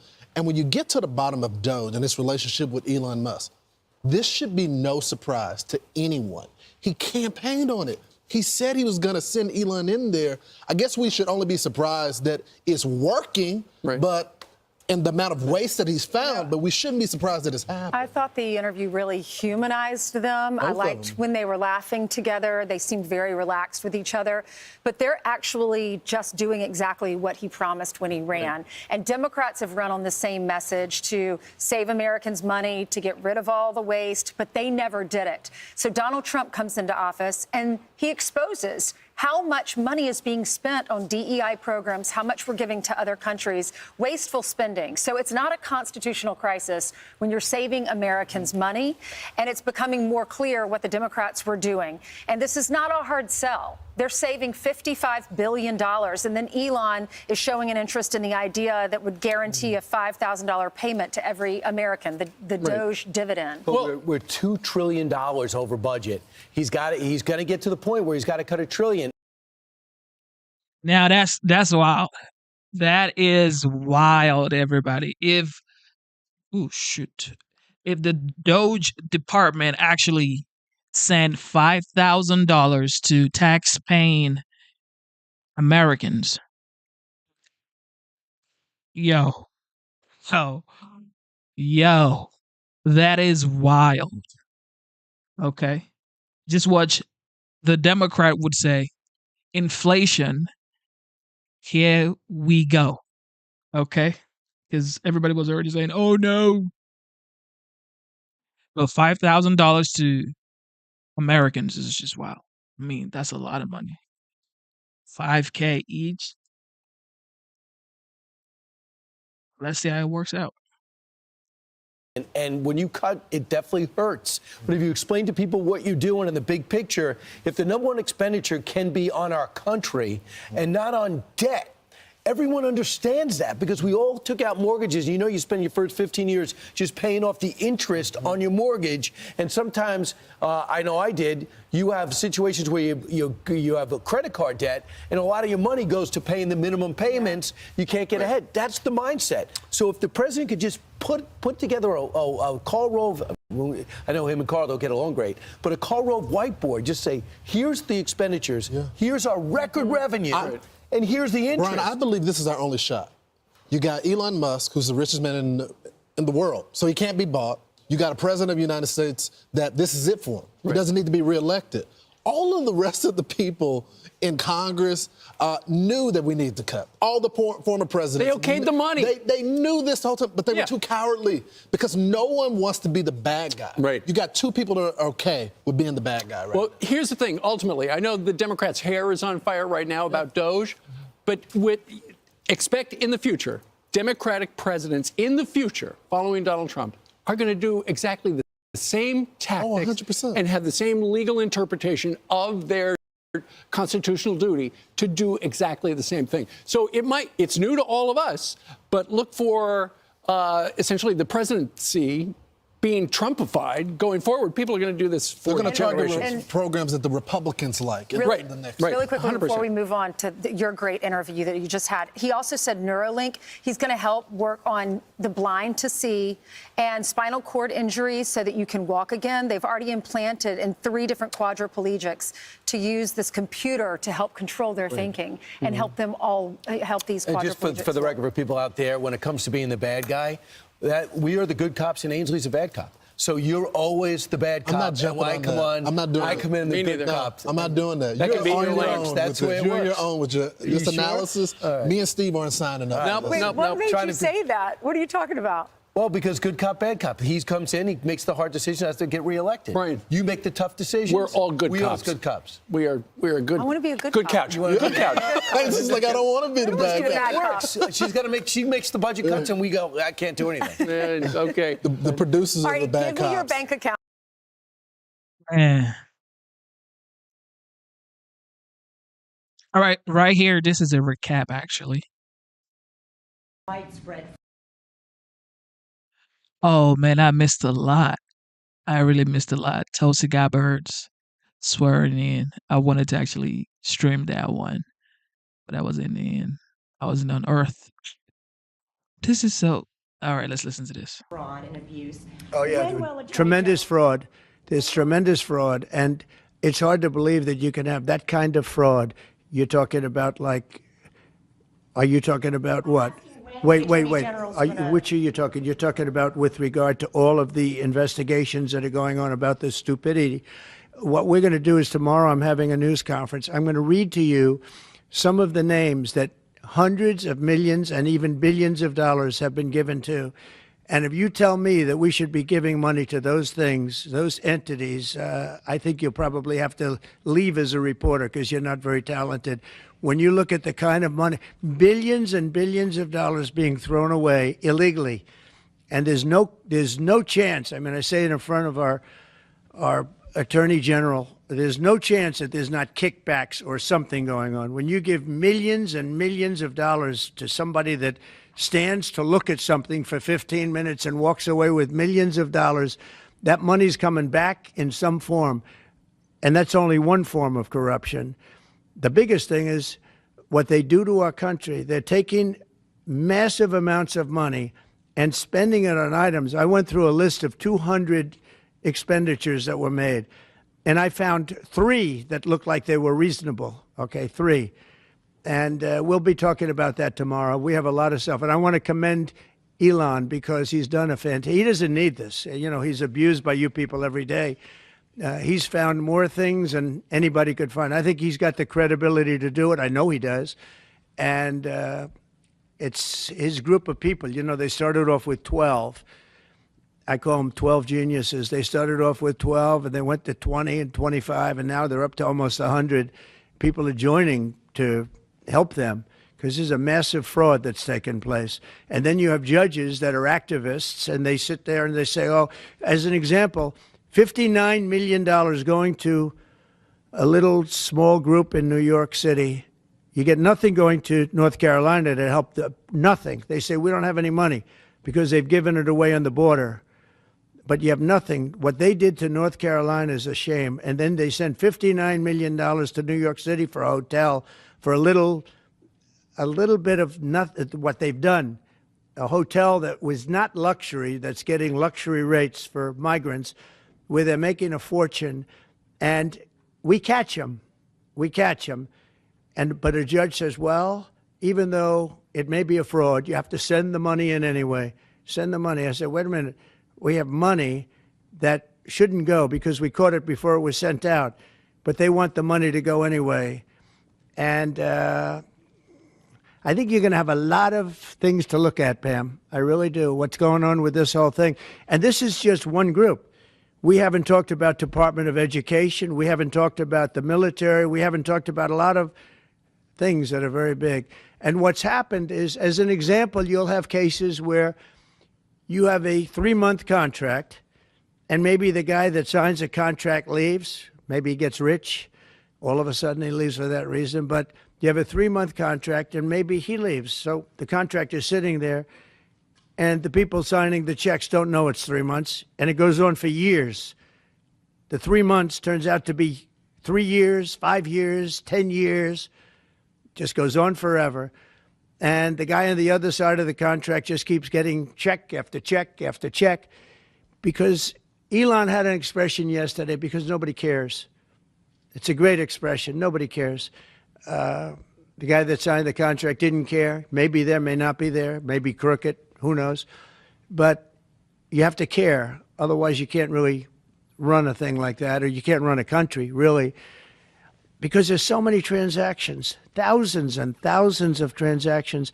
And if you don't have people that care, you're going to lose control. And that's what's happened. And we've caught it. Now, what we caught is billions and billions of dollars, but it's a tiny fraction of the real number, because you can never catch the real number, because people have gotten away with tremendous amounts of money. But I said we have to make our government smaller, more efficient, more effective, and a lot less expensive. And we could find $1 trillion, but we're being hindered by courts, where they file in certain courts where it's very hard to win, and a judge will stop us, and a judge will say that it doesn't make any difference what you find. You just keep paying the money. That's a hell of a way to be. And I follow the courts. I have to follow the law. All it means is that we appeal. But that gives people time to cover their tracks. And that's what they do. So it's a very bad thing that's taking place.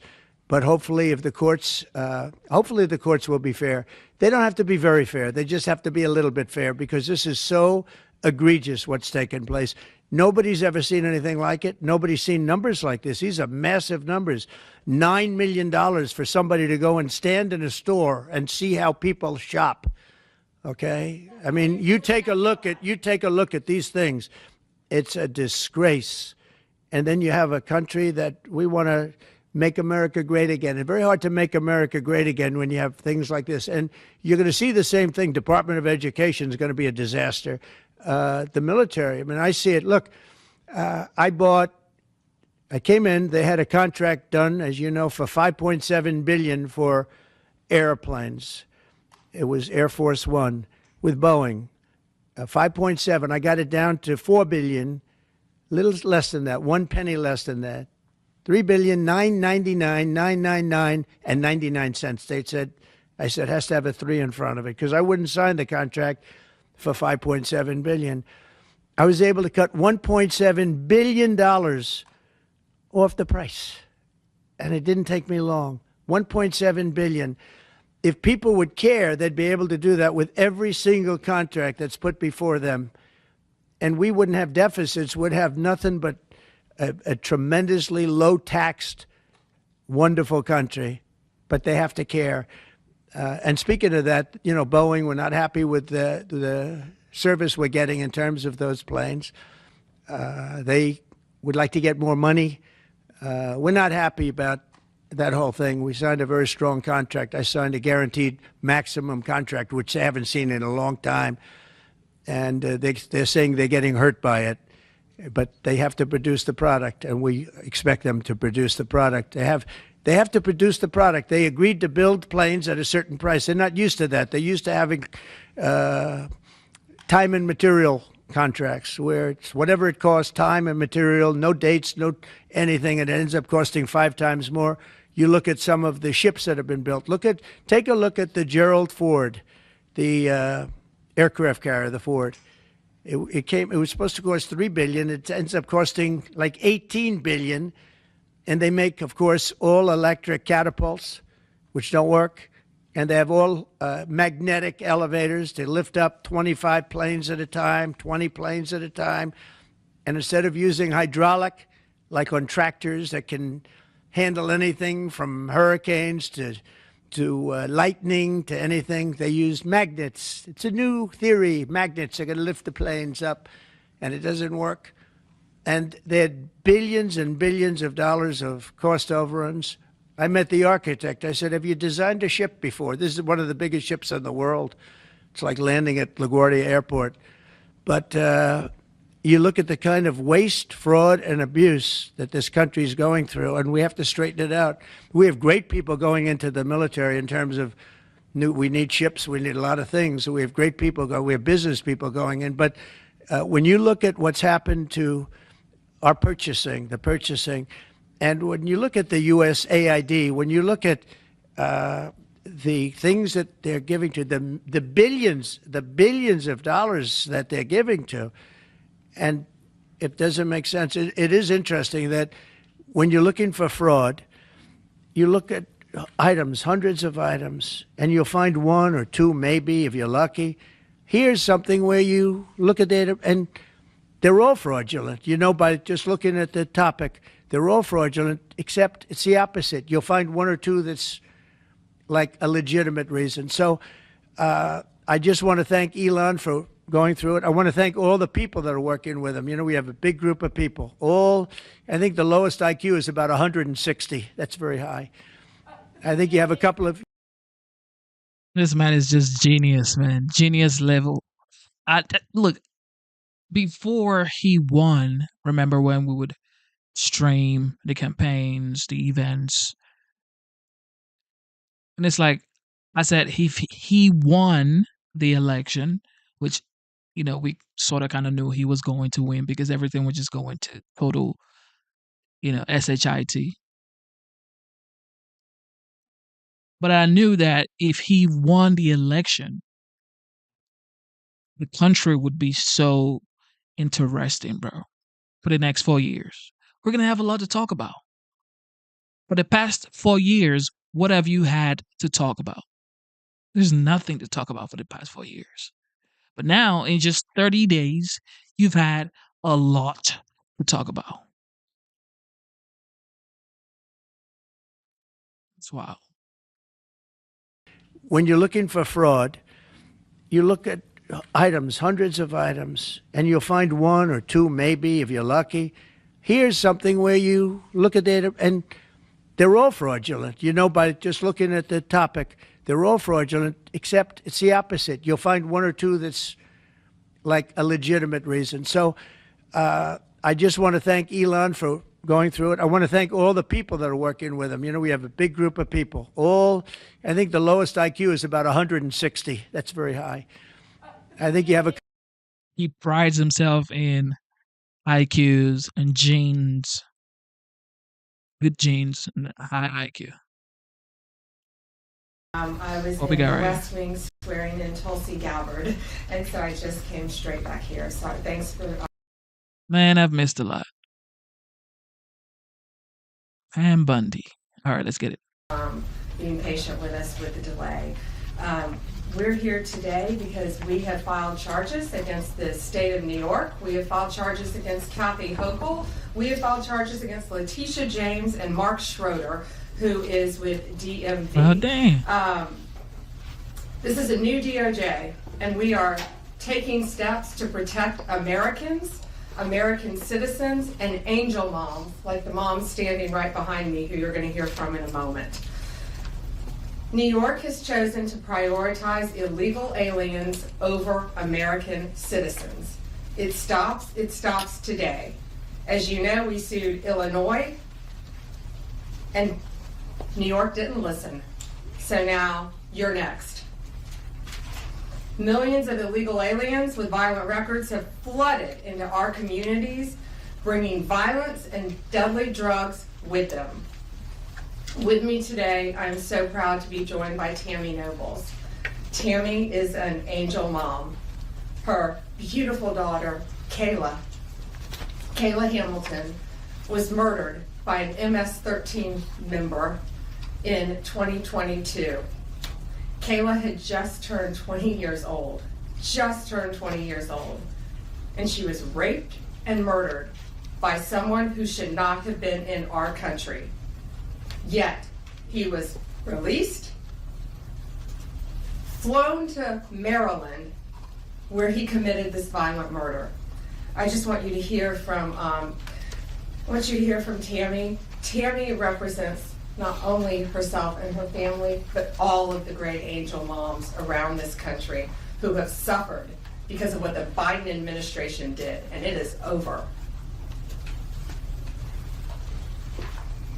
Thank you for having me here today and being able to share Kayla's story.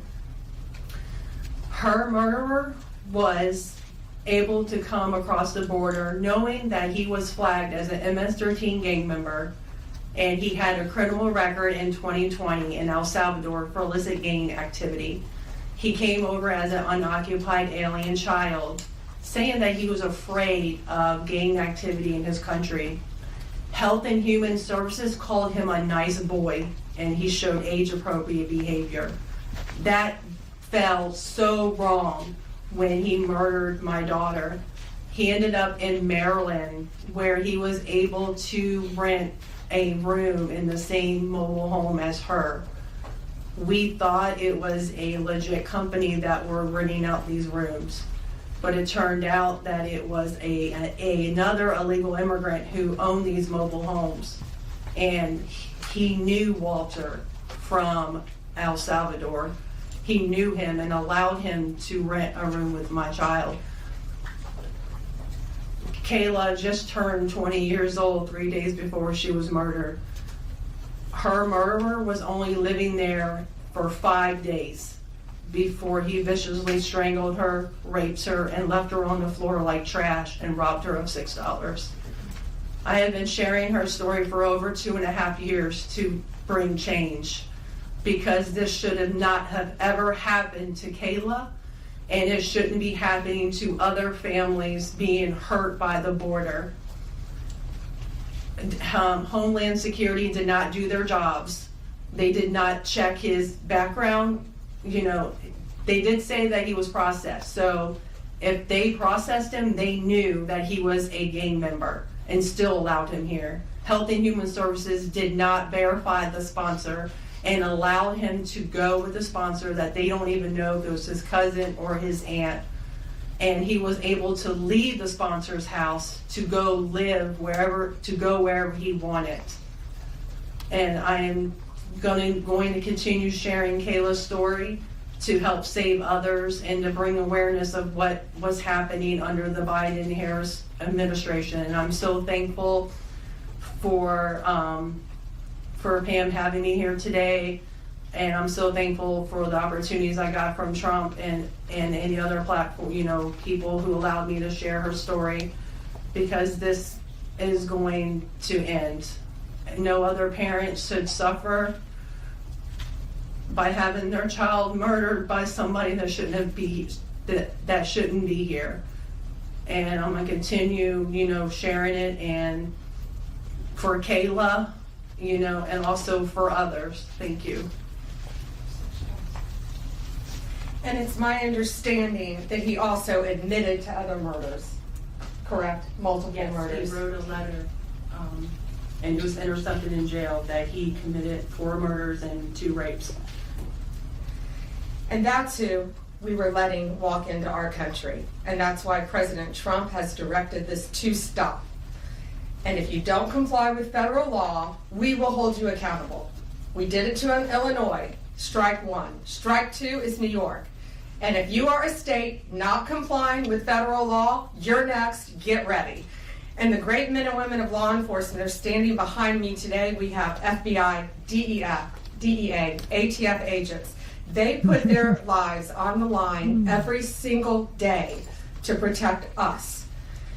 And what New York has, they have green light laws, meaning they're giving a green light to any illegal alien in New York, where law enforcement officers cannot check their identity if they pull them over. Law enforcement officers do not have access to their background. And if these great men and women pull over someone and don't have access to their background, they have no idea who they're dealing with. and it puts their lives on the line every single day. Violent criminals, gang members, drug traffickers, human smugglers will no longer terrorize the American people. And that is why we are here today. You will be held accountable if you do not follow federal law. It's over, it ends, and we're coming after you. Questions? There you have it. We have time for a few questions.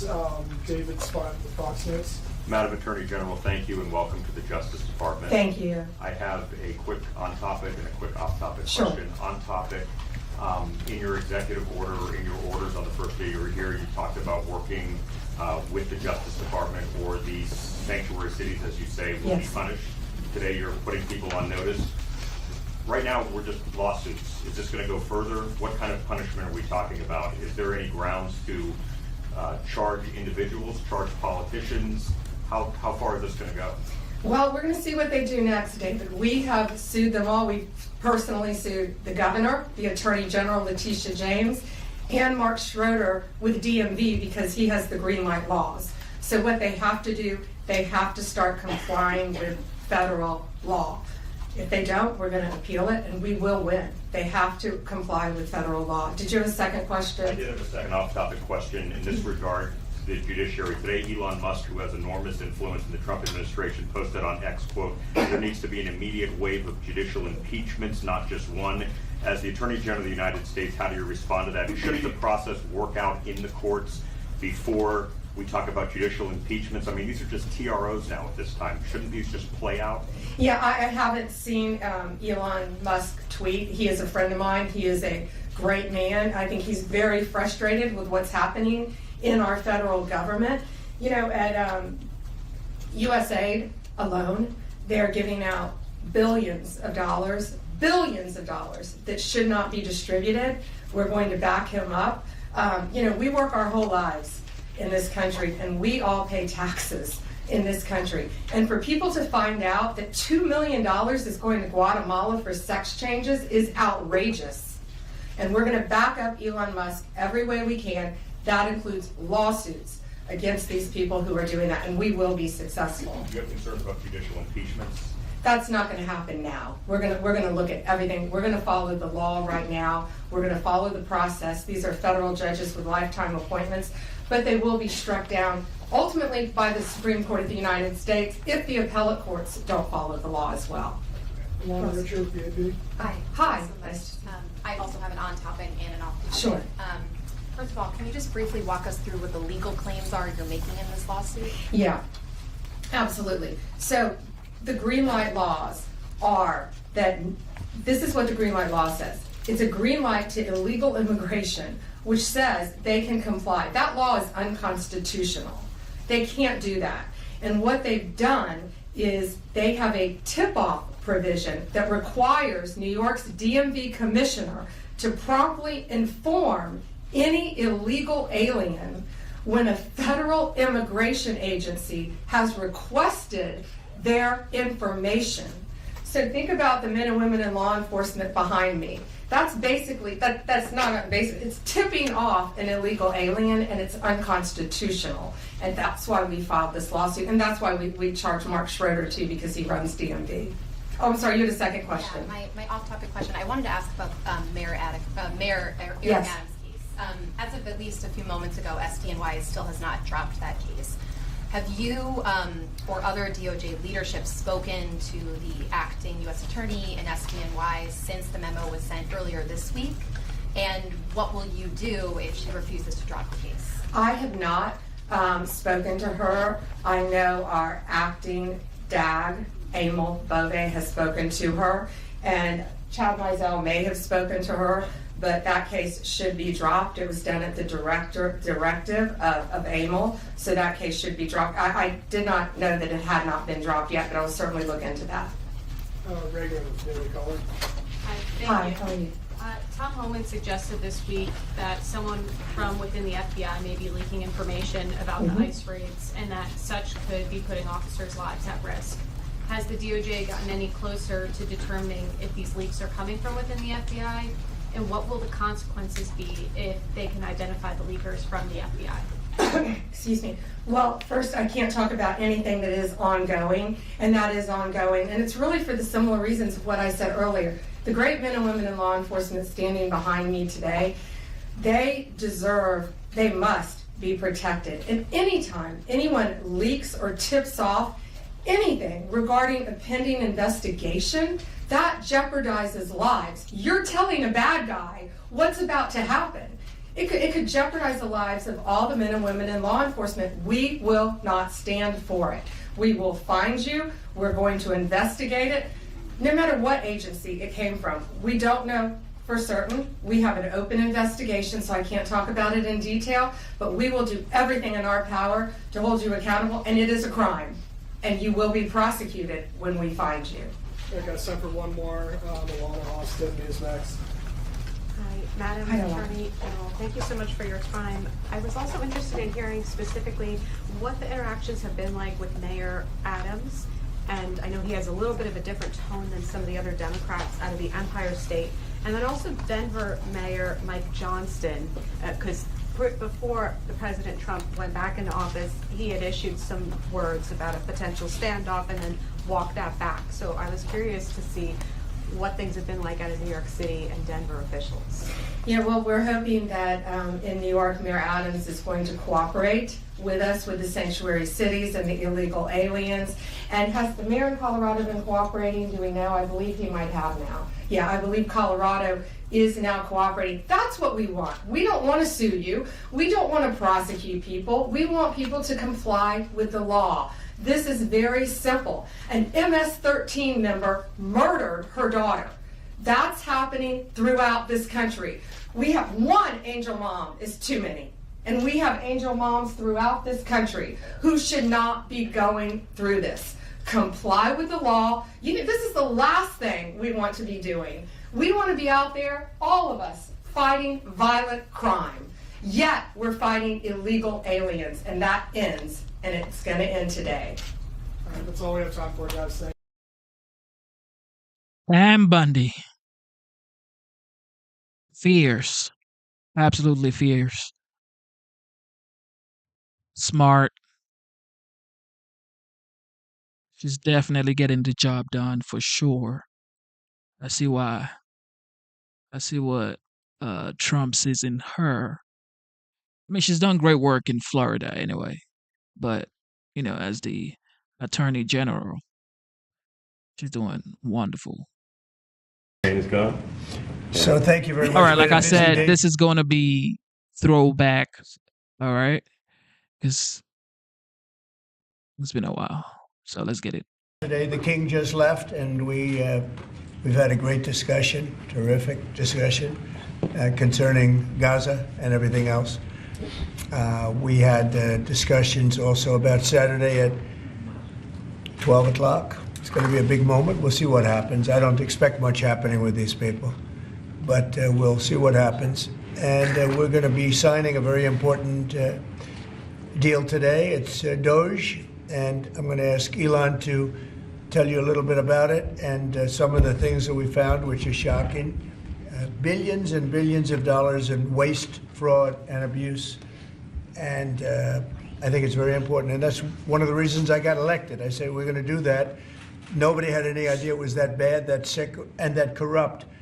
And it seems hard to believe that judges want to try and stop us from looking for corruption, especially when we found hundreds of millions of dollars worth, much more than that, in just a short period of time. And we want to weed out the corruption. And it seems hard to believe that a judge could say, we don't want you to do that. Well, so maybe we have to look at the judges, because that's a very serious, I think it's a very serious violation. I'll ask Elon Musk to say a few words, and we'll take some questions. Elon, go ahead. Sure. So at a high level, if you say, what is the goal of Doge, and I think a significant part of the presidency is to restore democracy. This may seem like, well, are we in a democracy? Well, if you don't have a feedback loop, okay, we would have to, if you sorry. So, I tell you, gravitas can be difficult sometimes. if there's not a good feedback loop from the people to the government, and if you have rule of the bureaucrat, or if the bureaucracy is in charge, and then what meaning does democracy actually have? If the people cannot vote and have their will be decided by their elected representatives in the form of the president and the Senate and the House, then we don't live in a democracy, we live in a bureaucracy. So it's incredibly important that we close that feedback loop, we fix that feedback loop, and that the public's elected representatives, the president, the House, and the Senate, decide what happens, as opposed to a large, unelected bureaucracy. This is not to say that there are good people who are in the federal bureaucracy, but you can't have an autonomous federal bureaucracy. You have to have one that is responsive to the people. That's the whole point of a democracy. And if you looked at this, if you looked at the founders today and said, what do you think of the way things have turned out? Well, we have this unelected, fourth unconstitutional branch of government, which is the bureaucracy, which has, in a lot of ways, currently more power than any elected representative. And this is not something that people want, and it does not match the will of the people. So it's just something we've got to fix. And then we've also got to address the deficit. So we've got a $2 trillion deficit, and if we don't do something about this deficit, the country's going bankrupt. I mean, it's really astounding that the interest payments alone on the national debt exceed the Defense Department budget, which is shocking because we spend a lot of money on defense, and if that just keeps going, we're essentially going to bankrupt the country. So what I really want to say is, like, it's not optional for us to reduce the federal expenses. It's essential. It's essential for America to remain solvent as a country, and it's essential for America to have the resources necessary to provide things to its citizens and not simply be servicing vast amounts of debt. And also, could you mention some of the things that your team has found, some of the crazy numbers, including the woman that walked away with about $30 million, right, et cetera? Well, we do find it sort of rather odd that there are quite a few people in the bureaucracy who have ostensibly a salary of a few $100,000, but somehow manage to accrue tens of millions of dollars in net worth while they are in that position, which is, what happened at USAID. We're just curious as to where it came from. Maybe they're very good at investing, in which case we should take their investment advice, perhaps. But just there seems to be mysteriously they get wealthy. We don't know why. Where does it come from? And I think the reality is that they're getting wealthy at the taxpayer expense. That's the honest truth of it. So, we're looking at, if you look at, say Treasury, for example, basic controls that should be in place, that are in place in any company, such as making sure that any given payment has a payment categorization code, that there is a comment field that describes the payment, and that if a payment is on the do not pay list, that you don't actually pay it. None of those things are true currently. So the reason that departments can't pass audits is because the payments don't have a categorization code. It's like just a massive number of blank checks just flying out the building. So you can't reconcile blank checks. You've got comment fields that are also blank, so you don't know why the payment was made. And then we've got this truly absurd, a do not pay list, which can take up to a year for an organization to get on a do not pay list. And this, we're talking about terrorist organizations, we're talking about known fraudsters, known aspects of waste, known things that do not match any congressional appropriation, can take up to a year to get on the list, and even once on the list is not used. It's mind-blowing. So what we're talking about here, we're really just talking about adding common sense controls that should be present, that haven't been present. So you say, like, well, how could such a thing arise? That seems crazy. When you understand that really everything is geared towards complaint minimization, so then you understand the motivations. So if people receive money, they don't complain, obviously. But if people don't receive money, they do complain. And the fraudsters complain the loudest and the fastest. So then when you understand that, then it makes sense. Oh, that's why everything just, they approve all the payments at Treasury. Because if you approve all the payments, you don't get complaints. But now we're saying that, no, actually, we are going to complain. If money is spent badly, if your taxpayer dollars are not spent in a sensible and frugal manner, then that's not okay. Your tax dollars need to be spent wisely on things that matter to the people. I mean, these things, like, it's just common sense. It's not draconian or radical, I think. It's really just saying, let's look at each of these expenditures and say, is this actually in the best interest of the people? And if it is, it's approved. If it's not, we should think about it. So, there's crazy things like just cursory examination of Social Security, and we've got people in there that are 150 years old. Now, do you know anyone that's 150? I don't. Okay. They should be on the Guinness Book of World Records. They're missing out. So, that's a case where, like, I think they're probably dead. It's my guess. Or they should be very famous, one of the two. And then there's a whole bunch of Social Security payments where there's no identifying information. Well, like, why is there no identifying information? Obviously, we want to make sure that people who deserve to receive Social Security do receive it, and that they receive it quickly and accurately. I'll tell you another crazy thing. So, one of the things is, like, we are trying to sort of right-size the federal bureaucracy, just make sure that this, obviously there need to be a lot of people working for the federal government, but not as many as currently. So we're saying, well, okay, well, if people can retire, with full benefits and everything, that would be good. They can retire, get their retirement payments, everything. And then we were told, this is actually, I think, a great anecdote, because we were told the most number of people that could retire possibly in a month is 10,000. We're like, well, why is that? Well, because all the retirement paperwork is manual on paper. It's manually calculated, then written down on a piece of paper. Then it goes down a mine. And I'm like, what do you mean a mine? Like, yeah, there's a limestone mine where we store all the retirement paperwork. And you look at a picture of this mine. We'll post some pictures afterwards. And this mine looks like something out of the 50s because it was started in 1955. So it looks like it's like a time warp. And then the speed, the limiting factor is the speed at which the mine Trump looking like a proud father. Move determines how many people can retire from the federal government. And the elevator breaks down sometimes, and then nobody can retire.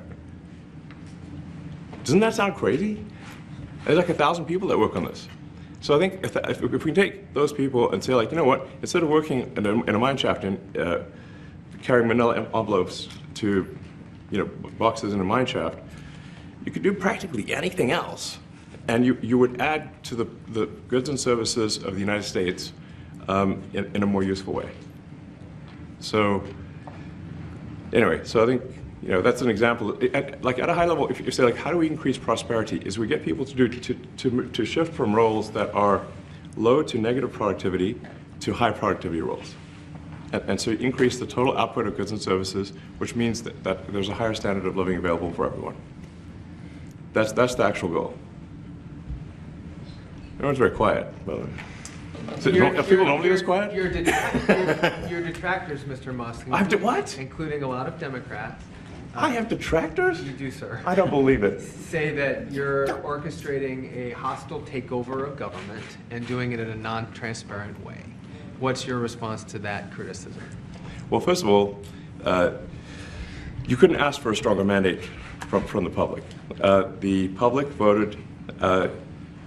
We have a majority of the public voting for President Trump. We won the House. We won the Senate. The people voted for major government reform. There should be no doubt about that. That was on the campaign. The president spoke about that at every rally. The people voted for major government reform, and that's what people are going to get. They're going to get what they voted for. And a lot of times, people that don't get what they voted for, but in this presidency, they are going to get what they voted for. And that's what democracy is all about. Mr. Musk, the White House says that you will identify and excuse yourself from any conflicts of interest that you may have. Does that mean that you are, in effect, policing yourself? What are the checks and balances that are in place to ensure that there is accountability and transparency?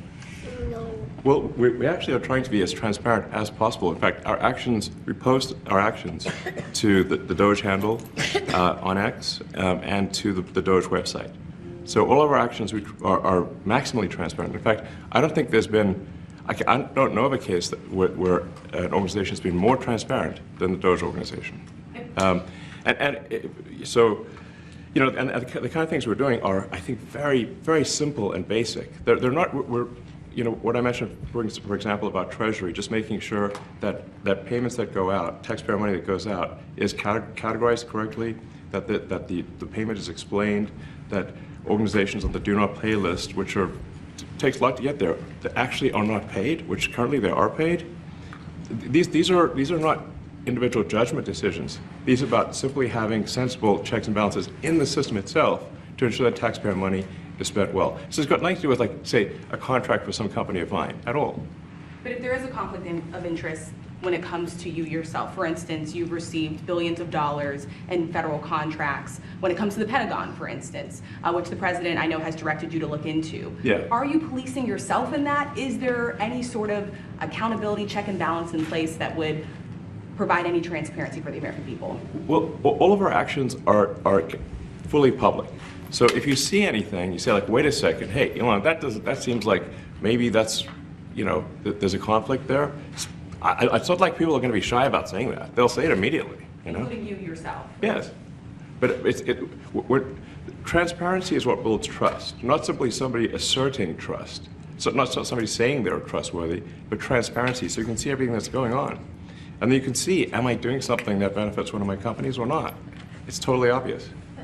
And if we thought that, we would not let him do that segment or look in that area. If we thought there was a lack of transparency or a conflict of interest. And we watch that also. He's a big businessman. He's a successful guy. That's why we want him doing this. We don't want an unsuccessful guy doing this.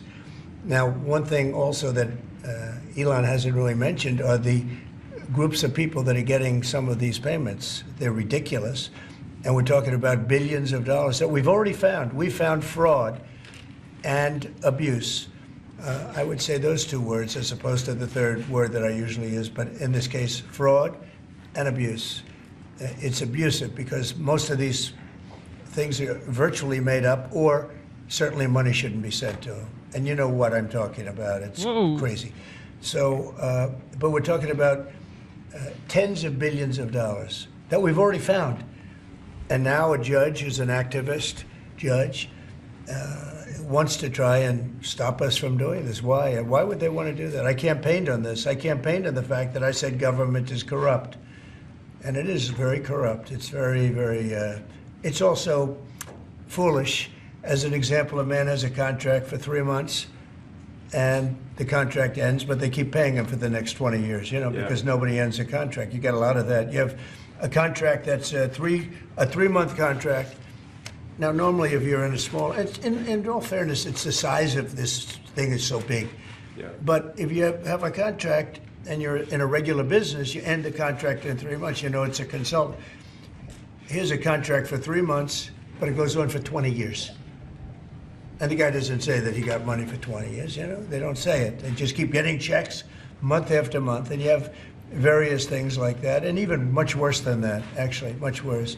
And I guess you call that incompetence, maybe. Yeah. It could be corruption. It could be a deal's made on both sides, you know, where the guy gets the money, he kicks. I think there's a lot of kickback here. I see a lot of kickback here. There's a lot of kickbacks. A tremendous kickback, because nobody could be so stupid to give out some of these contracts, so he has to get a kickback. So that's what I got elected for, that and borders and military and a lot of things, but this is a big part of it. And I hope that the court system is going to allow us to do what we have to do. We got elected to among other things, find all of this fraud, abuse, all of this horrible stuff going on. And we've already found billions of dollars, not like a little bit, billions, many billions of dollars. And when you get down to it, it's going to be probably close to $1 trillion. It could be close to $1 trillion that we're going to find. That will have quite an impact on the budget. And you'll go to a judge where they handpick a judge, and he has certain leanings. I'm not knocking anybody for that, but he has certain leanings, and he wants us to stop looking. How do you stop looking? I mean, we've already found it. We have a case in New York where a hotel has paid $59 million, $59 million because it's housing migrants, illegal migrants.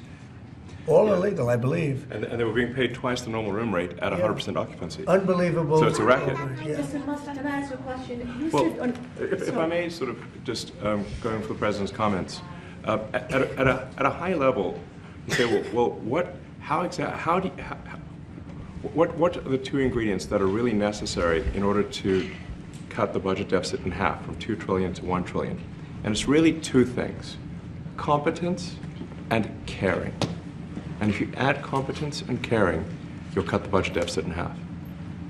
And I fully expect to be scrutinized and get a daily proctology exam, basically. Might as well just camp out there. So it's not like I think I can get away with something. I'll be scrutinized nonstop. But with the support of the President, we can cut the budget deficit in half from 2 trillion to 1, and then with deregulation, because there's a lot of sort of regulations that don't ultimately serve the public good. We need to free the builders of America to build. And if we do that, that means I think we can get the economic growth to be maybe 3-4%, maybe 5%. And that means if you can get $1 trillion of economic growth and you can cut the budget deficit by $1 trillion, between now and next year, there is no inflation. There's no inflation in 26. And if the government is not borrowing as much, it means that interest costs decline. So everyone's, the mortgage, their car payment, their credit card bills, anything, their student debt, the monthly payments drop. That's a fantastic scenario for the average American. I mean, imagine they're going down the grocery aisle and the prices from one year to the next are the same, and their mortgage, all their debt payments dropped. How great is that for the average American? We had no idea. We had no idea we were going to find this much, and it's open. It's not like complicated. It's not simple stuff. It's like a lot of work. Yeah. We can't believe it. A lot of work. A lot of smart people involved. Very, very smart people. But you're talking about anywhere maybe $500 billion. It's crazy the kind of numbers you're talking really crazy. about. You know, normally when you're looking at something, you'll find you're looking for 1 out of 100. Here, you're almost reversing it. You look for one that's good. Yeah. And you can look at the title and you say, why are we doing this? Why are we doing that? And the public gets it. You know, the public gets it. You've seen the polls. The public is saying, why are we paying all this money? This for years, this has gone on. Mr. Musk, President Trump, Yeah, go ahead. Wait, go ahead. Senator Rand Paul today said that DOJ cuts will ultimately need a vote in Congress. Do you agree with that? Is that the plan? I really don't know. I know this. We're finding tremendous fraud and tremendous abuse. If I need a vote of Congress to find fraud and abuse, it's fine with me. I think we'll get the vote, although there'll be some people that wouldn't vote. And how could a judge want to hold us back from finding all of this fraud and finding all of this incompetence? Why would that happen? Why would even Congress want to do that? Now, Congress, if we do need a vote, I think we'd get a very easy vote because we have a track record now. We've already found billions of dollars of abuse, incompetence, and corruption. A lot of corruption. If a judge does block one of your policies, part of your agenda, will you abide by that ruling? Will you comply Well, I with that always order? abide by the courts, and then I'll have to appeal it. But then what he's done is he slowed down the momentum. And it gives crooked people more time to cover up the books. You know, if a person's crooked and they get caught, other people see that, and all of a sudden it becomes harder later on. So, yeah, the answer is I always abide by the courts, always abide by them, and will appeal. But appeals take a long time, and I would hope that a judge, if you go into a judge and you show him, here's a corrupt situation, we have a check to be sent, but we found it to be corrupt. Do you want us to send this corrupt check to a person, or do you want us not to give it and give it back to the taxpayer? I would hope a judge would say, don't send it, give it back to the taxpayer. Yeah, if I can add to that, what we're finding is that a bunch of the fraud is not even going to Americans. So I think we can all agree that if there's going to be fraud, it should at least go to Americans. But a bunch of the fraud rings that are operating in the United States and taking advantage of the federal government, especially in the entitlements programs, are actually foreign fraud rings. They're operating in other countries and actually exporting money to other countries. We should stop that. And this is big numbers. Talk about $100 to $200 billion a year. Sure. Serious money. Mr. Musk, you said on X that an example of the fraud that you have cited was $50 million of condoms was sent to Gaza. But after fact check this, it apparently Gaza in Mozambique, and the program was to protect them against HIV. So can you correct the statements? It wasn't sent to Hamas actually. It was sent to Mozambique, which makes sense why condoms was sent there. Yeah. And how can we make sure that all the statements that you said were correct, so we can trust what you say? Well, first of all, some of the things that I say will be incorrect and should be corrected. So nobody's going to bat 1,000. I mean, we will make mistakes, but we'll act quickly to correct any mistakes. I'm not sure we should be sending $50 million worth of condoms to anywhere, frankly. I'm not sure that's something Americans would be really excited about. And that is really an enormous number of condoms, if you think about it. But if it went to Mozambique instead of Gaza, I'm like, okay, that's not as bad, but still, why are we doing that? Mr. Musk, can you talk a little bit about how closely you're working with agency heads as you're directing these cuts? Do they have Everything he's talked about is just common sense, yo. Common sense. Put Americans first. And if the $5,000 Elon Musk and the Doge team, with the blessing of the executive power, of course, with Congress, if that happens, that's a big deal. That is a big deal. Thank you for tuning in to the live show. You know what time it is. Double tap your screen, subscribe to the channel. This is a recap. Okay, this is a throwback. Somebody just said, when was this? This is probably a couple of days ago. how much input do agency heads have when you're making these decisions? Yeah, we work closely with the agency heads. Yeah, there are sort of checks in place. So it's not just us just going in and doing things willy-nilly. It's in partnership with the agency heads, and I check frequently with the president to make sure that this is what the president wants to have happen. So we talk almost every day, and I double check things to make sure, is this something, Mr. President, you want us to do this? Then we'll do it. USAID has been one of your main targets.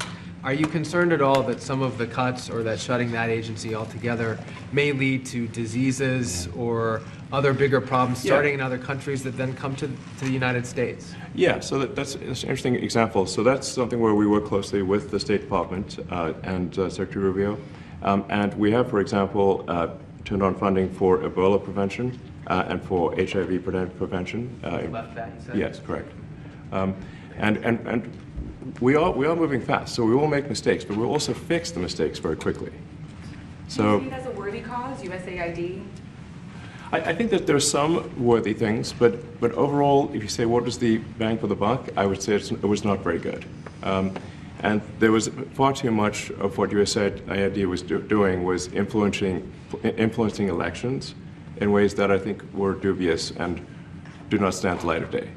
I can just ask a follow-up to the Pentagon contracts. If you have received billions of dollars in contracts from the Pentagon, and the president's directing you to look into the Department of Defense, is that a conflict of interest? Are going to do at the president's request. Does that present a conflict of interest for you?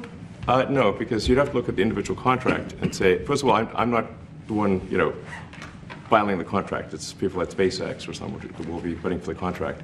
And I'd like to say, if you see any contract where where it was awarded to SpaceX and it wasn't by far the best value for money for the taxpayer, let me know, because every one of them was.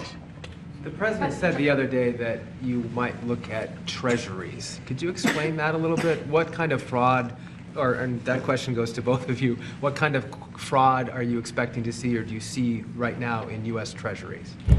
Yeah, I think you mean the Treasury Department as opposed to Treasury bills, or. You also referenced treasuries on Air Force One the other night. Go ahead. Well, as I mentioned earlier, really, the first order of business is to make sure we're actually collecting. Sorry for this. I thought my son might enjoy this, but he's sticking his fingers in my ears and stuff. So it's a bit hard to hear sometimes. Hey, stop that.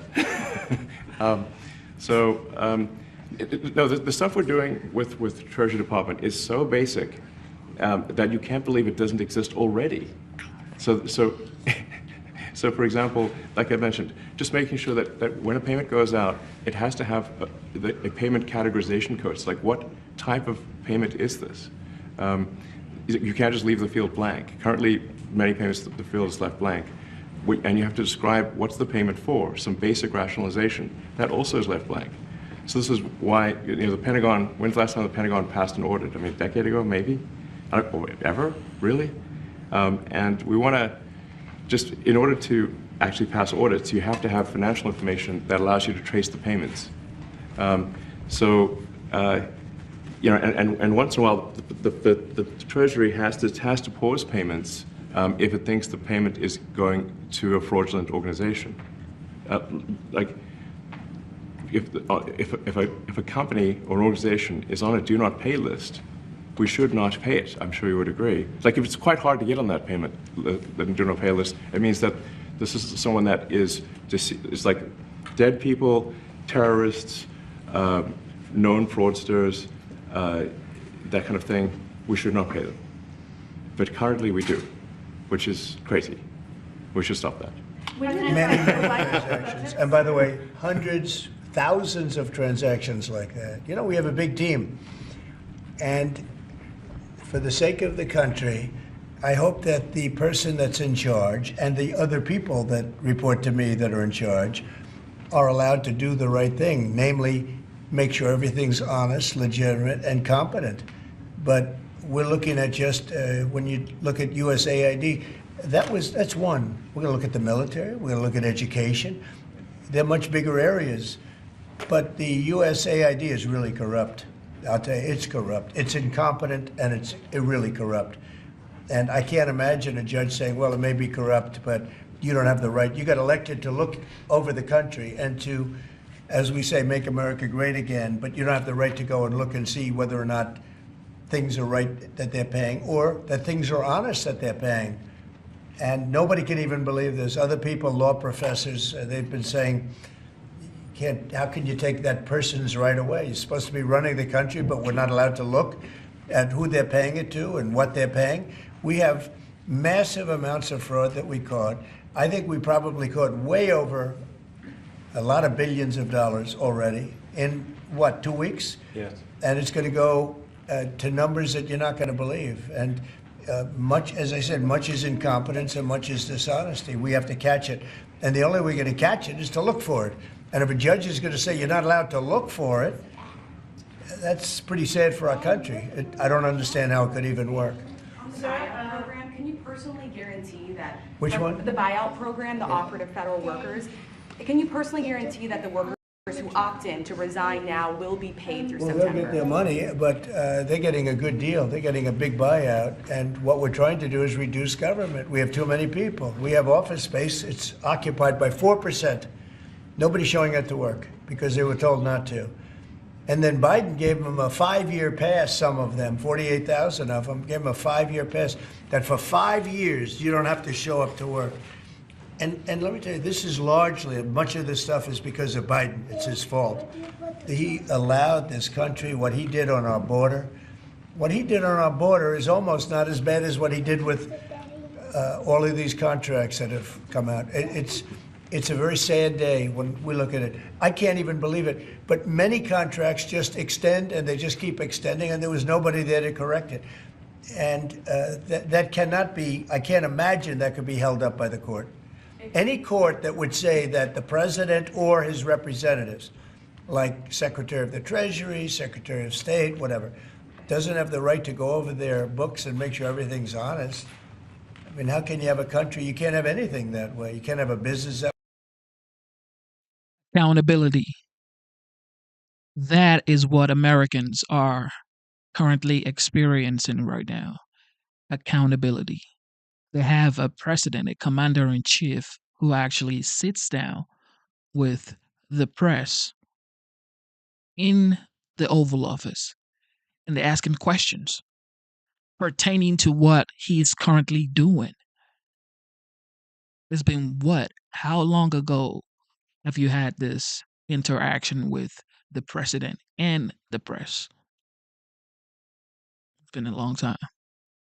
And he's doing it so efficiently. He's working so fast that it is just like mind blowing.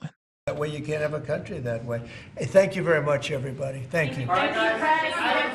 Man, you done look. I was about to say you done did a lot though, but I'm just gonna say, you know what, OG, I'm glad I voted for you. And if you didn't vote for Trump, just sit back, relax, enjoy the great economy you're about to experience. Okay, enjoy the great border you're about to experience. Sit back, relax, and enjoy the great prices you're about to experience. Don't hate. Don't just enjoy it. Okay, enjoy it. The people of Crimea, from what I've heard, would rather be with Russia than where they were. Putin's a killer. A lot of killers. We got a lot of killers. Why you think our country's so innocent? President Putin, he just said it's not Russia. I will say this, I don't see any reason why it would be. It was the G8, and you know, I said, what are you doing? You guys, all you talk about is Russia, and they should be sitting at the table. I think Putin would love to be back. President Donald Trump there repeatedly echoing Russian talking points about a number of things, including the war in Ukraine, just hours after a U.S. delegation sat down with Russian negotiators in Saudi Arabia to discuss plans to end the war in Ukraine without, we should know, any representative from Ukraine, the country that was invaded, in that room. Trump went so far as to falsely claim that somehow Ukraine and Ukrainians started the war. I think I have the power to end this war, and I think it's going very well.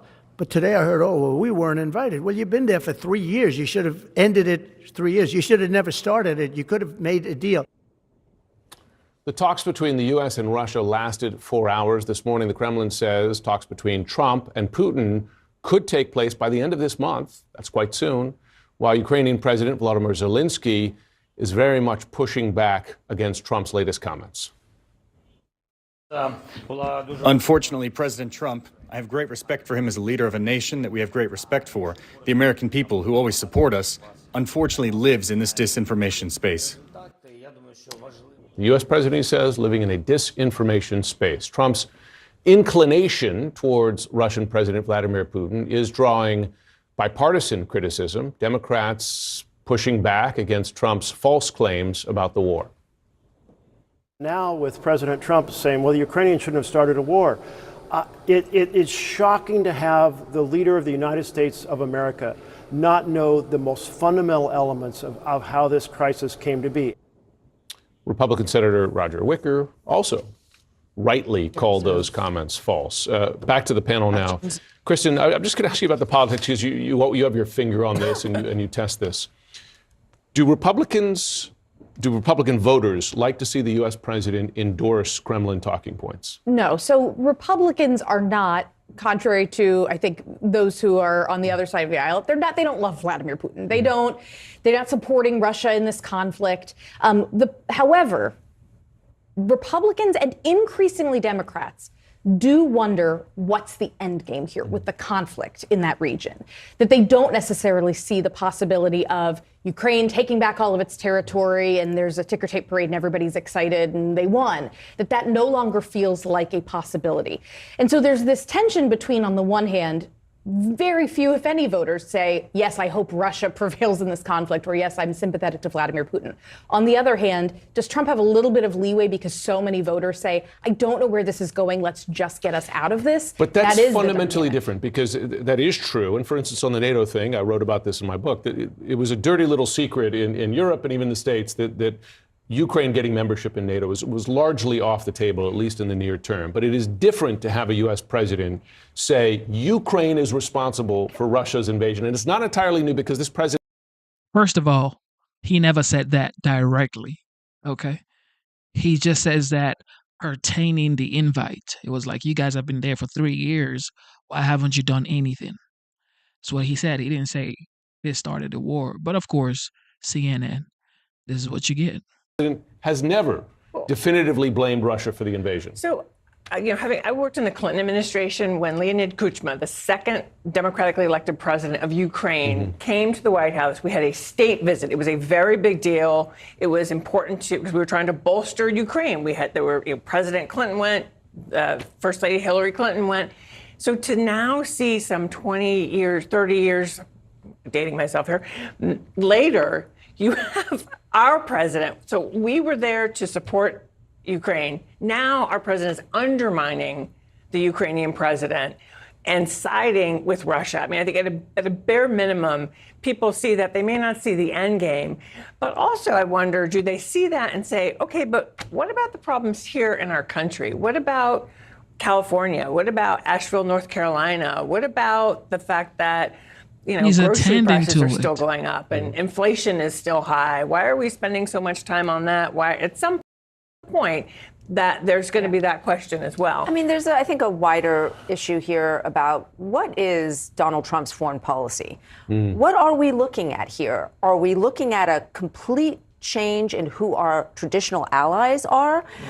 This is the question that I keep on asking myself. Who are America's allies now? When you are praising Vladimir Putin and you are offending Canada, the European Union, Denmark Panama, over Greenland.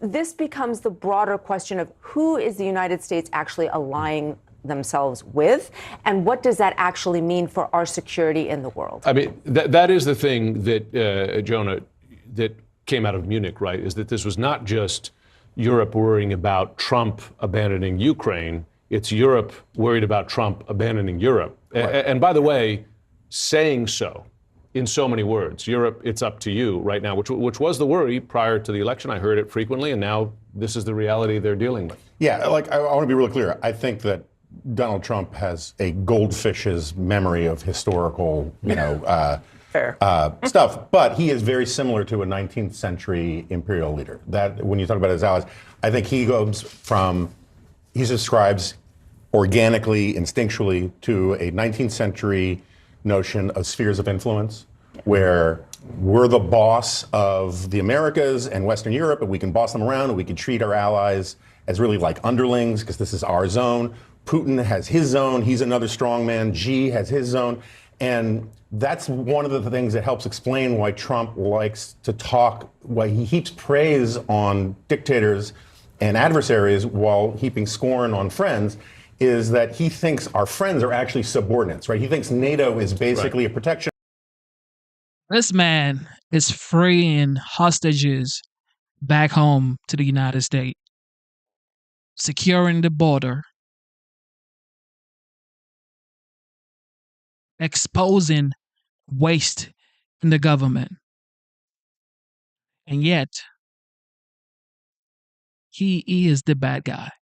How? Can somebody just explain to me how this person is the bad person? How is he the bad guy if he's doing all of this stuff? Racket or a country club, and they're not paying enough dues to him. They're not kicking up to the boss enough. But he sees Xi and Putin as basically rival crime families, and they deserve respect because they are equal strongmen. And perhaps a recognition of their own spheres of influence, and the U.S. then ceding them, which would be... They get Taiwan, they get Ukraine, we get Panama. It would be a dramatic upset of what had been bipartisan U.S. policy and approach to the world for 80 years, right? Going back to World War II. Man, please. All right, Zelensky, here we go. Here we go. Security guarantee. Let's go back. Let's see what Zelensky has to say. First of all, everybody now knows. Our own Christian Amanpour. Everybody now knows that you're not going to play the United States, okay? You're not just going to get money for free, especially if you're not a United States citizen, or, you're not in the United States, or you're not for the United States. There's no free lunch anymore. And yeah, it's the new update. He talked the mixed messages from Washington and also the need for continued dialogue. Do you you understand what America's position is? Yes. Which is? I think, to my mind, they are preparing atmosphere for their dialogue. For their dialogue, which will be? For the dialogue between Trump and Putin. And I think this is, it's up to them, but they can discuss everything they want, but not about Ukraine without us. And that's why, in this case, especially in this case, I think it's a little bit dangerous. That's why I said that we need to talk more with the president and to talk more with his people, with his teams. Yesterday, as you said, yes, we had good conversation, and you guys don't forget. You guys do not forget that when Trump was on his campaign trail, he said that he was going to have a conversation with the president of Russia, Putin. Is going to tell him one thing, and then is going to go right around and go to Ukraine and tell Zelensky another thing. And then the war is going to come to an end. That might be the play right here. So Zelensky needs to just relax, chill. But of course, I get it. He is the president of Ukraine. And, anybody would want to know the kind of deals you're trying to strike or make on behalf of Ukraine, especially if you happen to be the leader of Ukraine. I get it. But let's see how this plays out. I think that I opened some new details for vice president. That's why I said it's not waste time. It's really very important, I think, diplomatic investment for the future, just and lasting peace for Ukraine. Yeah, sorry. Yeah, I thought you were going to say some more things. Your order. Yeah. You just sort of, I suddenly got flummoxed. I'm sorry. You said Putin doesn't want peace. I mean, you just said it loud and clear here. It's true. So what is the dialogue? And have you convinced the Americans that A, Ukraine has to be at the table, and B, I guess the Europeans have to convince them. Did you get a commitment from President Trump that you would meet with him first? Do you have a plan to meet with the president? No, we have our plan, of course. It's our country, and that's why it's our plan. All right, let's go now to CNN's chief national security correspondent, Alex Marquardt. Alex, in his remarks, Zelensky said it would be dangerous for President Trump to meet with Putin before him. Also talked about this army for and of Europe. Give us the headlines. Well, I think both those things, Victor, really speak to the uncertainty and fear that President Zelensky has about the United States right now, particularly when he sees President Putin cozying up to President Trump and mixed signals, frankly, from different members of the Trump.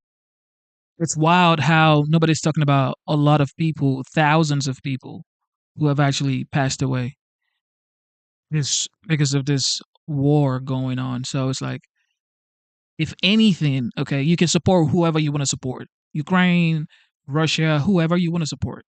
Okay, you got your own decision to make. However, it's like, I just want people to stop dying. And when Trump said that, I'm like,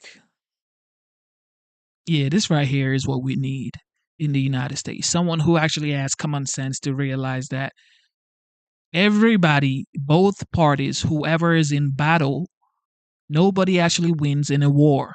Okay, when you have a war, nobody wins. Everybody loses in a war. It's just like, you may get a little something for the spoils of war, but you lost. Okay, because people lost their lives. So stop the war.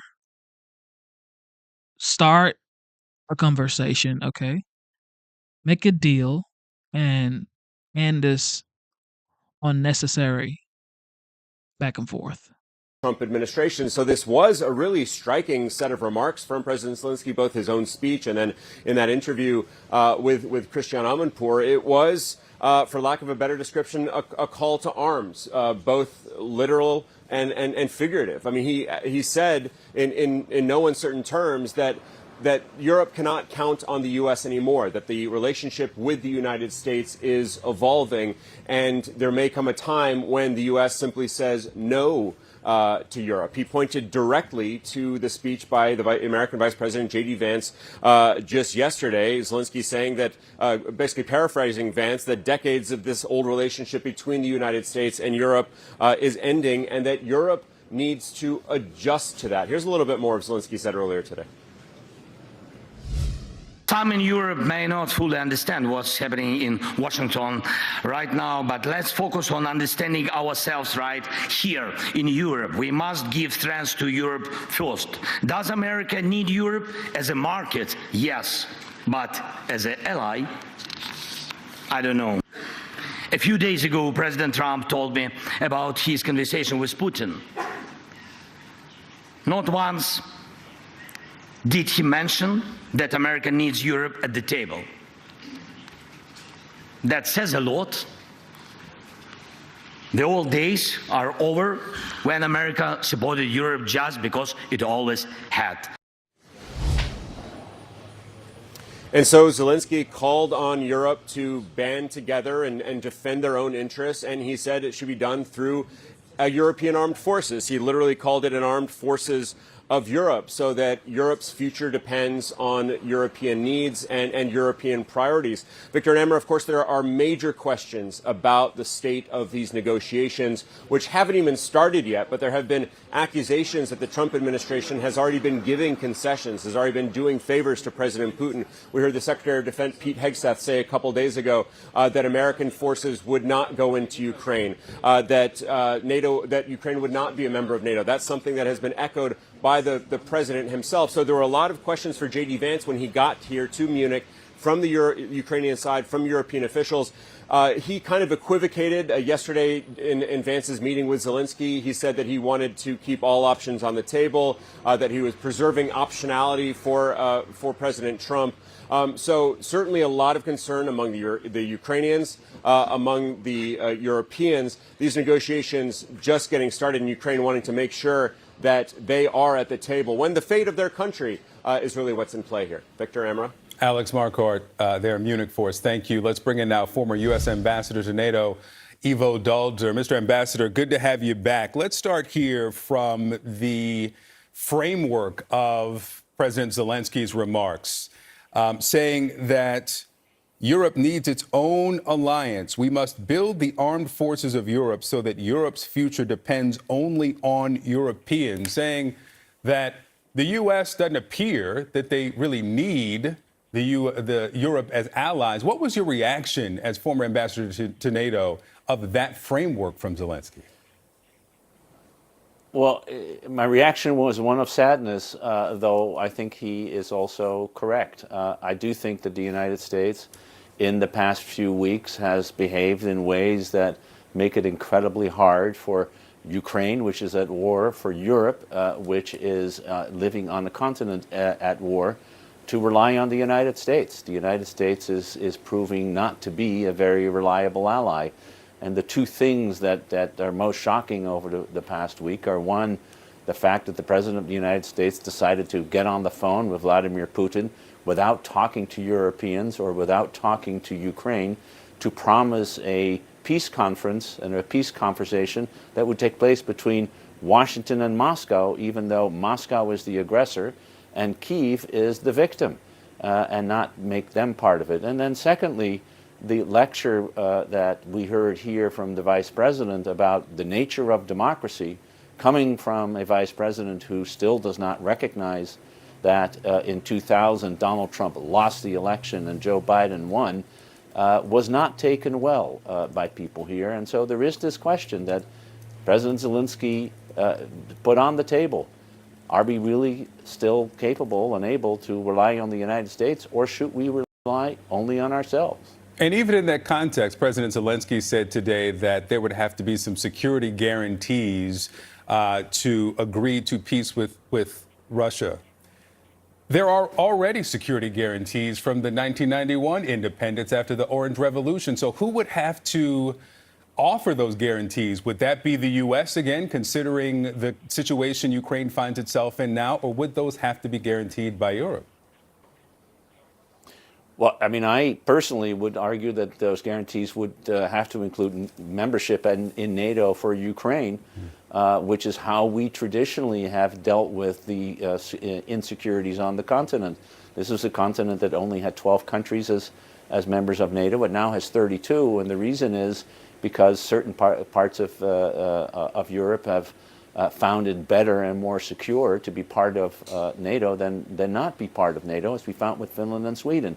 But the president has ruled that out. He has taken the Russian mantra that the war was caused by the possibility of Ukraine joining NATO. That is, of course, absurd.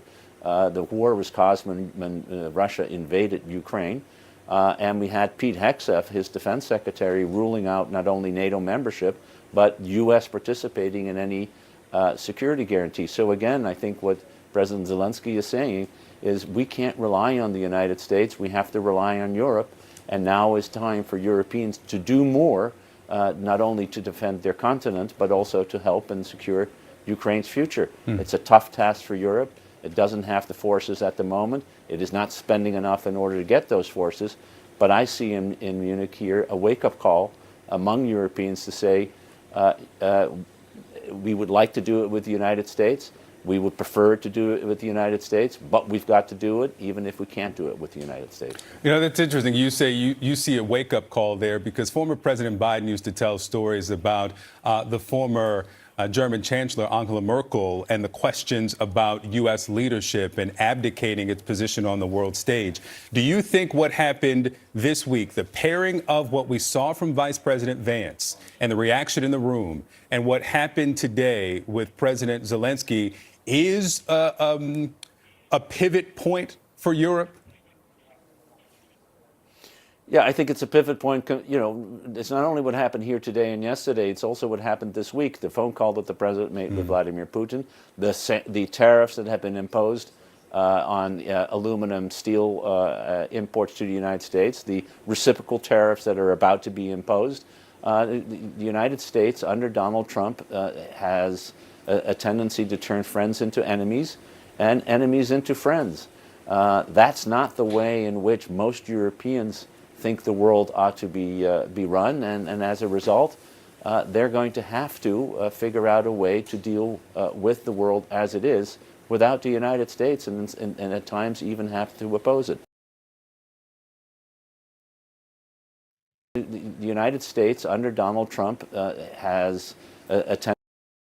Zelensky and his back and forth with the United States president. But of course, Trump never lets anything slide, okay? Because this is actually a major issue.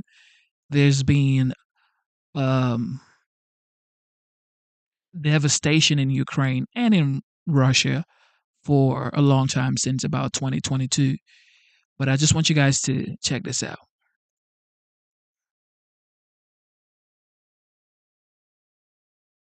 All right, let's go. Just log in. All right. Okay, cool.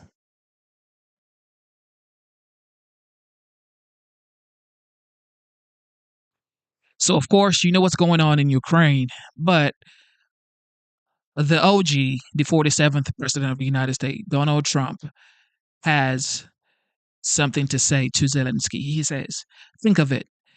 A modestly successful comedian, Vladimir Zelensky, talked the United States of America into spending $350 billion to go into a war that couldn't be won. It says that never had to start, but a war that he, without the U.S. and Trump, will never be able to settle. You know, he never hides anything. Okay, so he says, the United States has spent $200 billion more than Europe. And Europe's money is guaranteed, while the United States will get nothing back. Why didn't Sleepy Joe Biden demand equalization?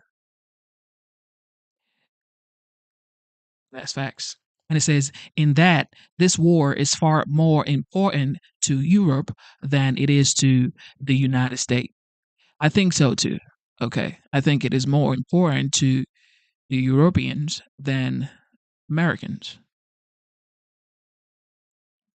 It says, we have a big, beautiful ocean as separation. It says, on top of this, Zelensky admits that half of the money we sent him is missing. Did that happen? Did Zelensky really say that half of the money the United States sent Ukraine is missing? That would be crazy if Zelensky actually says that half of the money the United States has sent to Ukraine to help Ukrainians, half of it is missing. He refuses to have elections. That's another conversation right there. So, for people who don't know, in Ukraine since 2022, there's been martial law in effect. And they were supposed to have their elections last year in 2024. So now there's no election in Ukraine. So there might be something going on right there because they have to have an election. All right, where do we stop? Okay. He refuses to have elections. He's very low in Ukrainian polls, of course, because nobody wants war. And the only thing he was good at was playing Biden like a fiddle. A dictator without elections. Zelensky better move fast or he is not going to have a country left. In the meantime, we are successfully negotiating and ending. I think he wanted to say, okay, we're successfully negotiating an end to the war in Russia. Something all admits only Trump and the Trump administration can do. Biden never tried. Europe has failed to bring peace. And Zelensky probably wants to keep the gravy train, which is the money from the United States, going. It says, I love Ukraine, but Zelensky has done a terrible job. His country is shattered. Millions have unnecessarily died. And so it continues. Of course, this is the reply to Zelensky this beautiful morning that Trump asked for the Ukrainian president Zelensky. What do you guys think? Let me know in the comment below. But yep, that's all I got for you. With that being said, what do you guys think? Let me know. Let me know in the comment below, man. Let me know. Because what is Zelensky doing? Your goal as the president of a country, as the leader of the country, your goal should be what? Protecting the people that you are leading. Okay, if you are the shepherd, protect your sheep. Can you please protect your sheep? All right, for some people who don't know, let's go to Wikipedia because a lot of people are like, oh, what is going on in Ukraine? What do you mean by elections? All right, here we go. Check this out. So if you go to Wikipedia, okay, everybody has Wikipedia or Google or just go find out. Okay. So it says here presidential elections were scheduled to be held in Ukraine in March or April 2024.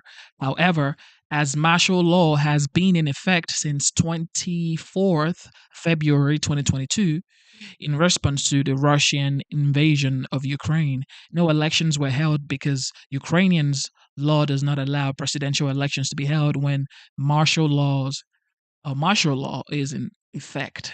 Okay.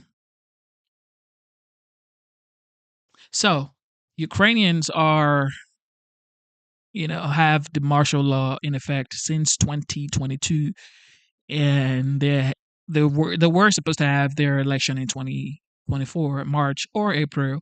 So now they don't have an election, which they are they are due to actually have an election. So this is going to play a big role during these negotiations between all three countries, which is Ukraine, Russia, and the United States, because he's most likely not going to win the next election, that's for sure. But like Trump said, he's trying to ride the gravy train. He's just trying to ride the gravy train. I mean, I get it. It's like serious consequences on ground happening right now in Ukraine and, for Russians as well. However, it's like if people are dying and the people are not subscribing to this type of treatment from anybody, just people losing their lives, it's like, Jesus. There's a lot of sadness in the world today to add more, more sadness to people's lives. Just, come on, man. Leave and let leave, okay? Now they're willing to surrender some sort of land that the Russians have already conquered during battle. So it's like, these were the same things that Trump was talking about years ago. It was like, if you're gonna negotiate a deal and give him some of the land or whatever, people were like, oh no, you're saying yes to a dictatorship. You're saying yes to a dictatorship, Trump. And now they're now saying the same thing. Like, even the Dems are like, you know what, maybe we should give Putin some land. Now Trump has been saying this for years. Negotiate a deal. People are like, well, of course you would say that because you are a dictator. Like, Trump says things 2 years prior to regular Americans coming to the realization, especially the left, coming to the realization that, you know what, maybe that's what we're supposed to do. And that's like, Jesus. Ask you to speak yet, please. Right? Okay. Go ahead, please. Go ahead. Go ahead, please. Mr. President, you are meeting Prime Minister Modi of India this afternoon. What kind of trade and tariff relationship would you like to have with India, and what's the vision for India-US? Yeah, India traditionally is the highest, just about the highest tariffed country. They charge more tariffs than any other country. And, I mean, we'll be talking about that. But, again, whatever they charge us, we're charging them. So it works out very well. It's a beautiful, simple system. And we don't have to worry about, gee, we're charging too much or too little. But traditionally, India is right at the top of the pack, pretty much. There are a couple of smaller countries that are actually more. But India is a they charge tremendous tariffs. I remember when Harley-Davidson couldn't sell their motorbikes into India because of the fact that the tax was so high, the tariff was so high. And Harley was forced to build, I guess they built, I don't know, that was a while ago, but I think they built a factory in India in order to avoid paying the tariffs. And that's what people can do with us. They can build a factory here, a plant or whatever it may be here, and that includes the medical, that includes cars, that includes chips and semiconductors, that includes everything. If you build here, you have no tariffs whatsoever.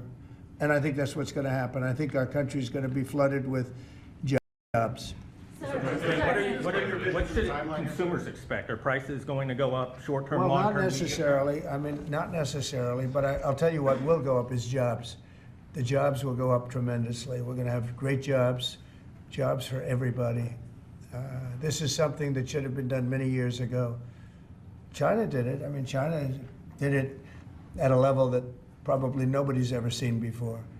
If you manufactured a car, you couldn't send it into China. The tariff was so high. So everybody went and they built in China. It was no big secret. So we're going to see, but it's going to mean tremendous amounts of jobs. And ultimately, prices will stay the same, go down. But we're going to have a very dynamic country. But if prices go up, Mr. President, because of these tariffs, who do you think voters should hold responsible? Oh, I think what's going to go up is jobs are going to go up.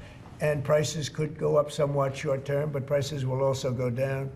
And I think the farmers are going to be helped by this very much because product is being dumped into our country and our farmers are getting hurt very badly by the last administration.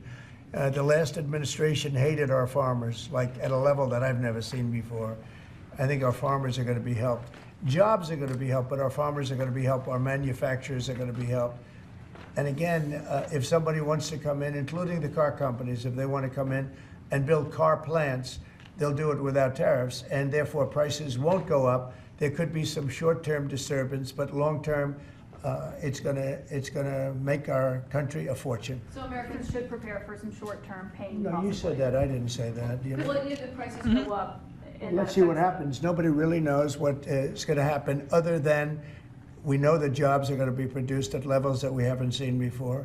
We know that we think interest rates are going to ultimately be coming down because of things that happen, and they go hand in hand with the tariffs. But we think that the prices for some things, many things, it could be all things, will go down. Ultimately, will go down. Mr. President, can you explain the timeline here, sir? There's a period of time for a review, a report, 180 days.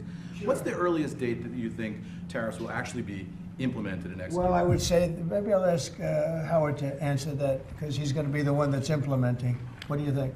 Our studies should be all complete by April 1st. So we'll hand the president the opportunity to start on April 2nd if he wants. So I think we'll be ready to go Pretty on close. April 1st, and we'll hand it to the president, and he'll make his decisions. But remember, if they drop their tariffs, prices for Americans are coming down. Our production's going up, and our costs are going down. Remember, it's a two-way street. That's why it's called reciprocal. And have you spoken to any American CEOs directly about this? Are they calling you and I have. asking I've for spoken to exemptions? many, and many love it. And they say this is going to be the thing that makes our country really prosperous again. And this is going to be what pays down to $36 trillion in debt and all the other things. And this is going to be, this is an amazing day.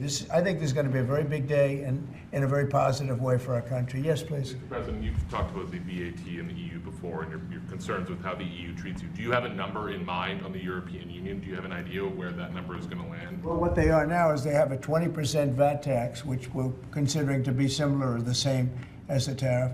Plus, they charge lots of fees, and they're doing something else. European Union's been very tough on our companies. They sued Apple, they sued Google, they sued Facebook, they sued many other companies, and they're American companies, and the kind of numbers are staggering. And the court system over there is not very good to our companies. If you know that Apple had to pay, I think, $16 billion in a penalty, a court case that was really shocking, because most people thought they would have won that court case, people that watched it. So they've been very tough. Airlines have called me up and they said, could you help us with Europe, because they're charging us so many different fees. I got a call from the head of American, United, and other airlines saying, every time we land a plane, we get just absolutely killed by the European Union. And so they haven't been treated as good. We think the European Union is wonderful. We all love Europe, love the countries in Europe. But European Union has been absolutely brutal on trade. Canada's been very bad to us on trade, but now Canada's going to have to start paying up. And Canada's been tough on the military, because they have a very low military cost. They think we're going to, protect them with our military, which is unfair. So Canada's going to be a very interesting situation, because, we just don't need their product. And yet they survive off the fact that we do 95% of what they do. And Canada is just absolutely, I say it, and sometimes people smile and sometimes they say, great idea, but Canada, their taxes would come down greatly. Their security would go up greatly. Amazing things happen to Canada. And really Canada in this particular, why would we pay $200 billion a year in subsidies to Canada when they're not a state? You do that for a state, but you don't do that for somebody else's country. So I think Canada is going to be a very serious contender to be our 51st state. Mr. President, how are negotiations going with Canada? There was obviously a delay in implementing those tariffs. I spoke to Governor Trudeau on numerous occasions, and we'll see what happens. But it just sets up so good for them. Look, the people would pay much less tax than they're paying right now. They'd have perfect military protection. They don't have any military protection because and you take a look at what's going on out there. You have Russian ships, you have China ships, you have Chinese ships, you have a lot of ships out there, and people are in danger. This is a different world today. It's a different world. They need our protection. Yes. You mentioned Elon Musk and the efforts that he's undertaking with your Yeah. authority. You granted him new authority this week. Will he secure any new government contracts while he is working on Doge? No, for not you? if there's a conflict. If there's no conflict, I guess what difference does it make? But we won't let him do anything having to do with the conflict. Are you personally checking to make sure there's no conflicts of interest? Yeah, I am. He answers to you. Sure, he does. First of all, he wouldn't do it, and second of all, we're not going to let him do anything where there's a conflict of interest. Mr. President, your negotiations with the EU are there's discussions ongoing already. How quickly do you expect that you'll hear back from them about any of these other measures? I can't tell you, yeah. The EU's been very nasty. It's just been, they haven't treated us properly. Look, we were great to them on NATO. Essentially, it's a similar group of countries. When I came in, my first term, I raised their fees. I mean, they were not paying. We were paying for, in my opinion, almost all of NATO. And now, you know, I had the bad moment with the press where the press said, well, does this mean you won't protect them? And I said, I won't protect them if they're not paying. But because I said that, the Secretary General, as you know, said it was the greatest thing he's ever seen because the money came pouring in. But they don't treat us right on trade. They don't treat us right on the military either. I mean, if you look at Ukraine, we're in for probably $200 billion more than Europe. Why are we in for more than Europe? We're in for more than Europe. I mean, think of it, or NATO. I mean, let's call it NATO because Canada's in. By the way, Canada is just about the lowest payer. Also, they shouldn't be. They are just about the lowest payer in NATO, in addition to everything else. So Canada's really been taken advantage of. And if they had to pay just something modestly fair, they wouldn't be able to succeed as a country. And that's why I feel they have to become a state. Yes, ma'am. Thank you, Mr. President. Is it your expectation that partners will offer major concessions and that you actually don't end up applying those tariffs?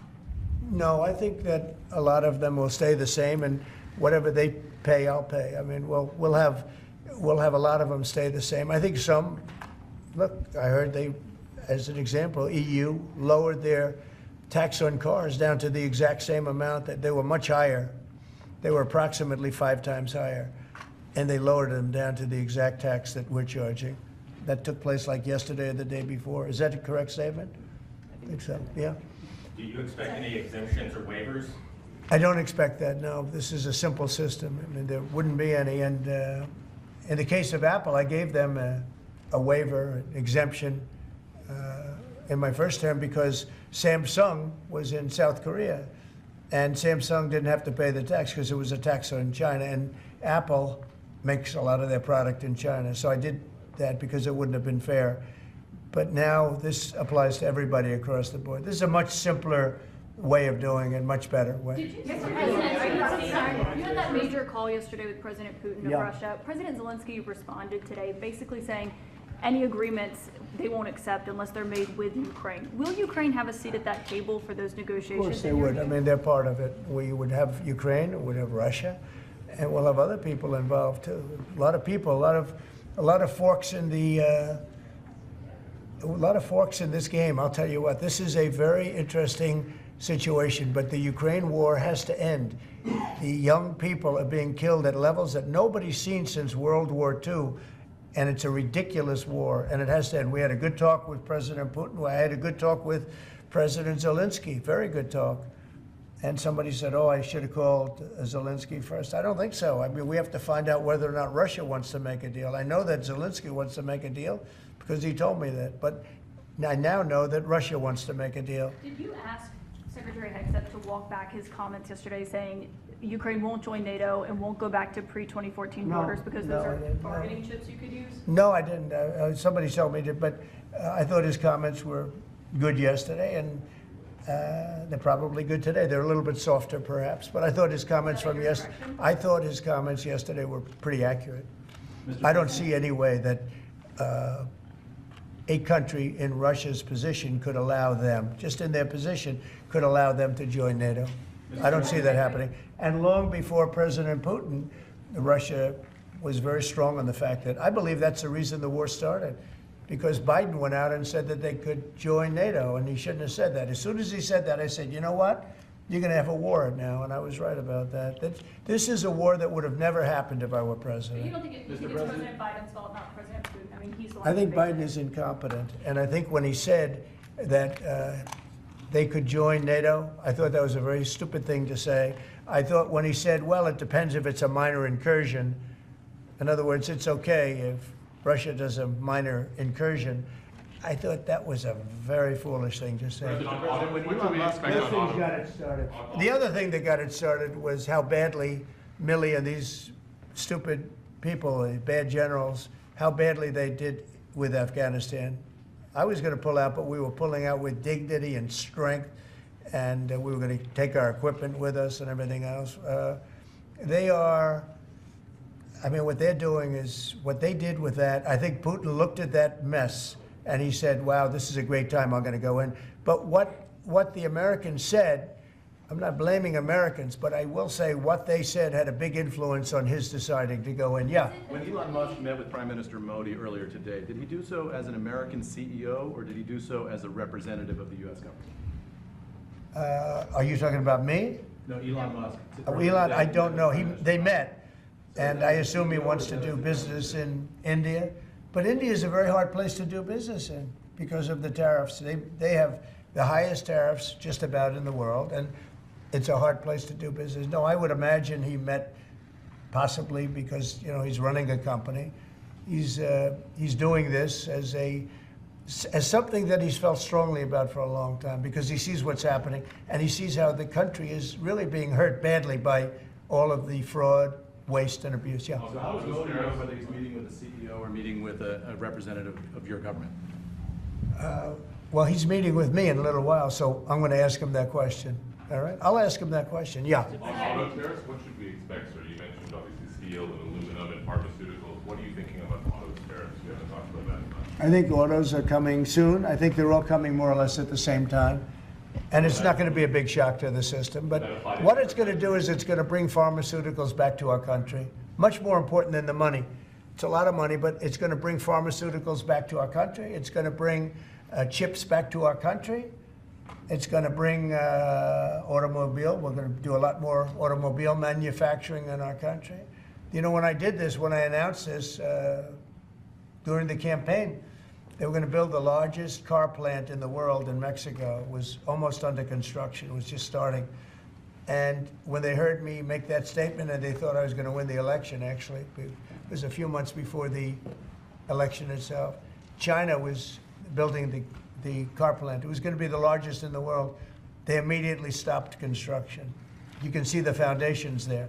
They immediately stopped. When they heard I was doing this, that would have destroyed Detroit. It would have destroyed Michigan. This plant would have taken up more than almost the whole state built. And it would have been very destructive. When they heard me speak, and they said, wow, if he gets in, we're gonna lose our shirt. So they stopped building. That's the impact that tariffs have. Again, you know, I say it, and I say it loudly. It's the most beautiful word, but now I say religion, love, and a couple of other things are more beautiful because I got in a lot of problem with the fake news when they said, oh, other things are more important. God is more important, but these are the words.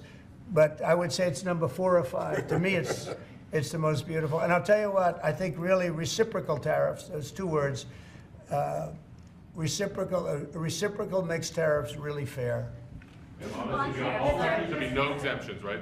It would be all auto imports? Any exemptions now because you don't need to. With reciprocal, you don't need to. Mr. President, Gavin Tiger just arrived at PRS. Fox Radio. Do you have a update on the TikTok negotiations? Yeah, we have a lot of people. Timeline's running out, isn't it? Sure, well, I have 90 days from about 2 weeks ago, right? And I'm sure it can be extended, but let's see. I don't think you'll need to. We have a lot of people interested in TikTok, and I hope to be able to make a deal. I think it would be good. You know, people have learned it's very popular, and we'll have to probably get approval from China to do it. But we have a lot of people that are interested, and a lot of people, I think China will be interested because it's to their benefit too. So I look forward to that. But we have a lot of people that are interested in TikTok, quite a few. Mr. President, Doge workers arrived today, Gavin Klager and others arrived today at the IRS. Do you expect to close the IRS, or what are you expecting? No, I don't expect it, but I think that the Internal Revenue Service will be looked at like everybody else. Just about everybody's going to be looked at. So it's they're doing a hell of a job. It's an amazing job they're doing. And you know, that force is building these, I call it the force of super geniuses, but it's building. And you know, they go up and they talk to some of the people about certain deals, and the people get all tongue-tied. They can't talk because these people get it. They're very smart people. We need smart people. Yes. Brian? On tariffs, sir. Yeah, Brian?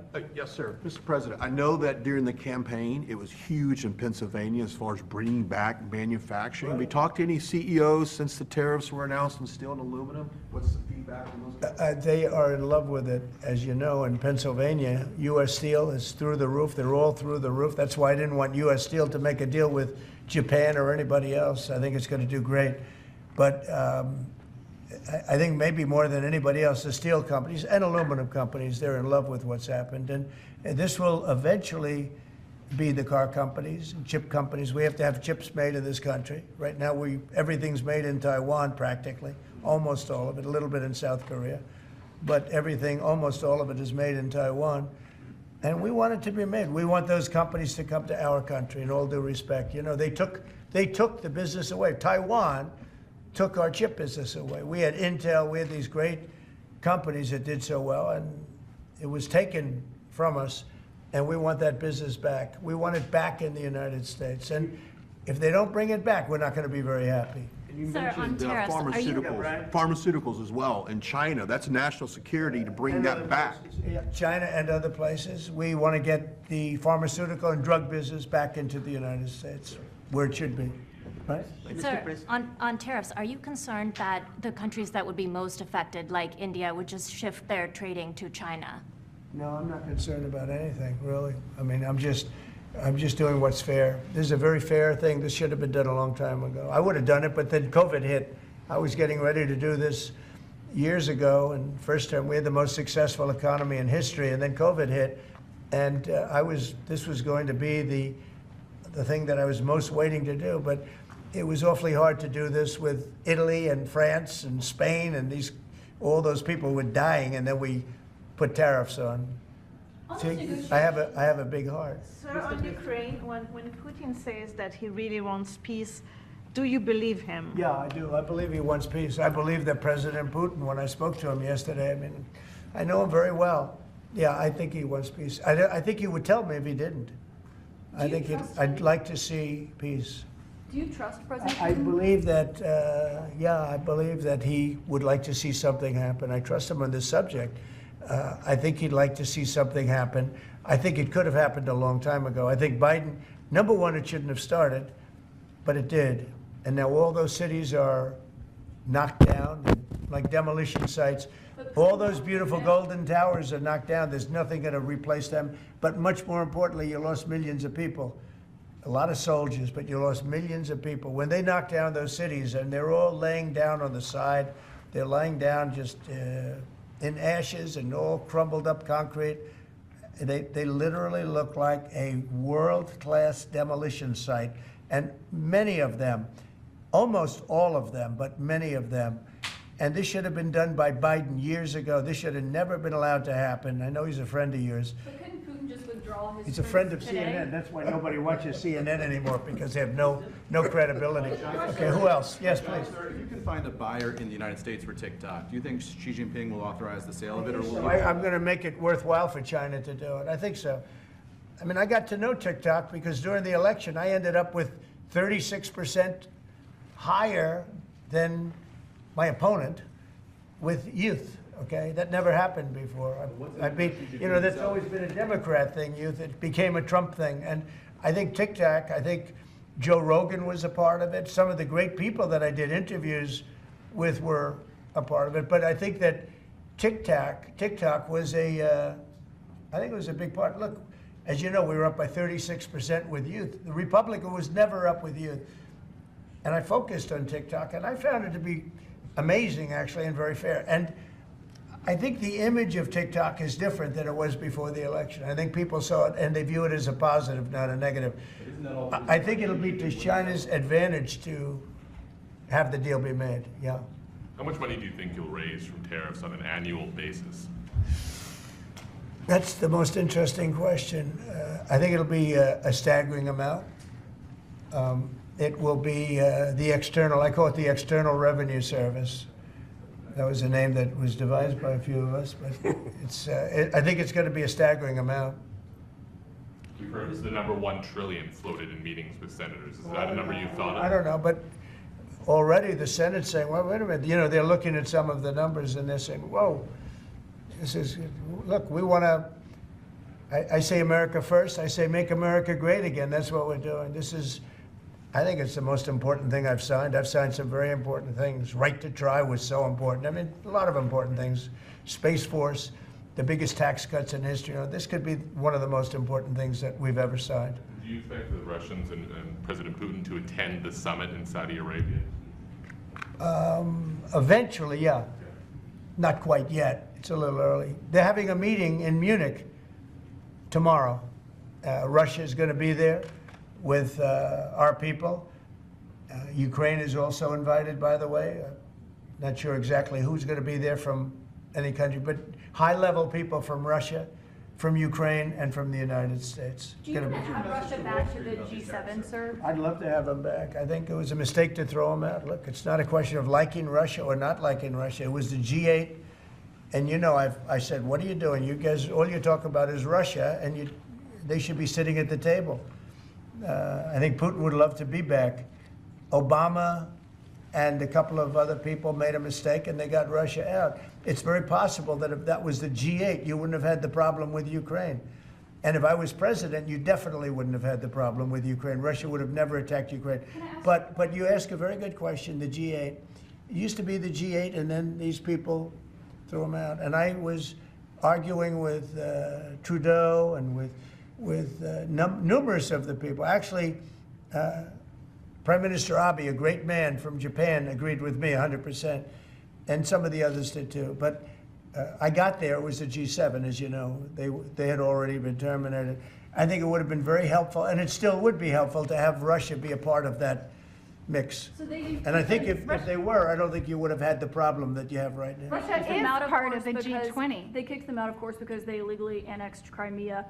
I mean, how would you have responded if Russia invaded or took over? They took Crimea during Obama. They took, well, now they're looking to take the whole thing. Then they took a big chunk of land and people, as you know, during Bush. And now they're trying to take the whole thing during Biden. You know, the only one that didn't give them anything is Trump. They never took anything with Trump, nothing, not 2 inches of property of land. But Crimea was Obama.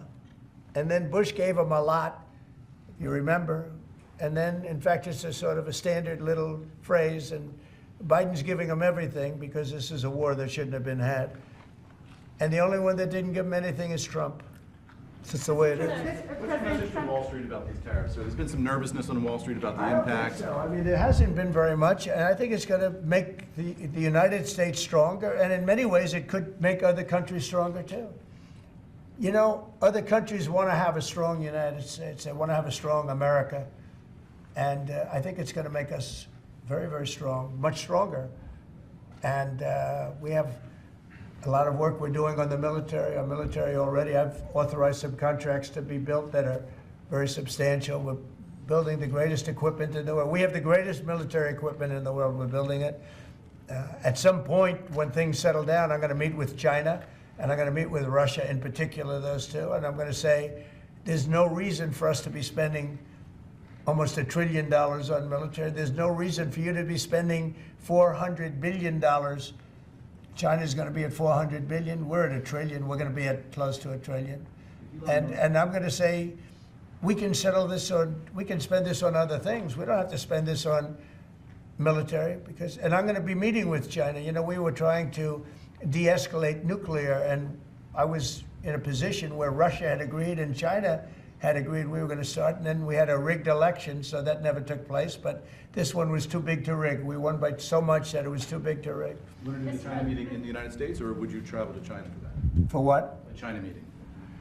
Would you do that here or I there? tell people all the time, you know, the question is who's going to have the first meeting, where are you going to, I say this to Putin, to President Xi, I say to everybody, never bothered me, you know, I'm willing to say I'll go first. It doesn't matter. It's the end result that counts. So it doesn't make any difference. When do you want to have a conversation about global defense spending, you, China, Well, Russia? I'd like to have that, as soon as things settle down, I'm going to have that conference, primarily with China and Russia, because those are the two that really are out there. And we're going to have them spend a lot less money, and we're going to spend a lot less money. And I know they're going to do it. They agreed to it. We were talking about denuclearizing, and President Putin and I agreed that we were going to do it in a very big way. There's no reason for us to be building brand new nuclear weapons. We already have so many you could destroy the world 50 times over, 100 times over. And here we are building new nuclear weapons, and they're building nuclear weapons, and China's building new nuclear weapons, and China's trying to catch up because, you know, they're very substantially behind, but within 5 or 6 years they'll be even. And we're all spending a lot of money that we could be spending on other things that are actually, hopefully, much more productive. Hopefully, there'll never be a time when we need those weapons. If there's ever a time when we need nuclear weapons, like the kind of weapons that we're building and that Russia has and that China has to a lesser extent, but will have, that's going to be a very sad day. That's going to be probably oblivion. Do you see that as separate conversations, or do you see one giant summit with you, Xi Jinping, and Vladimir Putin? Yeah, I could see that. Let things calm down a little bit. You know, when I left, we had no Middle East problem. We had no Russia going into Ukraine. They never would have done it. Putin never would have done it. And I came back, and we got like the whole world is blowing up. So when we straighten it all out, then I want to have one of the first meetings I want to have is with President Xi of China, President Putin of Russia, and I want to say, let's cut our military budget in half. And we can do that. And I think we'll be able to do it. If Elon Musk identifies wasteful spending in the Defense Department, defense contractors and the like, are you willing to go after that spending as well? We have to go waste, fraud, and abuse. Yeah, and we're doing that.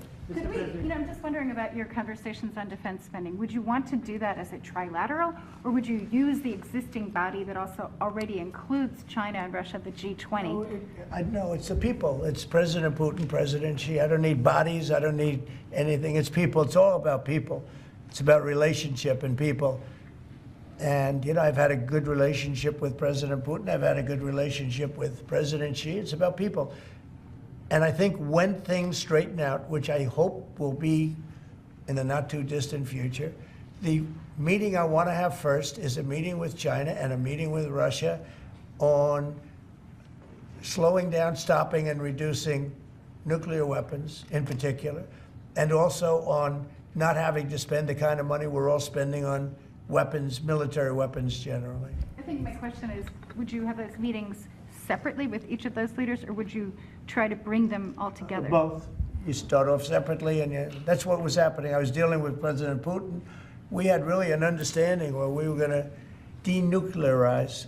What a beautiful term that is, right? Denuclearize. What a great thing if we could do that. And we were going to, he really liked the idea, and so did I. And we had then called China, and China was very open to it. And then COVID hit, and then we had a rigged election. But now there was no rigged election. Now we have an election that was too big to rig. That's what my whole theme was, too big to rig. And they tried, but they didn't pull it off. Sir, as part of the reciprocal tariffs, would you also direct agencies to study the impact they would have on prices in the U.S.? No, there's nothing to study. There's nothing to study. It's going to go well. The United States is going to become a very, very strong economically country. Yeah. Mr. President, in the past you have spoken against BRICS. India is part of BRICS. Do you want to dismantle BRICS, or U.S. want to be part of it? I don't care, but BRICS was put there for a bad purpose.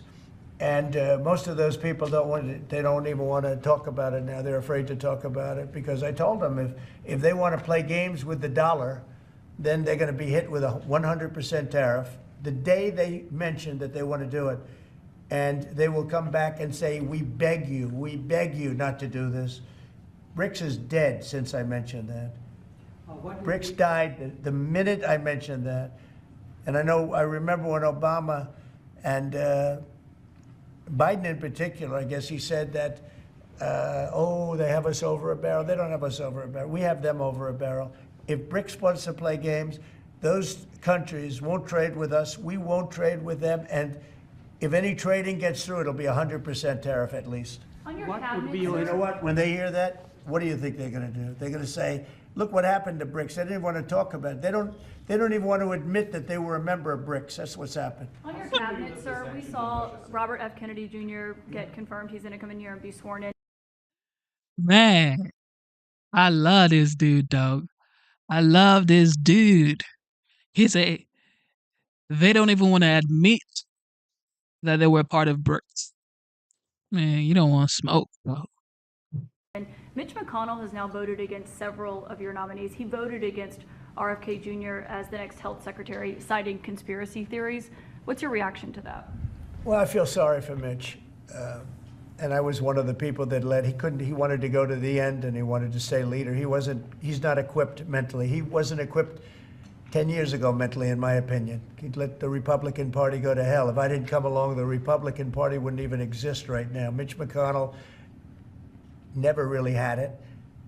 He had an ability to raise money because of his position as leader, which anybody could do. You could do it even. And that's saying a lot. God. But the fact is that he raised money and he gave a lot of money to senators. And so he had a little loyalty based on the fact that as leader, you could raise a lot of money. Senators would call me and they say, he wants to give me 20. This is the facts. Like, a lot of people don't give Trump his flowers. You got to give this man his flowers, bro.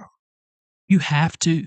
Like, if you think about it, back in the 70s, 80s, when New York was going through a lot of crisis, this man went into New York. Well, he's from New York. He was born in Queens.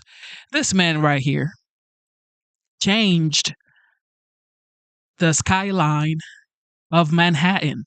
Okay? He changed the skyline. All right? He brought jobs into New York. He was just what? In his early 30s. Okay, you could say he got money from his family, from his dad. Oh, okay, we get it. But this guy, in his early 30s, changed the skyline of New York. He brought jobs into New York, changed real estate in New York. Now he's about to be 79 years old. And everybody is still shaking and pooping in their pants when you mention the name Trump. Here's that. They don't even want to admit that they were part of BRICS. What? That's gangster, yo. That's gangster, yo. I mean, of course, to be a developer in New York in the 70s, 80s, you have to be, come on, you're going to have to be a gangster. Okay, there's no way you're going to be in New York and be a developer in New York and then you're soft.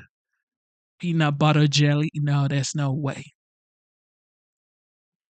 They don't make them like this anymore, guys. They do not make leaders like this anymore. So enjoy it while it lasts, okay?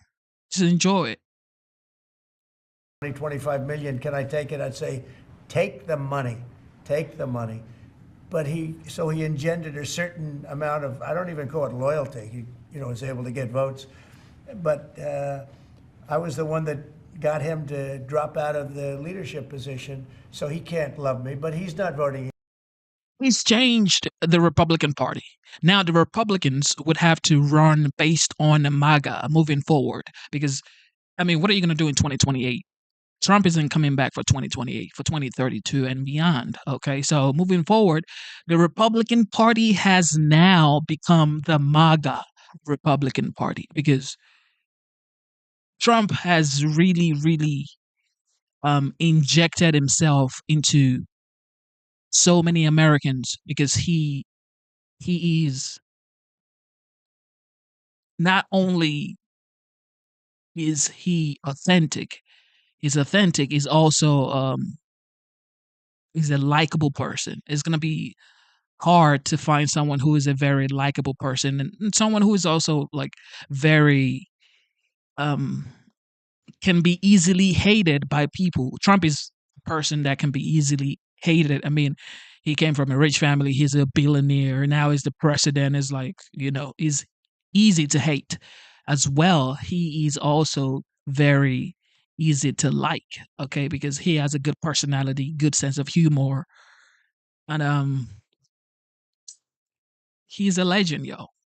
He's changed the Republican Party. He's changed the way people talk about politicians. He's changed the way the first 30 days of any future president of the United States would have to go. Because now you have to deliver based on this result. For the past 30 days, this man has been delivering every single day.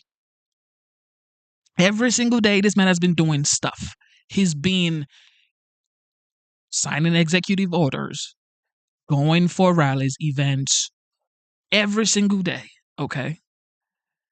So you got to put some respect on his name. Give him his flowers. I get it. You don't like him every time. Of course. However, he's proven that he is a hard worker and he wants to deliver on his promises and he wants to make America great. Like his dreams. This is what he campaigned on. He says, I want to make America great again. And people still hate on him.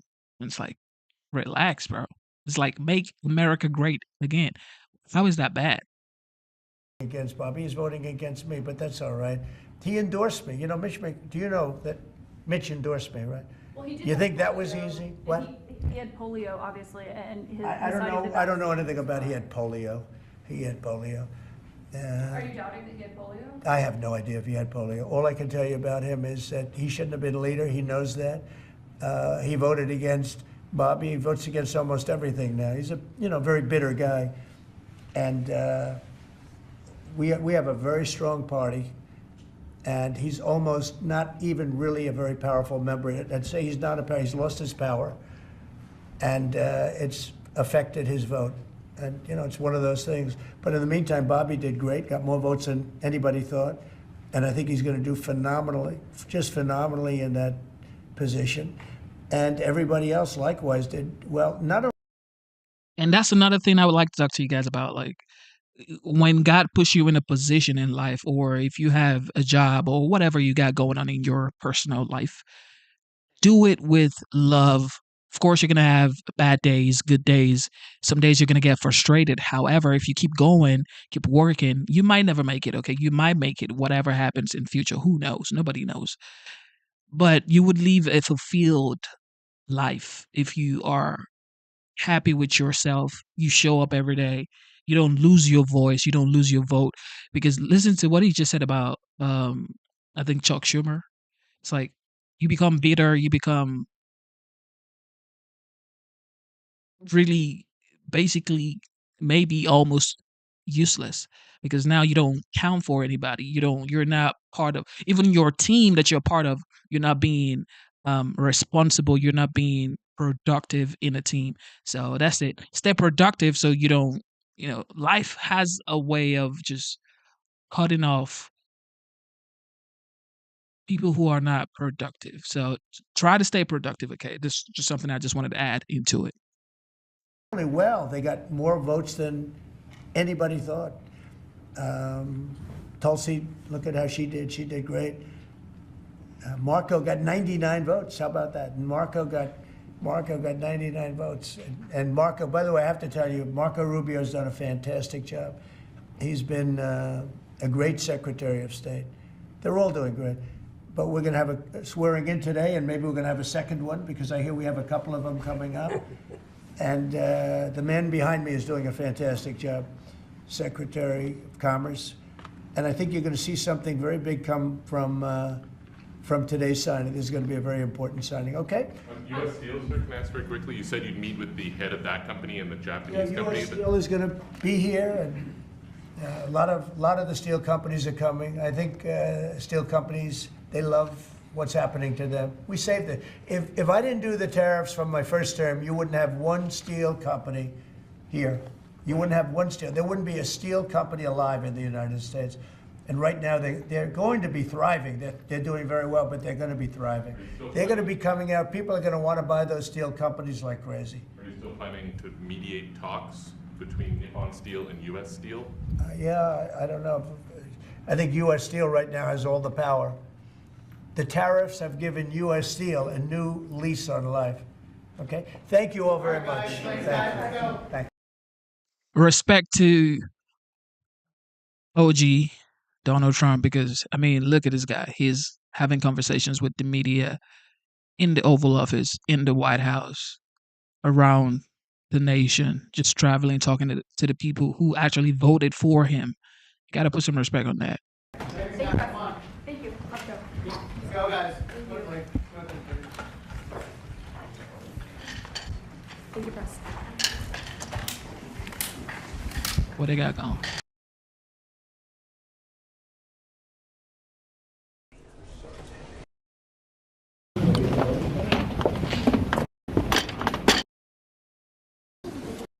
Man, this man is going from meetings to meetings, bro.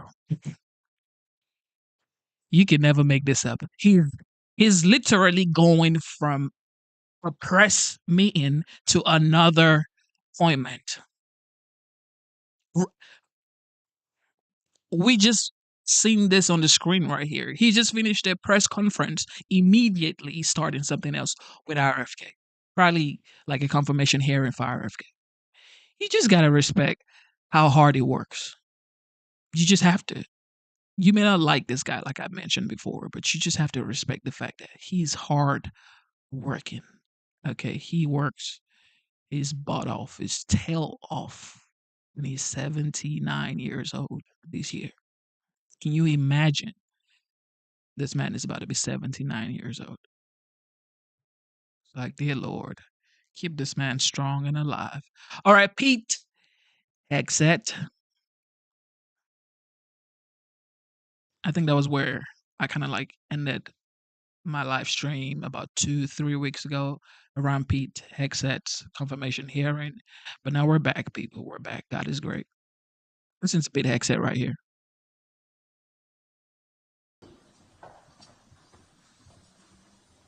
Good afternoon, everyone.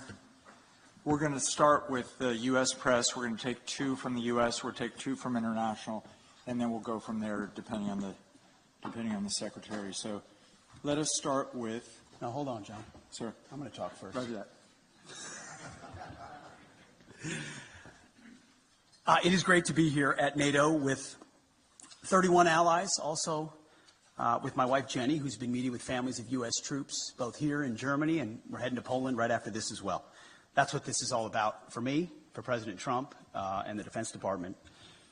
I also want to express a special thanks to the Secretary General, Secretary General Ruta, for your boldness, for your friendship, for your leadership, and most especially for your urgency of the matter at hand, which is great to see from the leader of NATO. Look forward to working very closely with him and his team. And before we're talking about what we've done at the ministerial, I want to reaffirm a few things from this podium. First, as we see it, NATO's strategic objectives are to prevent great power conflict in Europe, deter nuclear and non-nuclear aggression, and defeat threats to treaty allies should deterrence fail. Second, the U.S. is committed to building a stronger, more lethal NATO. However, we must ensure that European and Canadian commitment to Article 3 of this treaty is just as strong. Article 3 says that allies, and I quote, by means of continuous and effective self-help and mutual aid, will maintain and develop their individual and collective capacity to resist armed attack. Leaders of our European allies should take primary responsibility for defense of the continent, which means security ownership by all allies, guided by a clear understanding of strategic realities, and it's an imperative given the strategic realities that we face. And that begins with increasing defense spending. 2% is a start, as President Trump has said, but it's not enough. Nor is 3%, nor is 4%, more like 5%. Real investment, real urgency. We can talk all we want about values. Values are important. But you can't shoot values. You can't shoot flags, and you can't shoot strong speeches. There is no replacement for hard power. As much as we may not want to like the world we live in some cases, there's nothing like hard power. It should be obvious that increasing allied European defense spending is critical, as the President of the United States has said. Also critical is expanding our defense industrial base capacity on both sides of the Atlantic. Our dollars, our euros, our pounds must become real capabilities. The U.S. is fully committed under President Trump's leadership to pursue these objectives in the face of today's threats. Yesterday, I had a chance to attend the Ukraine Defense Contact Group. Today, participated in both the NATO Ministerial and the Ukraine Council. In both, we discussed Russia's war of aggression against Ukraine. I had the chance to brief allies on President Trump's top priority, a diplomatic, peaceful end to this war, as quickly as possible, in a manner that creates enduring and durable peace. The American Defense Department fully supports the efforts of the Trump administration. And we look to allies to support this important work with leading on Ukraine security assistance now through increased contributions and greater ownership of future security assistance to Ukraine. To that end, I want to thank my UK counterpart, Defense Secretary John Healey, for hosting this Ukraine Defense Contact Group and for his leadership on support of Ukraine. President Trump gave me a clear mission: achieve peace through strength, as well as put America first, our people, our taxpayers, our borders, and our security.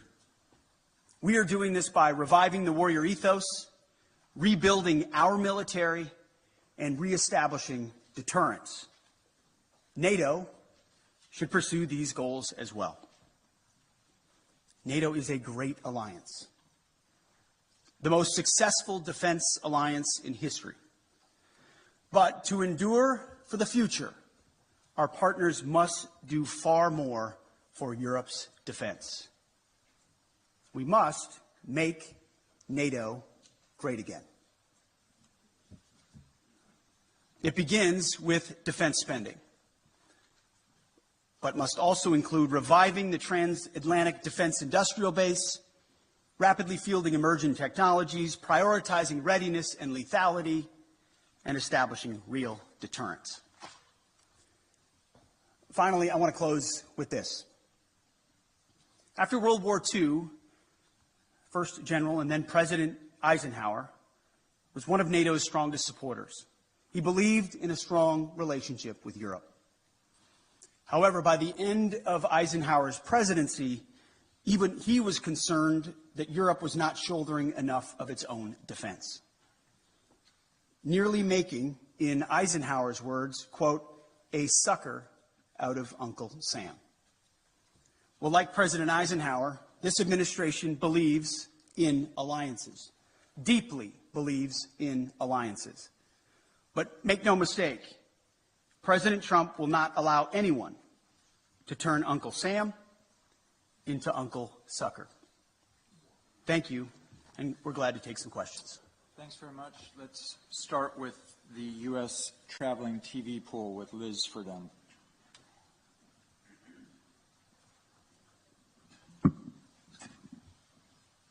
Thank you, Secretary Hegseth.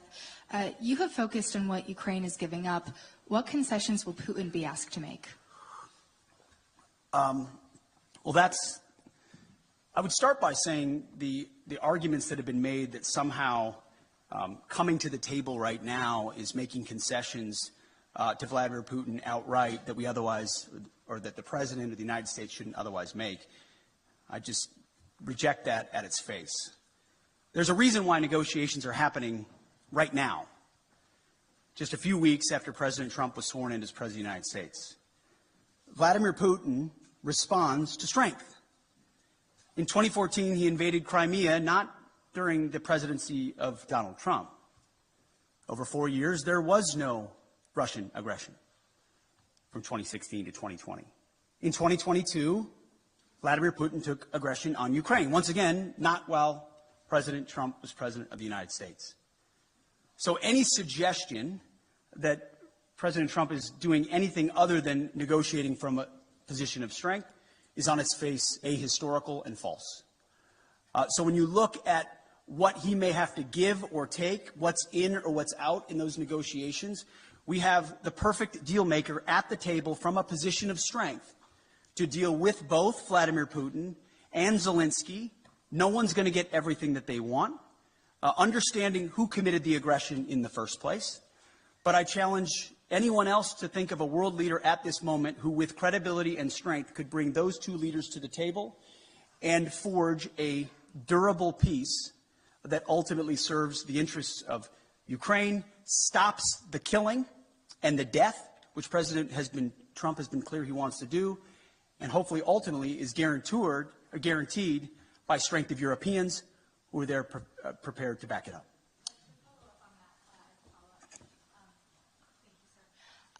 Why not invoke Article 5 then for the NATO peacekeeping forces that could potentially be deployed? How does that deter President Putin? Well, I would say, I want to be clear about something as it pertains to NATO membership not being realistic outcome for negotiations. That's something that was stated as part of my remarks here, as part of a coordination with how we're executing these ongoing negotiations, which are led by President Trump.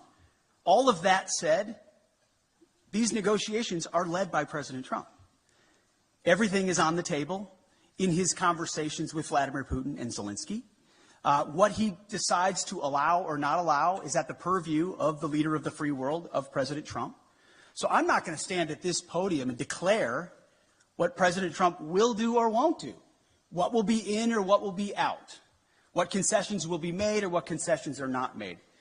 I can look, as our team has, of what's realistic, likely on an outcome.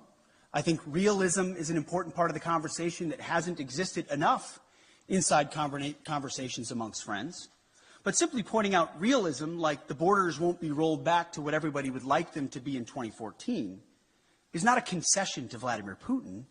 It's a recognition of the hard power realities on the ground after a lot of investment and sacrifice, first by the Ukrainians and then by allies, and then a realization that a negotiated peace is going to be some sort of demarcation that neither side wants. But it's not my job as the Secretary of Defense to define the parameters of the President of the United States as he leads some of the most complex and consequential negotiations in the world. Sticking with the U.S. press, let us go with Axios' Zach Basu, right in the far right. Thank you, Mr. Secretary. Given the position you've now staked out, what leverage exactly is Ukraine being left with, especially if the U.S. also plans to wind down its military aid? And then quickly, if a NATO ally is attacked by Russia or any country, will the U.S. unequivocally uphold its obligations under Article 5, regardless of that country's... Well, we've said we're committed to the alliance, and that's part of the alliance, right? You point out Article 5, you point out Article 3. It's just a cheap, I'm not saying it's cheap coming from you, but it's just a cheap political point to say, oh, we've left all the negotiating cards off the table by recognizing some realities that exist on the ground. President Zelensky understands the realities on the ground, President Putin understands the realities on the ground, and President Trump, as a deal maker, as a negotiator, understands those dynamics as well. By no means is anything that I state here, even though we lead the most powerful military in the world, hemming in the commander-in-chief in his negotiations to ultimately decide where it goes or does not go. Well, he's got all the cards he would like. And the interesting part is, oftentimes, while the conventional status quo mindset or the legacy media wants to play checkers, the same checkers game we've been playing for decades, President Trump time and time again, finds a way to play chess. As a deal maker, as a businessman who understands how to create realities and opportunities where they otherwise may not exist. Take, for example, the conversations that our Treasury Secretary had in Kiev recently with President Zelensky, which will continue in Munich with our Vice President and Secretary of State, around investments and resources inside Ukraine. I don't want to get ahead of any decision or announcement that could be made there. It could be any number of parameters. But President Trump, as a deal maker and a businessman, recognizes that an investment relationship with Ukraine, ultimately in the long term for the United States, is a lot more tangible than any promises or shared values we might have, even though we have them. There is something to relationships and deals in real ways, whether militarily or economically or diplomatically, that he sees that are possibilities that could forge together a lot of opportunities to show that solidarity that Vladimir Putin will clearly recognize. That's one of any number of other opportunities that this president will leverage in these high-stakes negotiations. So I just reject on its face the premise that somehow President Trump isn't dealing with a full set of cards when he's the one that can determine ultimately what cards he holds. Great. Now shifting to the international press, we'll take the French wire service Agence France Presse with Max Delaney.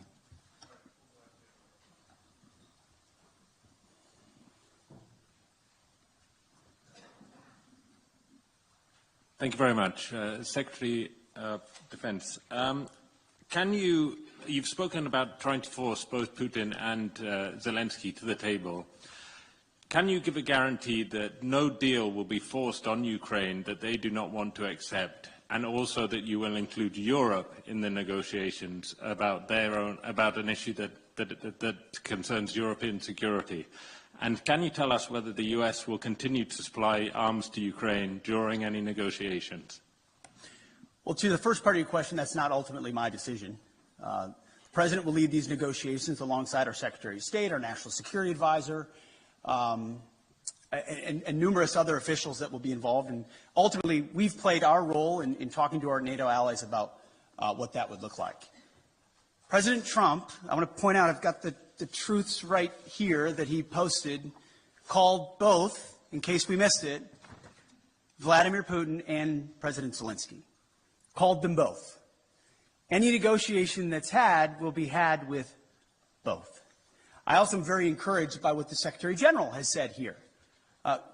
Clearly attuned to the realities of the moment, the need for peace, and that the NATO alliance and European members will play a role in that. Ultimately, President Trump speaking to those two countries is central to the deal being made, but it affects a lot of people, of course. So I'm not going to be involved in those intimate diplomatic negotiations. That's for the pros atop the Trump administration who do diplomacy and negotiations. Ultimately, as security assistance, we have continued to provide what has been allocated. I think it would be fair to say that things like future funding, either less or more, could be on the table in negotiations as well. Whatever the President determines is the most robust carrot or stick on either side to induce a durable peace, understanding, obviously, the motivations that Vladimir Putin has had on Ukraine for quite some time. Thank you. We'll have a second international press outlet. We'll go with the German paper Frankfurter Allgemeine Zeitung with Dr. Thomas Kuczka. Thanks a lot, Thomas Kuczka, Frankfurter Allgemeine Zeitung. Good afternoon. Mr. Secretary, 2 questions, please. The first one regarding the new defense investment pledge. When you and President Trump speak about raising it to 5%, do you mean European allies only, or do you mean the US as well, which is currently at 3.4%, according to NATO statistics? And if the latter is true, when do you think the US could possibly reach the goal of spending 5% on defense? That's number one. Number two, you've said yesterday that Europeans need to take ownership of their own conventional security. So should Europeans expect that ultimately the US would withdraw the bulk of their forces from Europe and just leave in place what is necessary for nuclear deterrence. I know there's a revision going on. I don't expect you to name any numbers, but maybe give us an outlook of what we should expect. Thank you. Thank you. I think nobody can or should contest the extent of America's willingness to invest in national security. We have a budget of $850 billion spent on defense. I'm in the business of ensuring that every dollar of that is used wisely, which is why we're pushing a Pentagon audit and making sure that we're cutting fat so that we've got more at the tip of the spear. 3.4% is a very robust investment, larger than most of our allies within NATO. Any defense minister or secretary of defense that tells you they wouldn't want more would be lying to you. I understand that. Ultimately, we have our own budgetary considerations to be had, but I don't think an unwillingness of NATO allies to invest in their own defense spending can be dismissed away by trying to point at the $900 billion that America has invested around the globe to include the NATO alliance and saying that's not enough.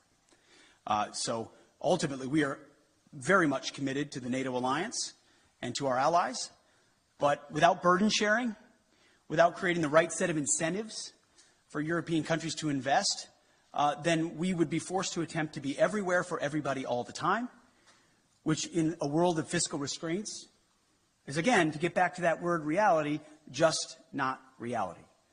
So, yes, we will continue to spend robustly. Our expectation of our friends, and we say this in solidarity, is you have to spend more on your defense, for your country, on that continent, understanding that the American military and the American people stand beside you as we have in NATO, but can't have the expectation of being the permanent guarantor, as I alluded to, from what even Eisenhower observed post-World War II. That shift has to happen. The peace dividend has to end. There are autocrats with ambitions around the globe, from Russia to the Communist Chinese. Either the West awakens to that reality and creates combat multipliers with their allies and partners, to include NATO, or we will abdicate that responsibility to somebody else with all the wrong values. You mentioned Europe. We have not said in any way that we're abandoning our allies in Europe. There have been no decisions based on troop levels. Again, that's a discussion to be had by the Commander-in-Chief in these high-stakes negotiations. And that would most likely come later on. But there is a recognition that the ambitions of the Communist Chinese are a threat to free people everywhere, to include America's interests in the Pacific. And it makes a lot of sense, just in a common sense way, to use our comparative advantages. European countries spending here in defense of this continent, in defense of allies here, against an aggressor on this continent with ambitions. That strikes me as the right place to invest. And I don't say that in a condescending way. I say that in a common sense, practical way. Investing in defense on the continent makes sense. We support that as well.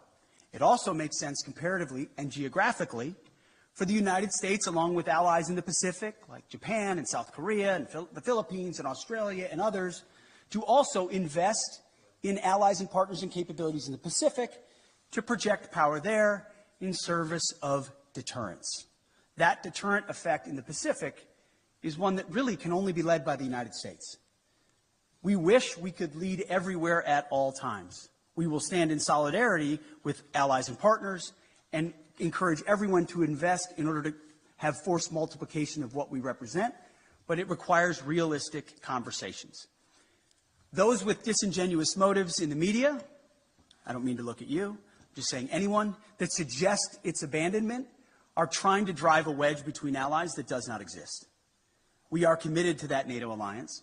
We understand the importance of that partnership, but it can't endure on the status quo forever in light of the threats we face and fiscal realities. Europe has to spend more. NATO has to spend more, has to invest more, and we're very encouraged by what the Secretary General has said, and frankly, behind closed doors, what a lot of our allies have said as well, acknowledging that reality.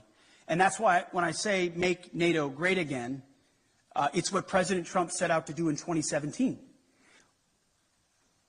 The press said President Trump is abandoning NATO. He's turning his back on our NATO allies. That's what the headlines read in 2017 and 2018. What actually happened? That tough conversation created even more investment to the point where now almost every NATO country is meeting the 2% goal that was said to be egregious when he first said it. Now European countries are stepping up, and President Trump continues to ring the alarm bell that even more investment is required considering where we are. So suggestions of abandonment otherwise continue to be disingenuous, and we are proud to be part of this alliance and stand by it. Sir, I'll take a couple more. Sure. Why don't we take one from a U.S. outlet and one from an international outlet? With the U.S. outlet, pardon me, sir, what we're going to take from the U.S. is Logan Ratic from Newsmax, please. You talked about expanding the defense industrial base and also expediting foreign military sales. Can you expand on that a little bit and how important that is to NATO? Well, one of the self-evident conclusions of the war in Ukraine was the underinvestment that both the European continent and America has had, unfortunately, in the defense industrial base. The ability to produce munitions, emerging technologies, rapidly and field them, was a blind spot exposed through the aggression against Ukraine. Ukraine has responded to that, as we've had a chance to listen to a great deal. Europe is responding to that, and so is America. We have to do more to ensure, whether you call it the arsenal for democracy or defending the free world, if America can't build and export and build and provide rapid capabilities because we're too stale or static or bureaucratic or the Pentagon is bloated, then we're not able to field the systems we need in the future. So deep and dramatic reforms are coming at the Defense Department with the leadership of President Trump to ensure that we're investing robustly in our defense industrial base. A great example is shipbuilding. We need to vastly increase our ability to build ships and submarines, not just for ourselves, but to honor obligations to our allies as well. And we will do that. Foreign military sales is another thing I mentioned this morning with the Secretary General. We have, for a long time, been the country, by, with, and through, that our allies are able to supply major platforms and weapon systems like the F-35 and the Patriots and others. Whatever the system is, we need to reform that process so it's quicker. So a request today isn't delivered 7 years from now, but 3 years from now with less red tape and with the most efficient and effective technology possible. We hear that from our allies, and that's part of being a good faith partner, is we're going to invest in our defense industrial base. We're going to make sure foreign military sales are as rapid as possible, which, again, is a force multiplier for American power, which is something we want to do in a contested world. For our final question, we'll go to an international outlet, the Japanese service NHK, with Tsuchiyo Sugita, please. Sachio from NHK, the Japanese TV station. Thank you very much. I'd like to ask about China. As you have mentioned that the U.S. will be prioritizing in deterring China. What role will you be? Oh shit! I just saw the comment right now. Somebody said, "And he's still drinking." It's like it's water. He's drinking water. Y'all are just too funny, yo.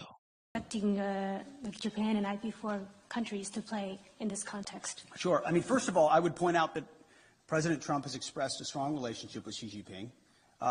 We don't have an inevitable desire to clash with China.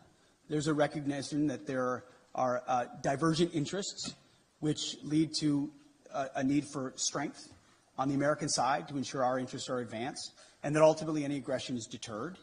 That's a real thing, but we don't feel like conflict is inevitable and certainly don't seek conflict with China, and that's why President Trump has that good relationship with Xi Jinping.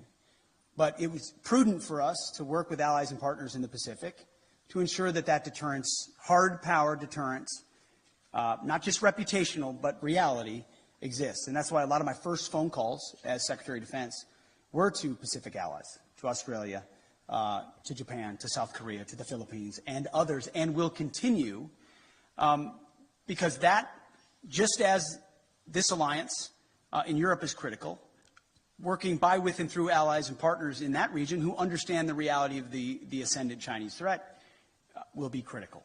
It can't be America alone. It won't be America alone if we are to deter that.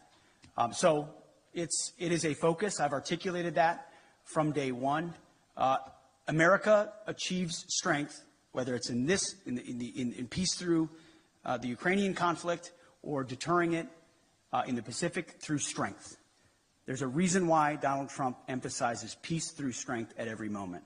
My job alone as the Secretary of Defense is to ensure he has the strongest, most capable, most lethal military possible. Heaven forbid we have to use it. It's meant and built for deterrence. But if we have to, we can close with and destroy our enemies and bring our men and women home with success as quickly as possible. Thank you very much for being here. Thank you, everyone. I think this is my personal opinion, okay? I feel like Pete Hegseth, he is a smart person. He is an articulate person. However, the weight of this job is now, coming to the forefront. Like, oh, should I have to perform? And that's a lot of work. It's a lot of work to perform at this level. And you have to be the best. Like, you have to be the best, especially if you're working with Donald Trump. So I get it. It's still like nervous and maybe anxious or whatever. But he's doing a great job.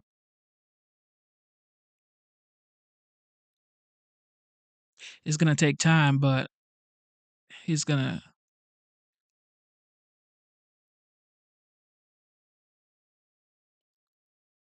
do just right.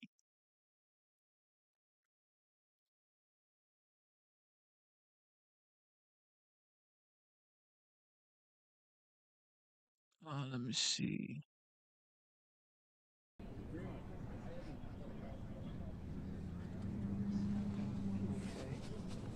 Yes, sir. Copy. Thank you, brother. Okay, so of course, you guys remember Letitia James. She's now talking about doing something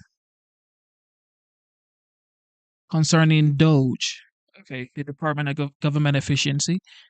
She is now talking about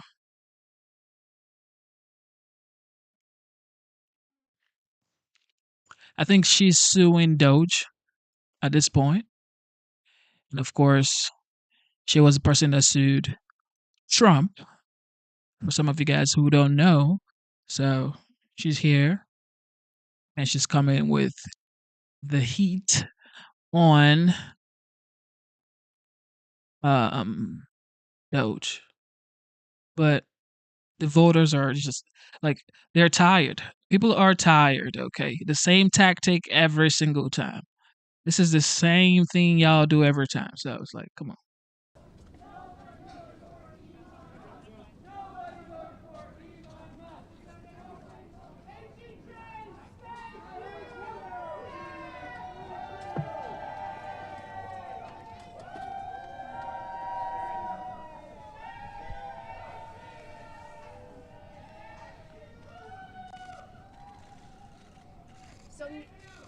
So states have a unique role in preserving the constitutional order.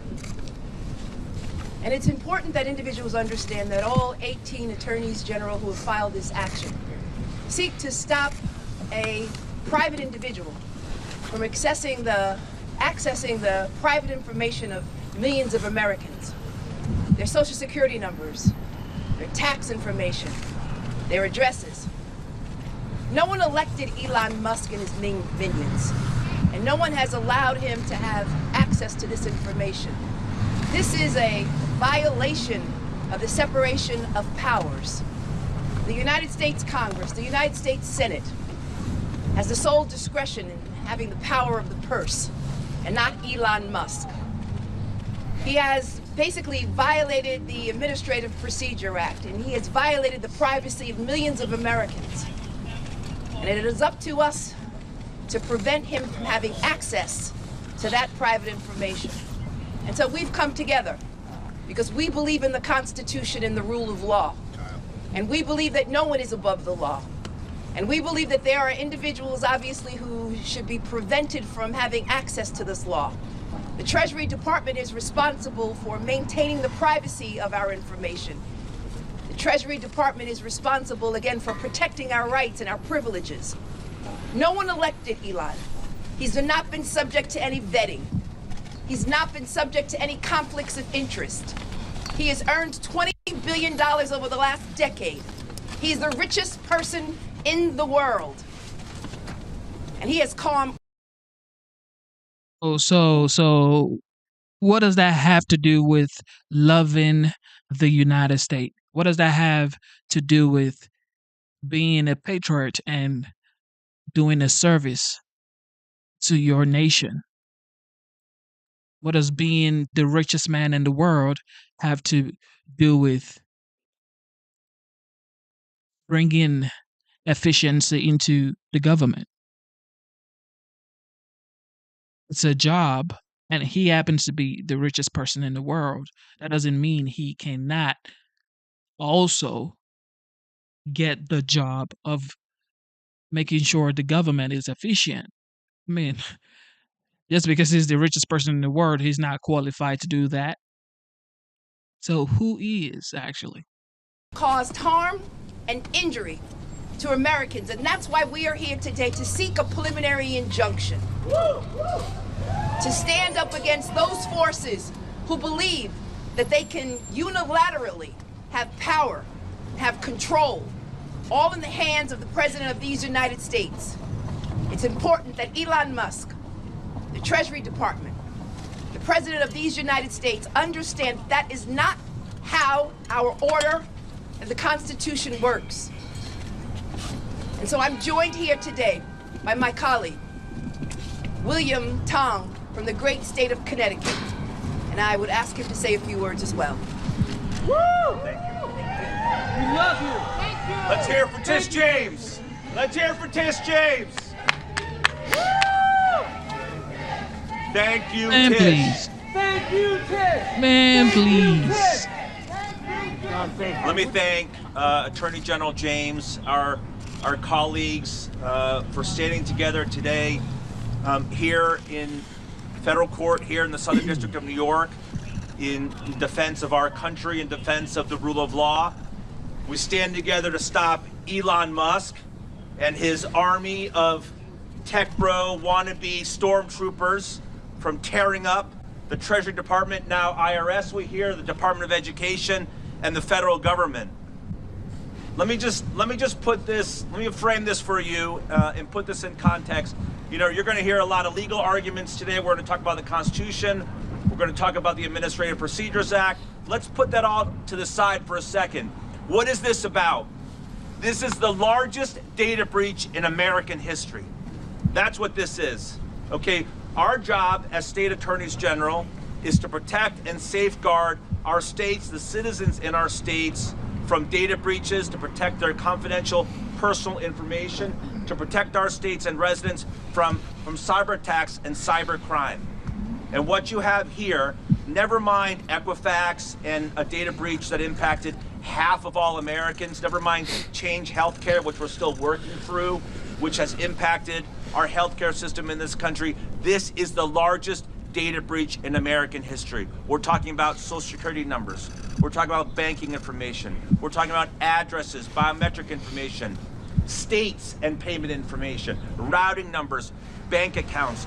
All of this puts all of us at risk, right? Puts our states at risk, puts the financial well-being of our states and our country at risk, and every person that lives in our states and our communities.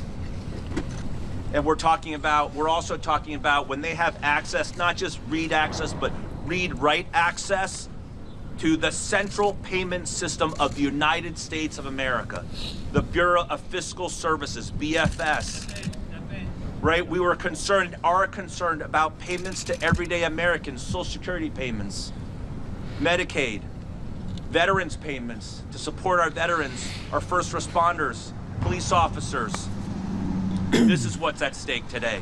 Not just the rule of law, but people, families who depend on the Treasury Department and on all of these payment streams and funding to support America, to support our states, and support the American people. Let me also say, we heard from the Vice President who cast doubt on the role of judges. He said essentially that judges don't have the right, the power, and the authority to stop unlawful, illegal, unconstitutional actions by the executive branch and by the president. That is utterly false and untrue. Okay, judges have always had the power of judicial review for more than 200 years in this country.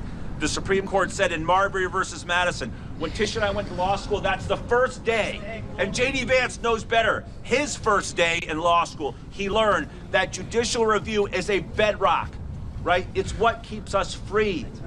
Because if judges can't declare what the law is, if they can't say that a president or a vice president or an unelected person or Congress, if they can't say what the law is and they can't stop them from taking an unconstitutional and illegal action, then what do we have? Right? We have unchecked power. Congress, if the president can do whatever he wants, then Congress becomes optional. It becomes marginal. Our rights become optional. States become optional. And all we're left is with a president who can do whatever the heck he wants. That's not America, right? That's not who we are as a country. That's what we're stopping here today.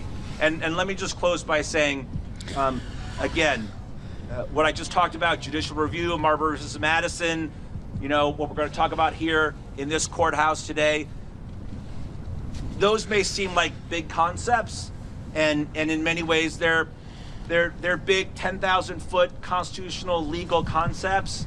But what we're talking about today, every middle schooler in America understands checks and balances. This is about checks and balances. This is a check. This is a check on executive power run amok. This is a check and a balance on a president who wants to do whatever the hell he wants. We cannot have that in America. And that's why we're here today. Save checks and balances! Save checks and balances! Save checks and balances! And as attorneys general, we're not going to bow to the president or to Elon Musk. It's important that individuals understand that right now Elon Musk is untethered to any accountability at all. And the fact is that they would like for us to engage in an ideological litmus test. And that's why they've paused funds. That's why they have freezed Social Security and veterans payments. Payments to the state of New York and to states all across this nation. It is unacceptable, unconstitutional, they've exceeded their authority. And so it's important that attorneys general representing our respective states stand up and enforce the rule of law, because Elon Musk, individuals at the Treasury, and the President of these United States is not above the law. And we will continue. You know, as attorneys general, we've been preparing for this. This is not the outcome that we wanted. We wanted to cooperate. But when you challenged the 14th Amendment birthright citizenship, we acted. And we got a TRO. When you challenged the NIH, individuals who are engaging in research to find a cure to cancer, to find a cure to a cardiac disease, we got a TRO. Funding, when you pause the funding of countless number of agencies, Meals on Wheels, veteran services, law enforcement grants, we got a TRO. And we're not finished yet. Woo! So we're gonna march into court each and every time to uphold the law, to uphold the Constitution, and let the president and Elon Musk and his minions know that you cannot restructure our government. This is not a unilateral form of government. Congress Congress is a co-equal branch of government, and the separation of powers requires that you get consent of the United States Congress. And we are confident today in a preliminary injunction. Any questions? On topic questions. On topic. Hey, good afternoon. Past me? Yeah, shh. I got it. Thank you. We just. Shh. We're good. It's good. It's fine. We go, right? I'm good.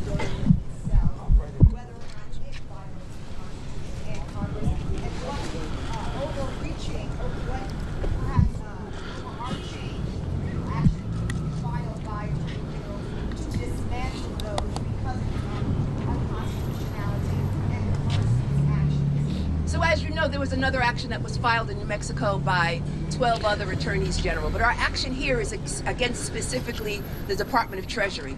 And we are seeking at some point to amend our complaint to specify other agencies. We believe that the best course of action is to focus on agencies and not name Elon Musk. We question whether or not we have personal jurisdiction over Elon Musk. At the end of the day, this is a lot of legalese.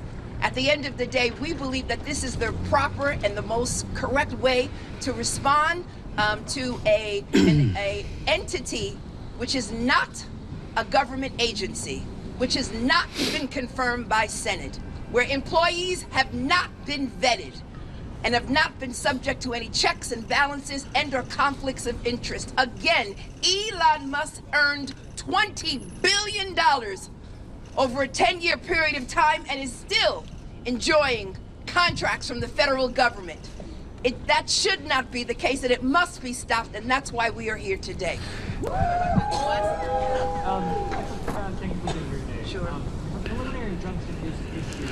How would you respond to compliance? Are there concerns around compliance just in the face of it? So in the event that not only this case, but any other case where there is a violation of the order, we are considering our legal options, including, but not limited to, filing a motion for contempt.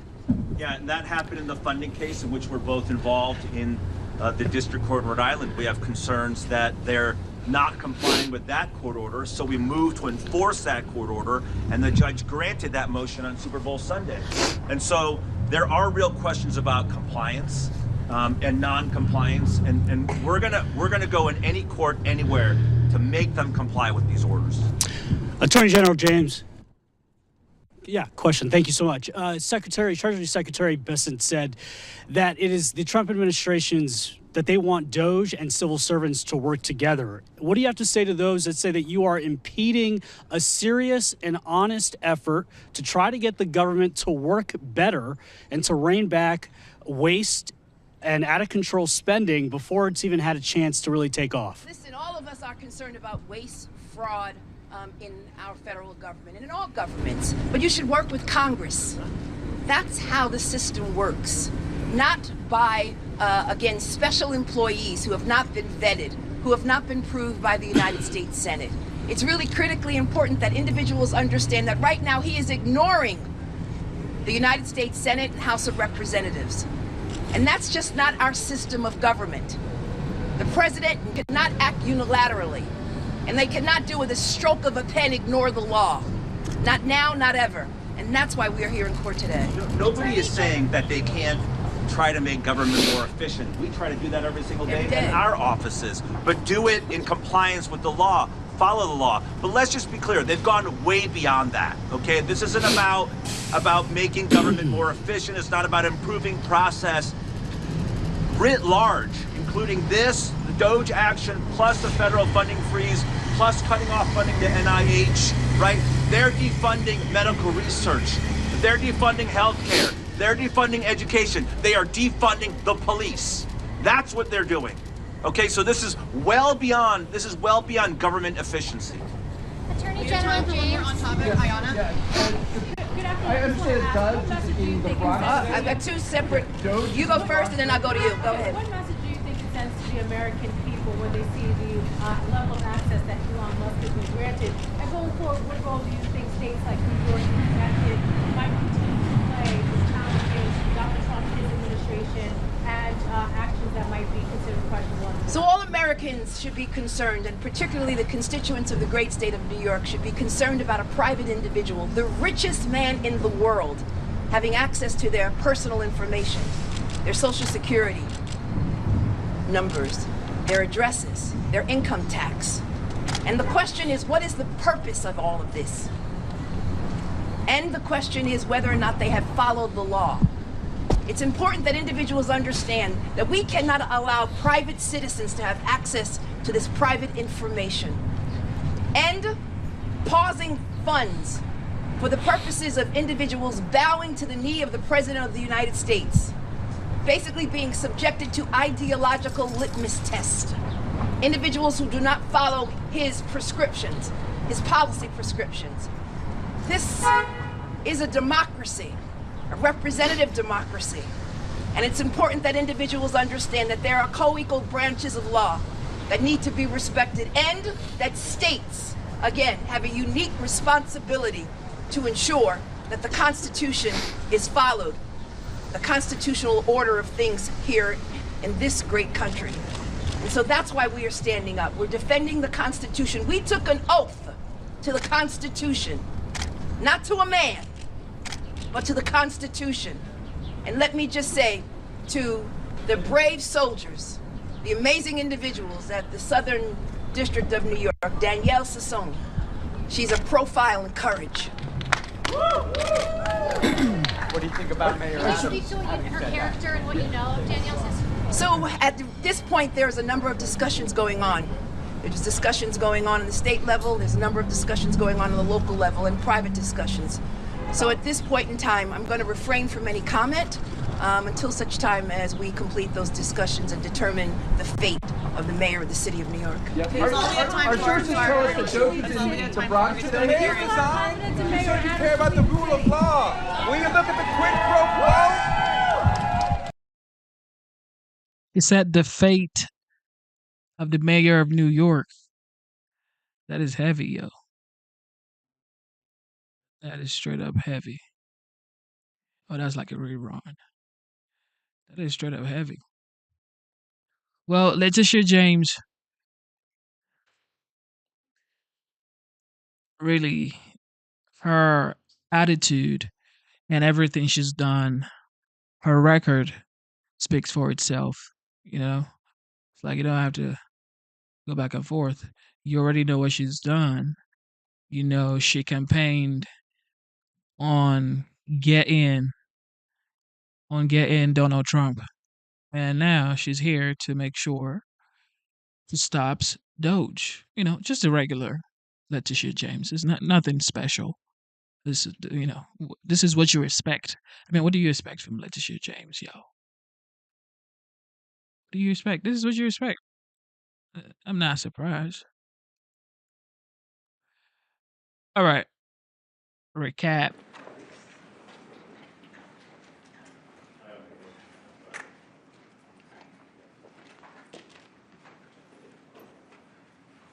Thank you very much for being here. We have largely an energy group today. We're looking to be very energy dominant, and we will be in a very short order. These are great professionals, but before we do that, we'll be signing an executive order having to do with COVID and schools. Lindsay? Yep. So this first executive order, it prohibits federal funding for COVID-19 mandates, vaccine mandates in schools. Okay, and that will meaning they want to clear that up, Yep. the discrepancy. So any schools that require students to be vaccinated with COVID-19 shot, then there's no more federal funding. So. Okay.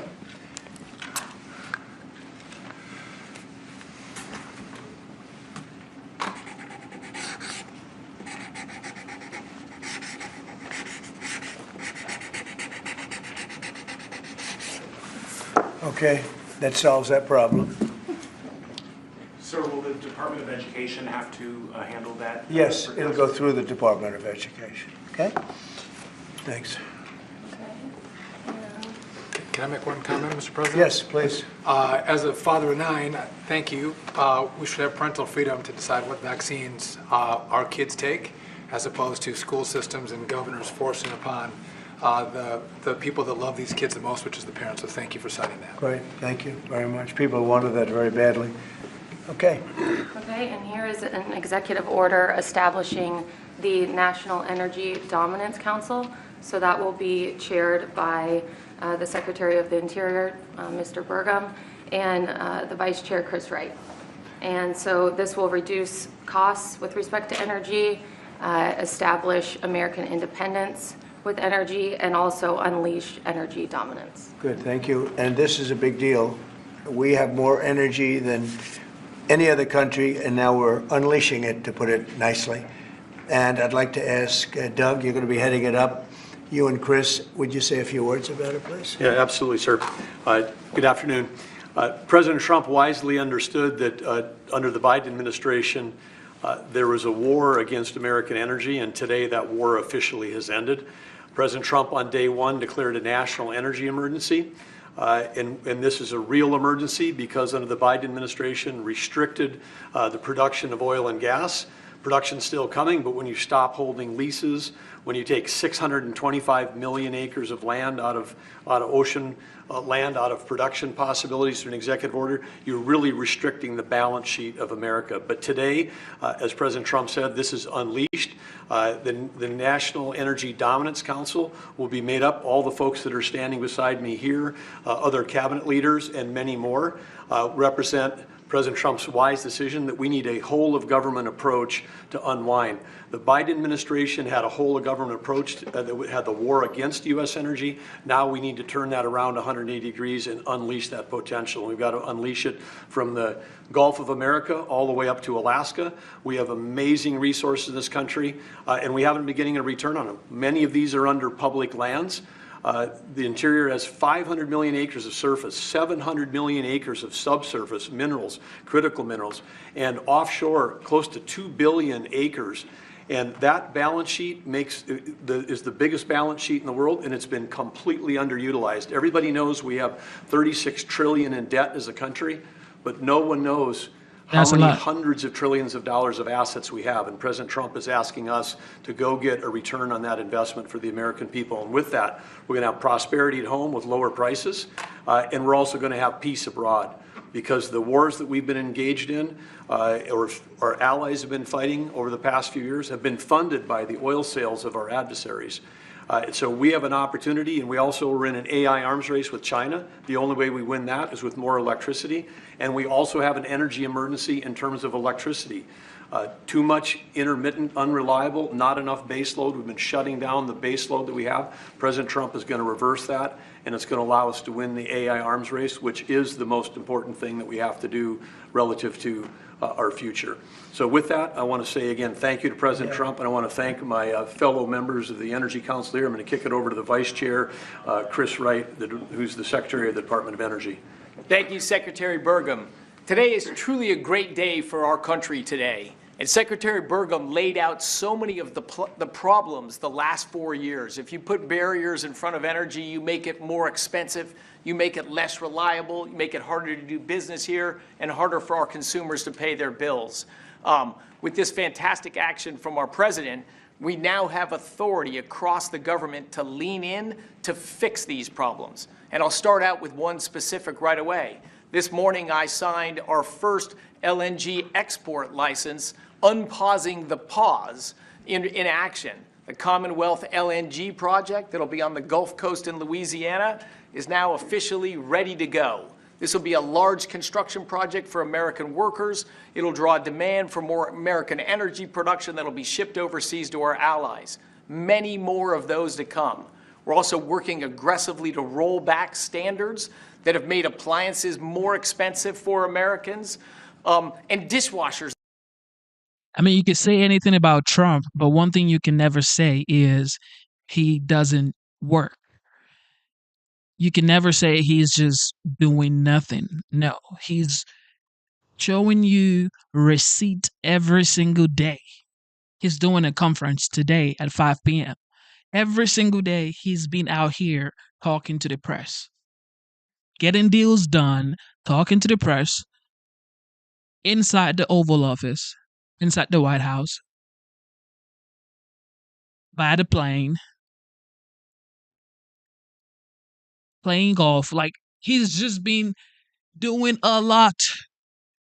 It's like, Jesus, man, he has energy, yo. He has crazy energy. And you gotta just bow down to greatness. I'm sorry, man. If y'all don't understand that term, you have to bow down to greatness.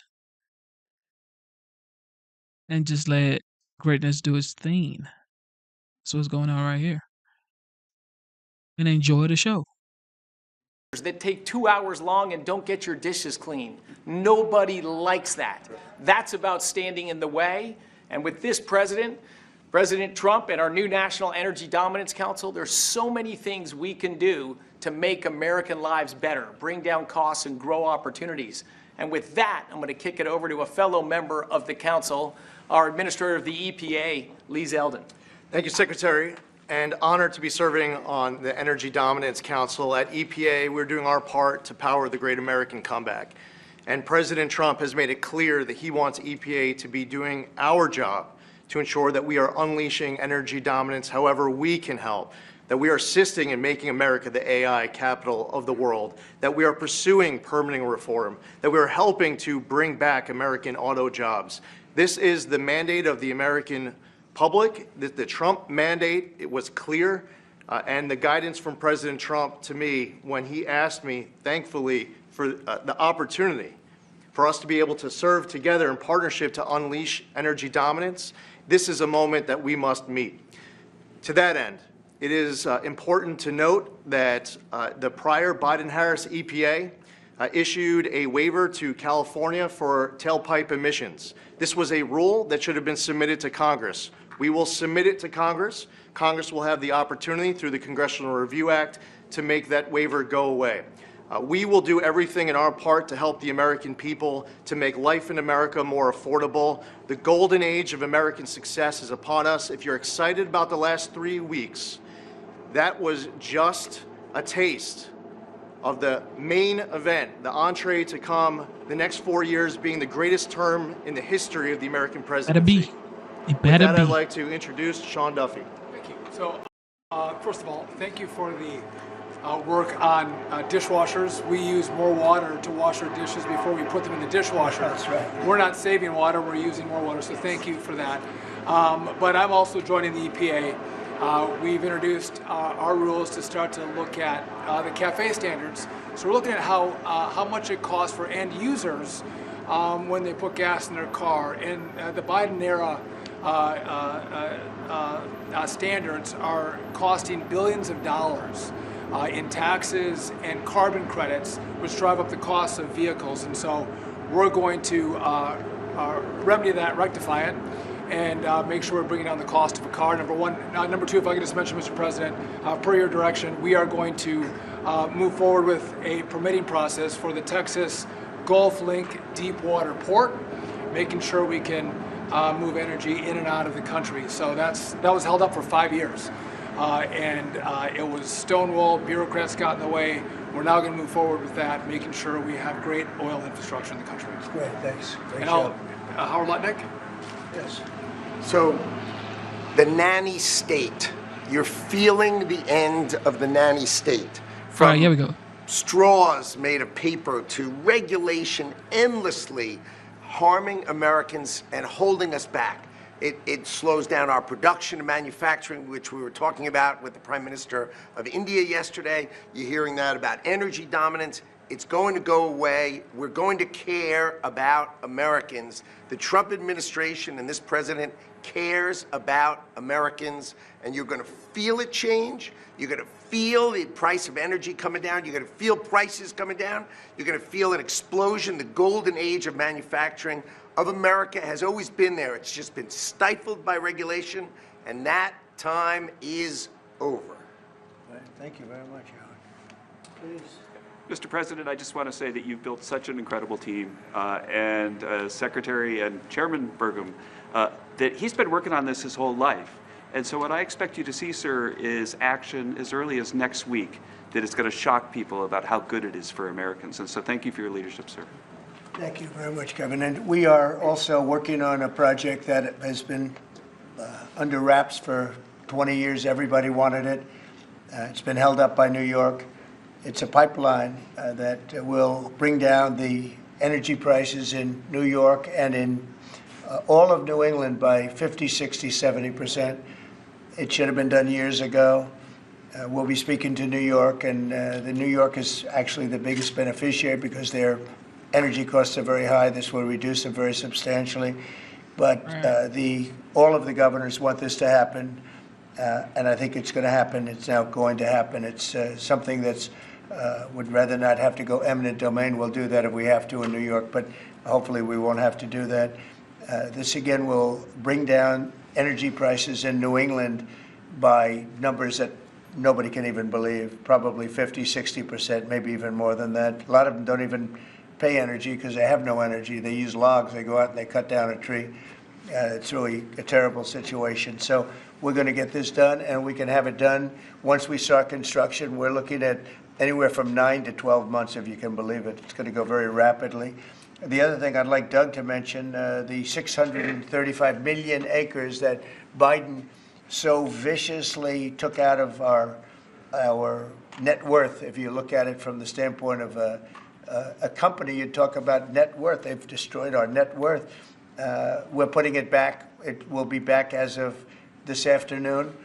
And Doug, could you mention that? All of the millions and millions of acres that he just handed back to Yes, nobody. The executive order by President Biden that wiped out these trillions from our balance sheet.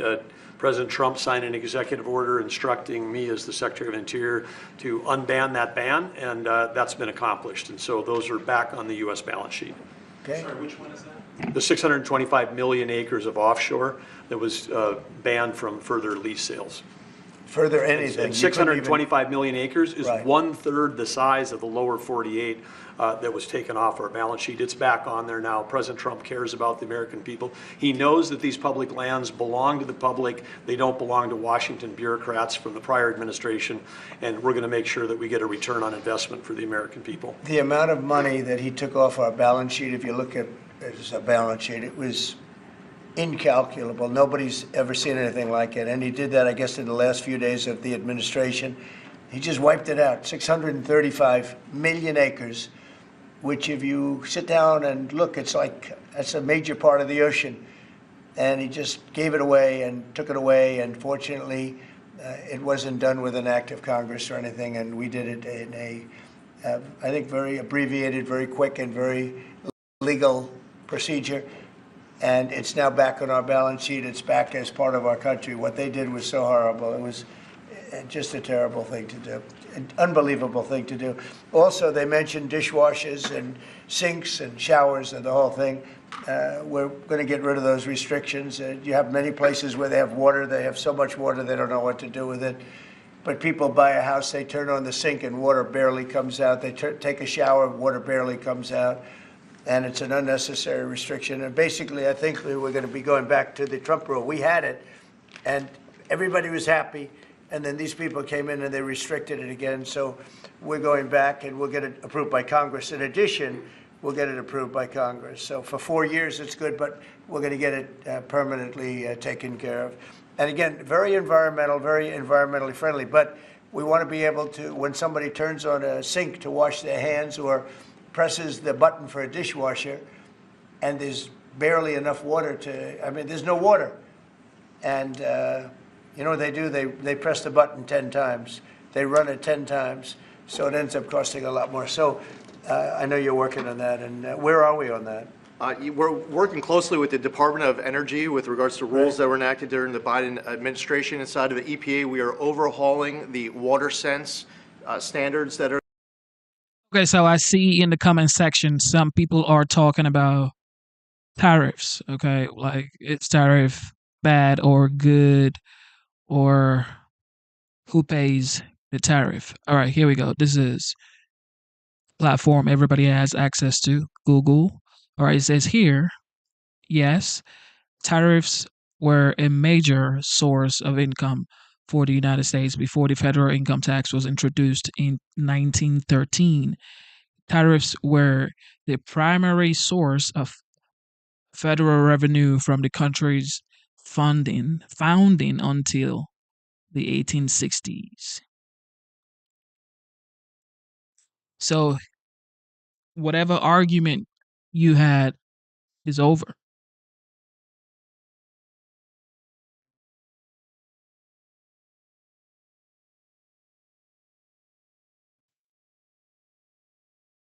All right, so we're gonna go back. Okay, we're not gonna talk about this. Okay, because we don't have time for this. I just wanted to quickly clear that out and go back to business because we actually have a lot to catch up on. And I'm staring at my daughter right now. Let me make sure this is good. All right, here we go. And you know what they do? They press the button 10 times. They run it 10 times, so it ends up costing a lot more. So I know you're working on that, and where are we on that? We're working closely with the Department of Energy with regards to rules that were enacted during the Biden administration. Inside of the EPA, we are overhauling the water sense standards that are there to update them for the American people, to bring down cost of living and combat inflation, and just pursue common sense. Good. Well, we have more oil and gas than anybody else in the world. We're opening up ANWR again. As you know, we got something Ronald Reagan couldn't do it. No president was able to do it. I got it. And the first week in office, the Biden administration terminated that. ANWR is the biggest site, probably bigger than Saudi Arabia. We don't know yet, but it's of that size or bigger. And we hit gold, and I call it liquid gold, but we hit gold, and for whatever reason, they terminated it, and we were just ready to start utilizing it. This could take care of all of Asia, energy-wise, very close to Japan. In fact, Japan wants to go and be our partner in doing the pipeline going right into the ships. So they expressed tremendous interest. So did Prime Minister Modi of India. And just in closing, both Prime Minister Modi and the Prime Minister of Japan, both very good people, they said we couldn't make a deal. We couldn't get any energy. I mean, you wonder what was going on with our country. They couldn't make a deal to get any energy from the Biden administration. They just couldn't do it. There was nobody to deal with. They didn't know how to go about it. And they're very happy that we're here. But we're going to really benefit our taxpayers, and we're going to benefit our country. So I want to thank everybody for coming. This is a very big bill. This is really going to be energy dominant. We're going to be energy dominant like nobody else. And this doesn't even discuss all of the electricity that we're going to be producing for all of the AI plants. You know, they need double the electricity at least that we have right now. So you take all of our electricity that we have all over the country just for AI to do it right and to win that war, which we're leading by a lot because of what we've done over the last few weeks. We're leading by actually a lot. But if you take all of it, we have to double our electricity needs just for the AI, and that doesn't include the other technologies. So it's a real honor to sign this bill. We're going to also work on CAFE standards. Lee, you're going to be doing that and make that whole situation, bring that back into reality, and I think very quickly, having to do with cars. Thank you very much.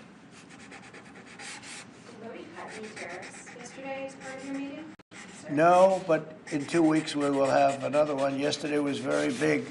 Reciprocal tariffs was very big, and I explained to the Prime Minister of India, Prime Minister Modi, very good man, his tariffs are very, very high. India's tariffs are among the highest. And I said, well, now, you know, we were very low. We were the lowest. They're just about the highest. There are others as high, but not much higher. And I said, no, from now on, what we do is what you charge us, we charge you. It's very simple. So whatever you're charging us, you can go as high as you want. Whatever you charge us, we charge you. Did he make any pledges? And I wouldn't say they were thrilled to hear that, but that's the way it is. Tariff, I told you, is a beautiful word. Fourth most beautiful. Did he make any pledges about BRICS nations not undermining the dollar? You had threatened to 100% tariffs. BRICS, the BRICS nations, I think that's breaking up very rapidly. We said that if they're going to go and do anything to undermine the dollar, that includes China. I don't even know that they're a member of BRICS, but they had a few nations get together to try and play cute. And I said, we're going to put 100% tariff on every one of those nations. And at the mere thought of saying that, I think that's all broken up. That idea has no longer sailed. Now, that would be a terrible thing for our country. It would be bad for the world. They wanted to undermine the dollar. 6 nations got together. They want to undermine the dollar. That didn't work out too well. Not going to happen. And we're getting along with a lot of nations now, frankly. There's a lot of respect for the United States. We have regained the respect that we should have, but we've also done things to deserve it. I mean, we've freed up our country, and you're going to see this is basically energy dominance, and it's going to be environmentally clean, environmentally wonderful, and taxes will be very reasonable based on this. We're going to make more money than anybody's ever made with energy. We have more energy than anybody else, and it's clean energy, very clean, beautiful energy. We're lucky. We have it. I call it liquid gold under our feet, and we're going to utilize it.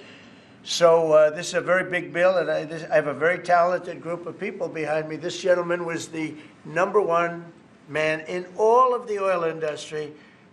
They said there's nobody like him, Chris Wright.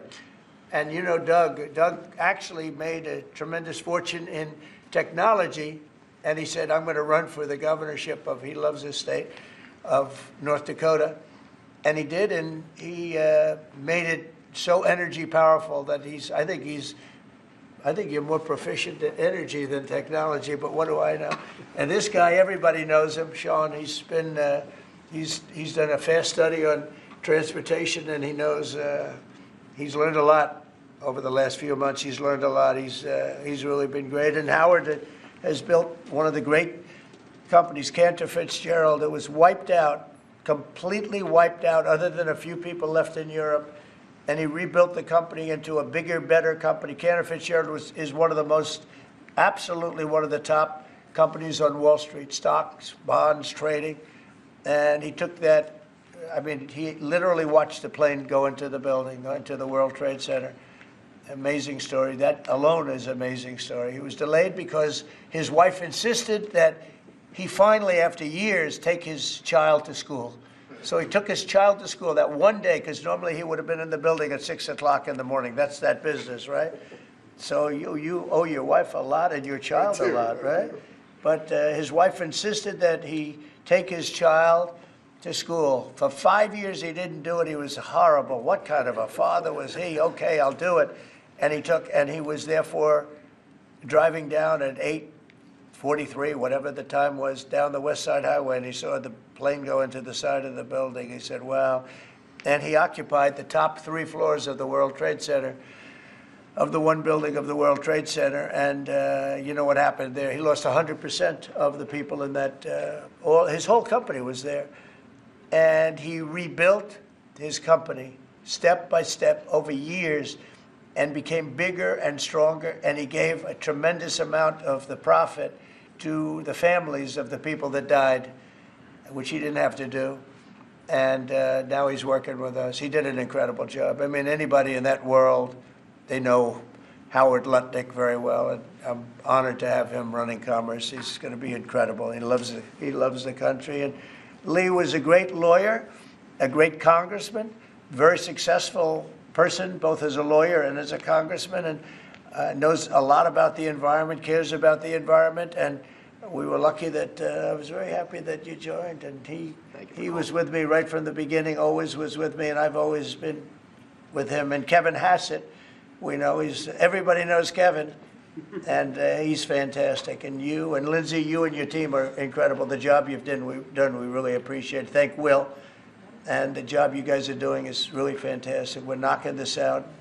Brian, do you have a question? I actually do. What kind of piqued my interest is growing up on the Texas Gulf Coast, natural gas, the LNG that you mentioned. Yeah. What's the potential for like new jobs or growth in that area? I mean, that part of the country, Southwest Louisiana, Southeast Texas, they depend on that. I would say that potential is simply tremendous. You know, 20 years ago, the United States was the biggest importer of natural gas in the world. And we had natural gas prices 2 or 3 times higher than they are today. But with shale revolution and great entrepreneurs in Texas and Louisiana and across our great country, we are now today the largest net exporter of natural gas in the world. And so much of the world is depending upon natural gas is the fastest growing energy source, has been for 50 years. We were the driver of that, and then we paused. We stopped our ability to grow natural gas exports. Both the Japanese government and Indian government expressed great distress about that. They're going to count on energy imports from the U.S., and we may just change our mind. So I think they're thrilled to see the actions of this president say America's open for business.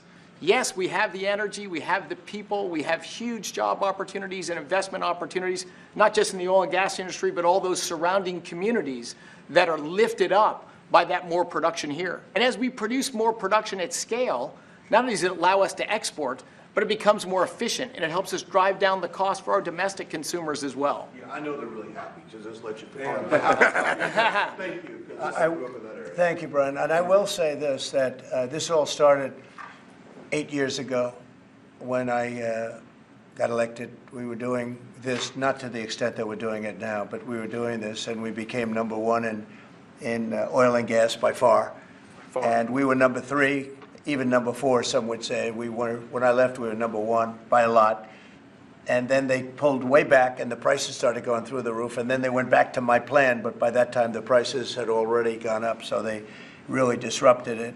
But now we're going to take it to a new level. It's going to be amazing. And we're also, it's very powerful, clean coal.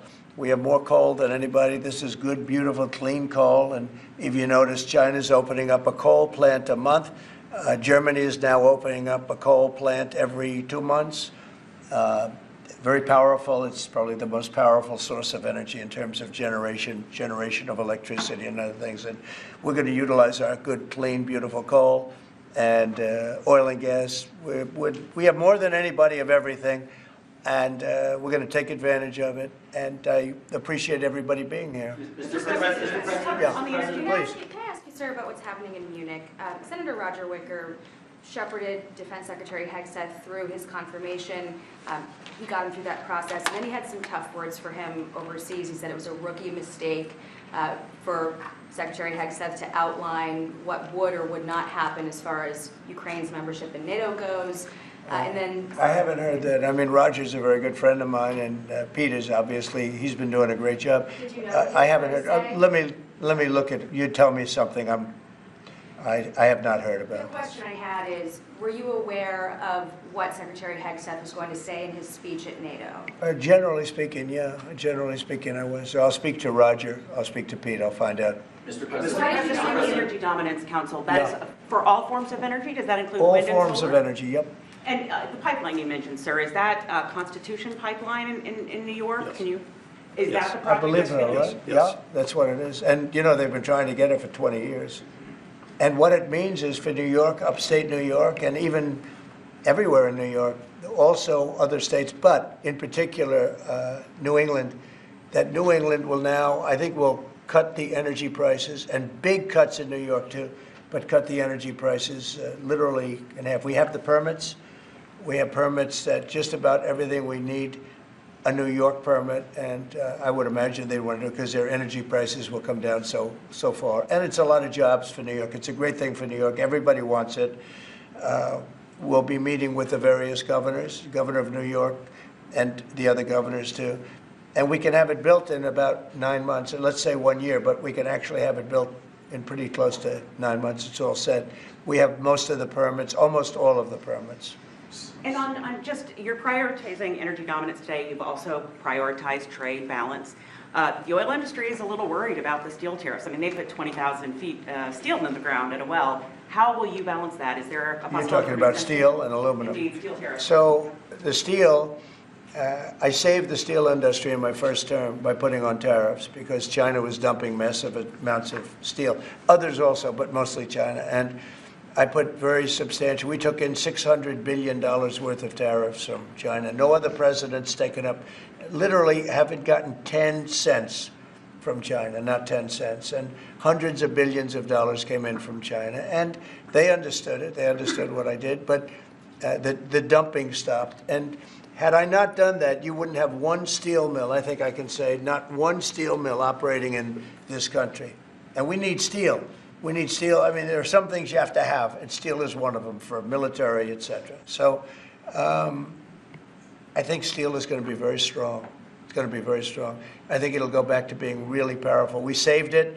I mean, we were talking about U.S. Steel last week. U.S. Steel would have been closed, totally closed. We saved it. And now it's going to become, I think, very, very profitable. The tariffs are going to save a lot of industries. Mr. President, U.S. Steel, can I just follow up on U.S. Steel just go very ahead, quickly, finish sir? If the Japanese company that's interested in U.S. Steel wants to take a minority stake as opposed to full ownership, is A that minority fine? stake I wouldn't mind greatly, but what they're doing right now is they're going to be investors, and they're going to be investing in, I think, debt and various other things. But we didn't want to let U.S. Steel go to a foreign company. U.S. Steel was the greatest company in the world for a period of 15 years. It was, you know, it was the big deal 80 years ago or so. And psychologically, we can't even think about letting that happen. But what is going to happen, and we've already seen it, you see it in the stock price, with the tariffs, U.S. Steel is going to be a real powerhouse again. Mr. President, if I could just follow up on Jackie's question about Munich. Vice President Vance's speech to the conference has ruffled quite a few feathers in Europe. What did he say to ruffle them? I don't know. He was talking about the freedom of speech and migration in Europe. Do you believe that European leaders have a fundamentally different view of the world than this administration's? Well, I heard his speech, and I tell you, you're talking about JD's speech, right? Yes, sir. I heard his speech, and he talked about freedom of speech, and I think it's true in Europe. It's losing. They're losing their wonderful right of freedom of speech. I see it. I mean, I thought he made a very good speech, actually, a very brilliant speech. Yeah. Europe has to be careful. And he talked about immigration. And Europe has a big immigration problem. Just take a look at what's happened with crime. Take a look at what's happening in various parts of Europe. I thought his speech was very well received, actually. I've heard very good remarks. And in regards to Ukraine as well, yesterday you mentioned that you thought Ukraine's NATO aspirations were one of the main reasons that the war broke out. Who do you blame for the war, Ukraine or Russia? Well, I think that there were a lot of people to blame. All I can say is very simply, if I were president, that war would never have happened. And you know what else wouldn't have happened? The Middle East wouldn't be all blown up, and October 7th wouldn't have happened either. Those two areas, you wouldn't have inflation, you wouldn't have October 7th, you wouldn't have Russia and Ukraine fighting. None of those things would have happened if I were president. Mr. President? Straight up. Yeah, please. You mentioned auto tariffs the other day. Yeah. When do you plan to unroll? Howard, I'd say over the next sometime, or maybe around April 2nd. I would have done them on April 1st. Believe it or not, I'm a little superstitious. No, literally, we had it planned for April 1st. I said, let's make it April 2nd. You know how much money that costs? That costs a lot of money just that one day, but we're going to do it on April 2nd, I think. Is that right? That's right. Okay, thank you. The lead prosecutor in Eric Adams' case resigned today, saying anyone who didn't press forward would be a coward. What's your reaction to that and to the overall implication that politics were at play here? Well, I don't know about it. I mean, obviously, I'm not involved in that. But I would say this, that if they had a problem, and these are mostly people from the previous administration, you understand, so they weren't going to be there anyway. They were going to all be gone or dismissed. If not, they know on Tuesday they're all being dismissed. You know, the whole country is being, because what you do is you come in and you put new people in. So when you say resign, they're going to be gone anyway.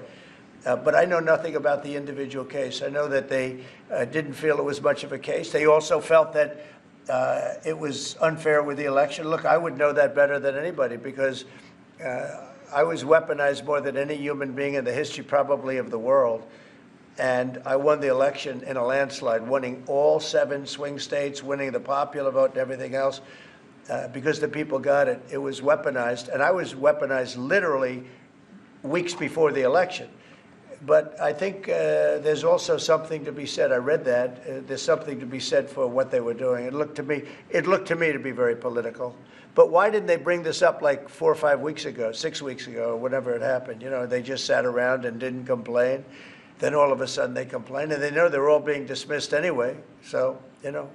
That's the way it is. That's called politics, I guess. Mr. President? Yeah, please. That's right. Earlier this week, you predicted that all hell would break loose if Hamas didn't hand over all of their hostages. What do you expect to happen tomorrow in terms of I don't know what's going to happen tomorrow at 12 o'clock. It was up to me. I'd take a very hard stance. I can't tell you what Israel's going to do. But I watched the last people come out. And I looked at a before and an after picture. One guy was a big, strong, healthy guy. Could say he was a little bit overweight. He's not overweight anymore. He looks like he just came out of the Holocaust. It looks like a Holocaust picture. I've looked at him for a long time, and they've been treated very badly. A young lady came out last week. Her hand was blown off. I mean, literally, her hand was trying to stop a bullet that was headed for her face. She put up her hand. She goes like this and wiped out her fingers and a lot of her hand. Now, I would take a different stance, but it depends. Look, it depends what Bibi's going to do. It depends what Israel's going to do. But and now I understand they've totally changed. Hamas has totally changed. They want to release hostages now again. But you have to see, this started by them saying, we're not going to release the hostages as we said we were. I said, good. You have till 12 o'clock on Saturday, which is tomorrow at 12 o'clock, to do it. And we didn't hear anything. Then all of a sudden, 2 days ago, they said, no, we've decided we're going to release the hostages. So, but I actually think they should release all of the hostages. Remember, they're probably as bad as they looked. I mean, I don't like to say that, but they looked real bad 4 days ago, 5 days ago when I saw them. And the young ladies that came out were treated really badly. You don't know what happened, but I do. They were treated really badly. But as bad as they look, the ones that follow probably will look a lot worse. I think they're sending out their most healthy. And they've been hit hard on that, Hamas. So they probably didn't want to release. But they changed their mind. I said 12 o'clock tomorrow, and all of a sudden, 2 days ago, yesterday, they said they're going back to releasing. But this all started by them saying, we are not going to release any more hostages. And then yesterday they said they are going to release the hostages. But I think they should release all of the hostages. About 75,000 workers took this deferred resignation. It's a little bit short of the 5 to 10% goal you were hoping to hit. Do you think you'll have to make up the rest of that number in layoffs? No, look, that's 75,000 more than we would have had, and nobody knows what that final number is, because in the end, I think a lot of people aren't going to show up to work. A lot of people, they got used to staying home and quote, working. But, I wonder if they had other jobs or other things. They have a lot of problems with that. No, 75,000 is a lot of people. And we paid them well. We gave them a lot of months of severance pay, if you call it that. But no, I think you'll probably have some more, too, in addition. It's a big, tremendous saving for our. We want to downsize government, but make it better. Run it better, but downsize. Yeah, please. So can I ask about the UK? I understand that you had a phone call with Keir Starmer yesterday. I did. I just signed a letter to him. He asked for a meeting, and I agreed to the meeting. We're going to have a friendly meeting. Very good. We have a lot of good things going on. But he asked to come and see me, and I just accepted his asking. Do you have a date for that, sir? And what do you hope to Very soon. I think he wants to come next week or the week after. And what do you hope to discuss? I don't know. It was his request, not mine. But, I've met him twice already. We get along very well. He's a very nice guy. Thank you very much, everybody. Thank you. Thank you very much. Appreciate it.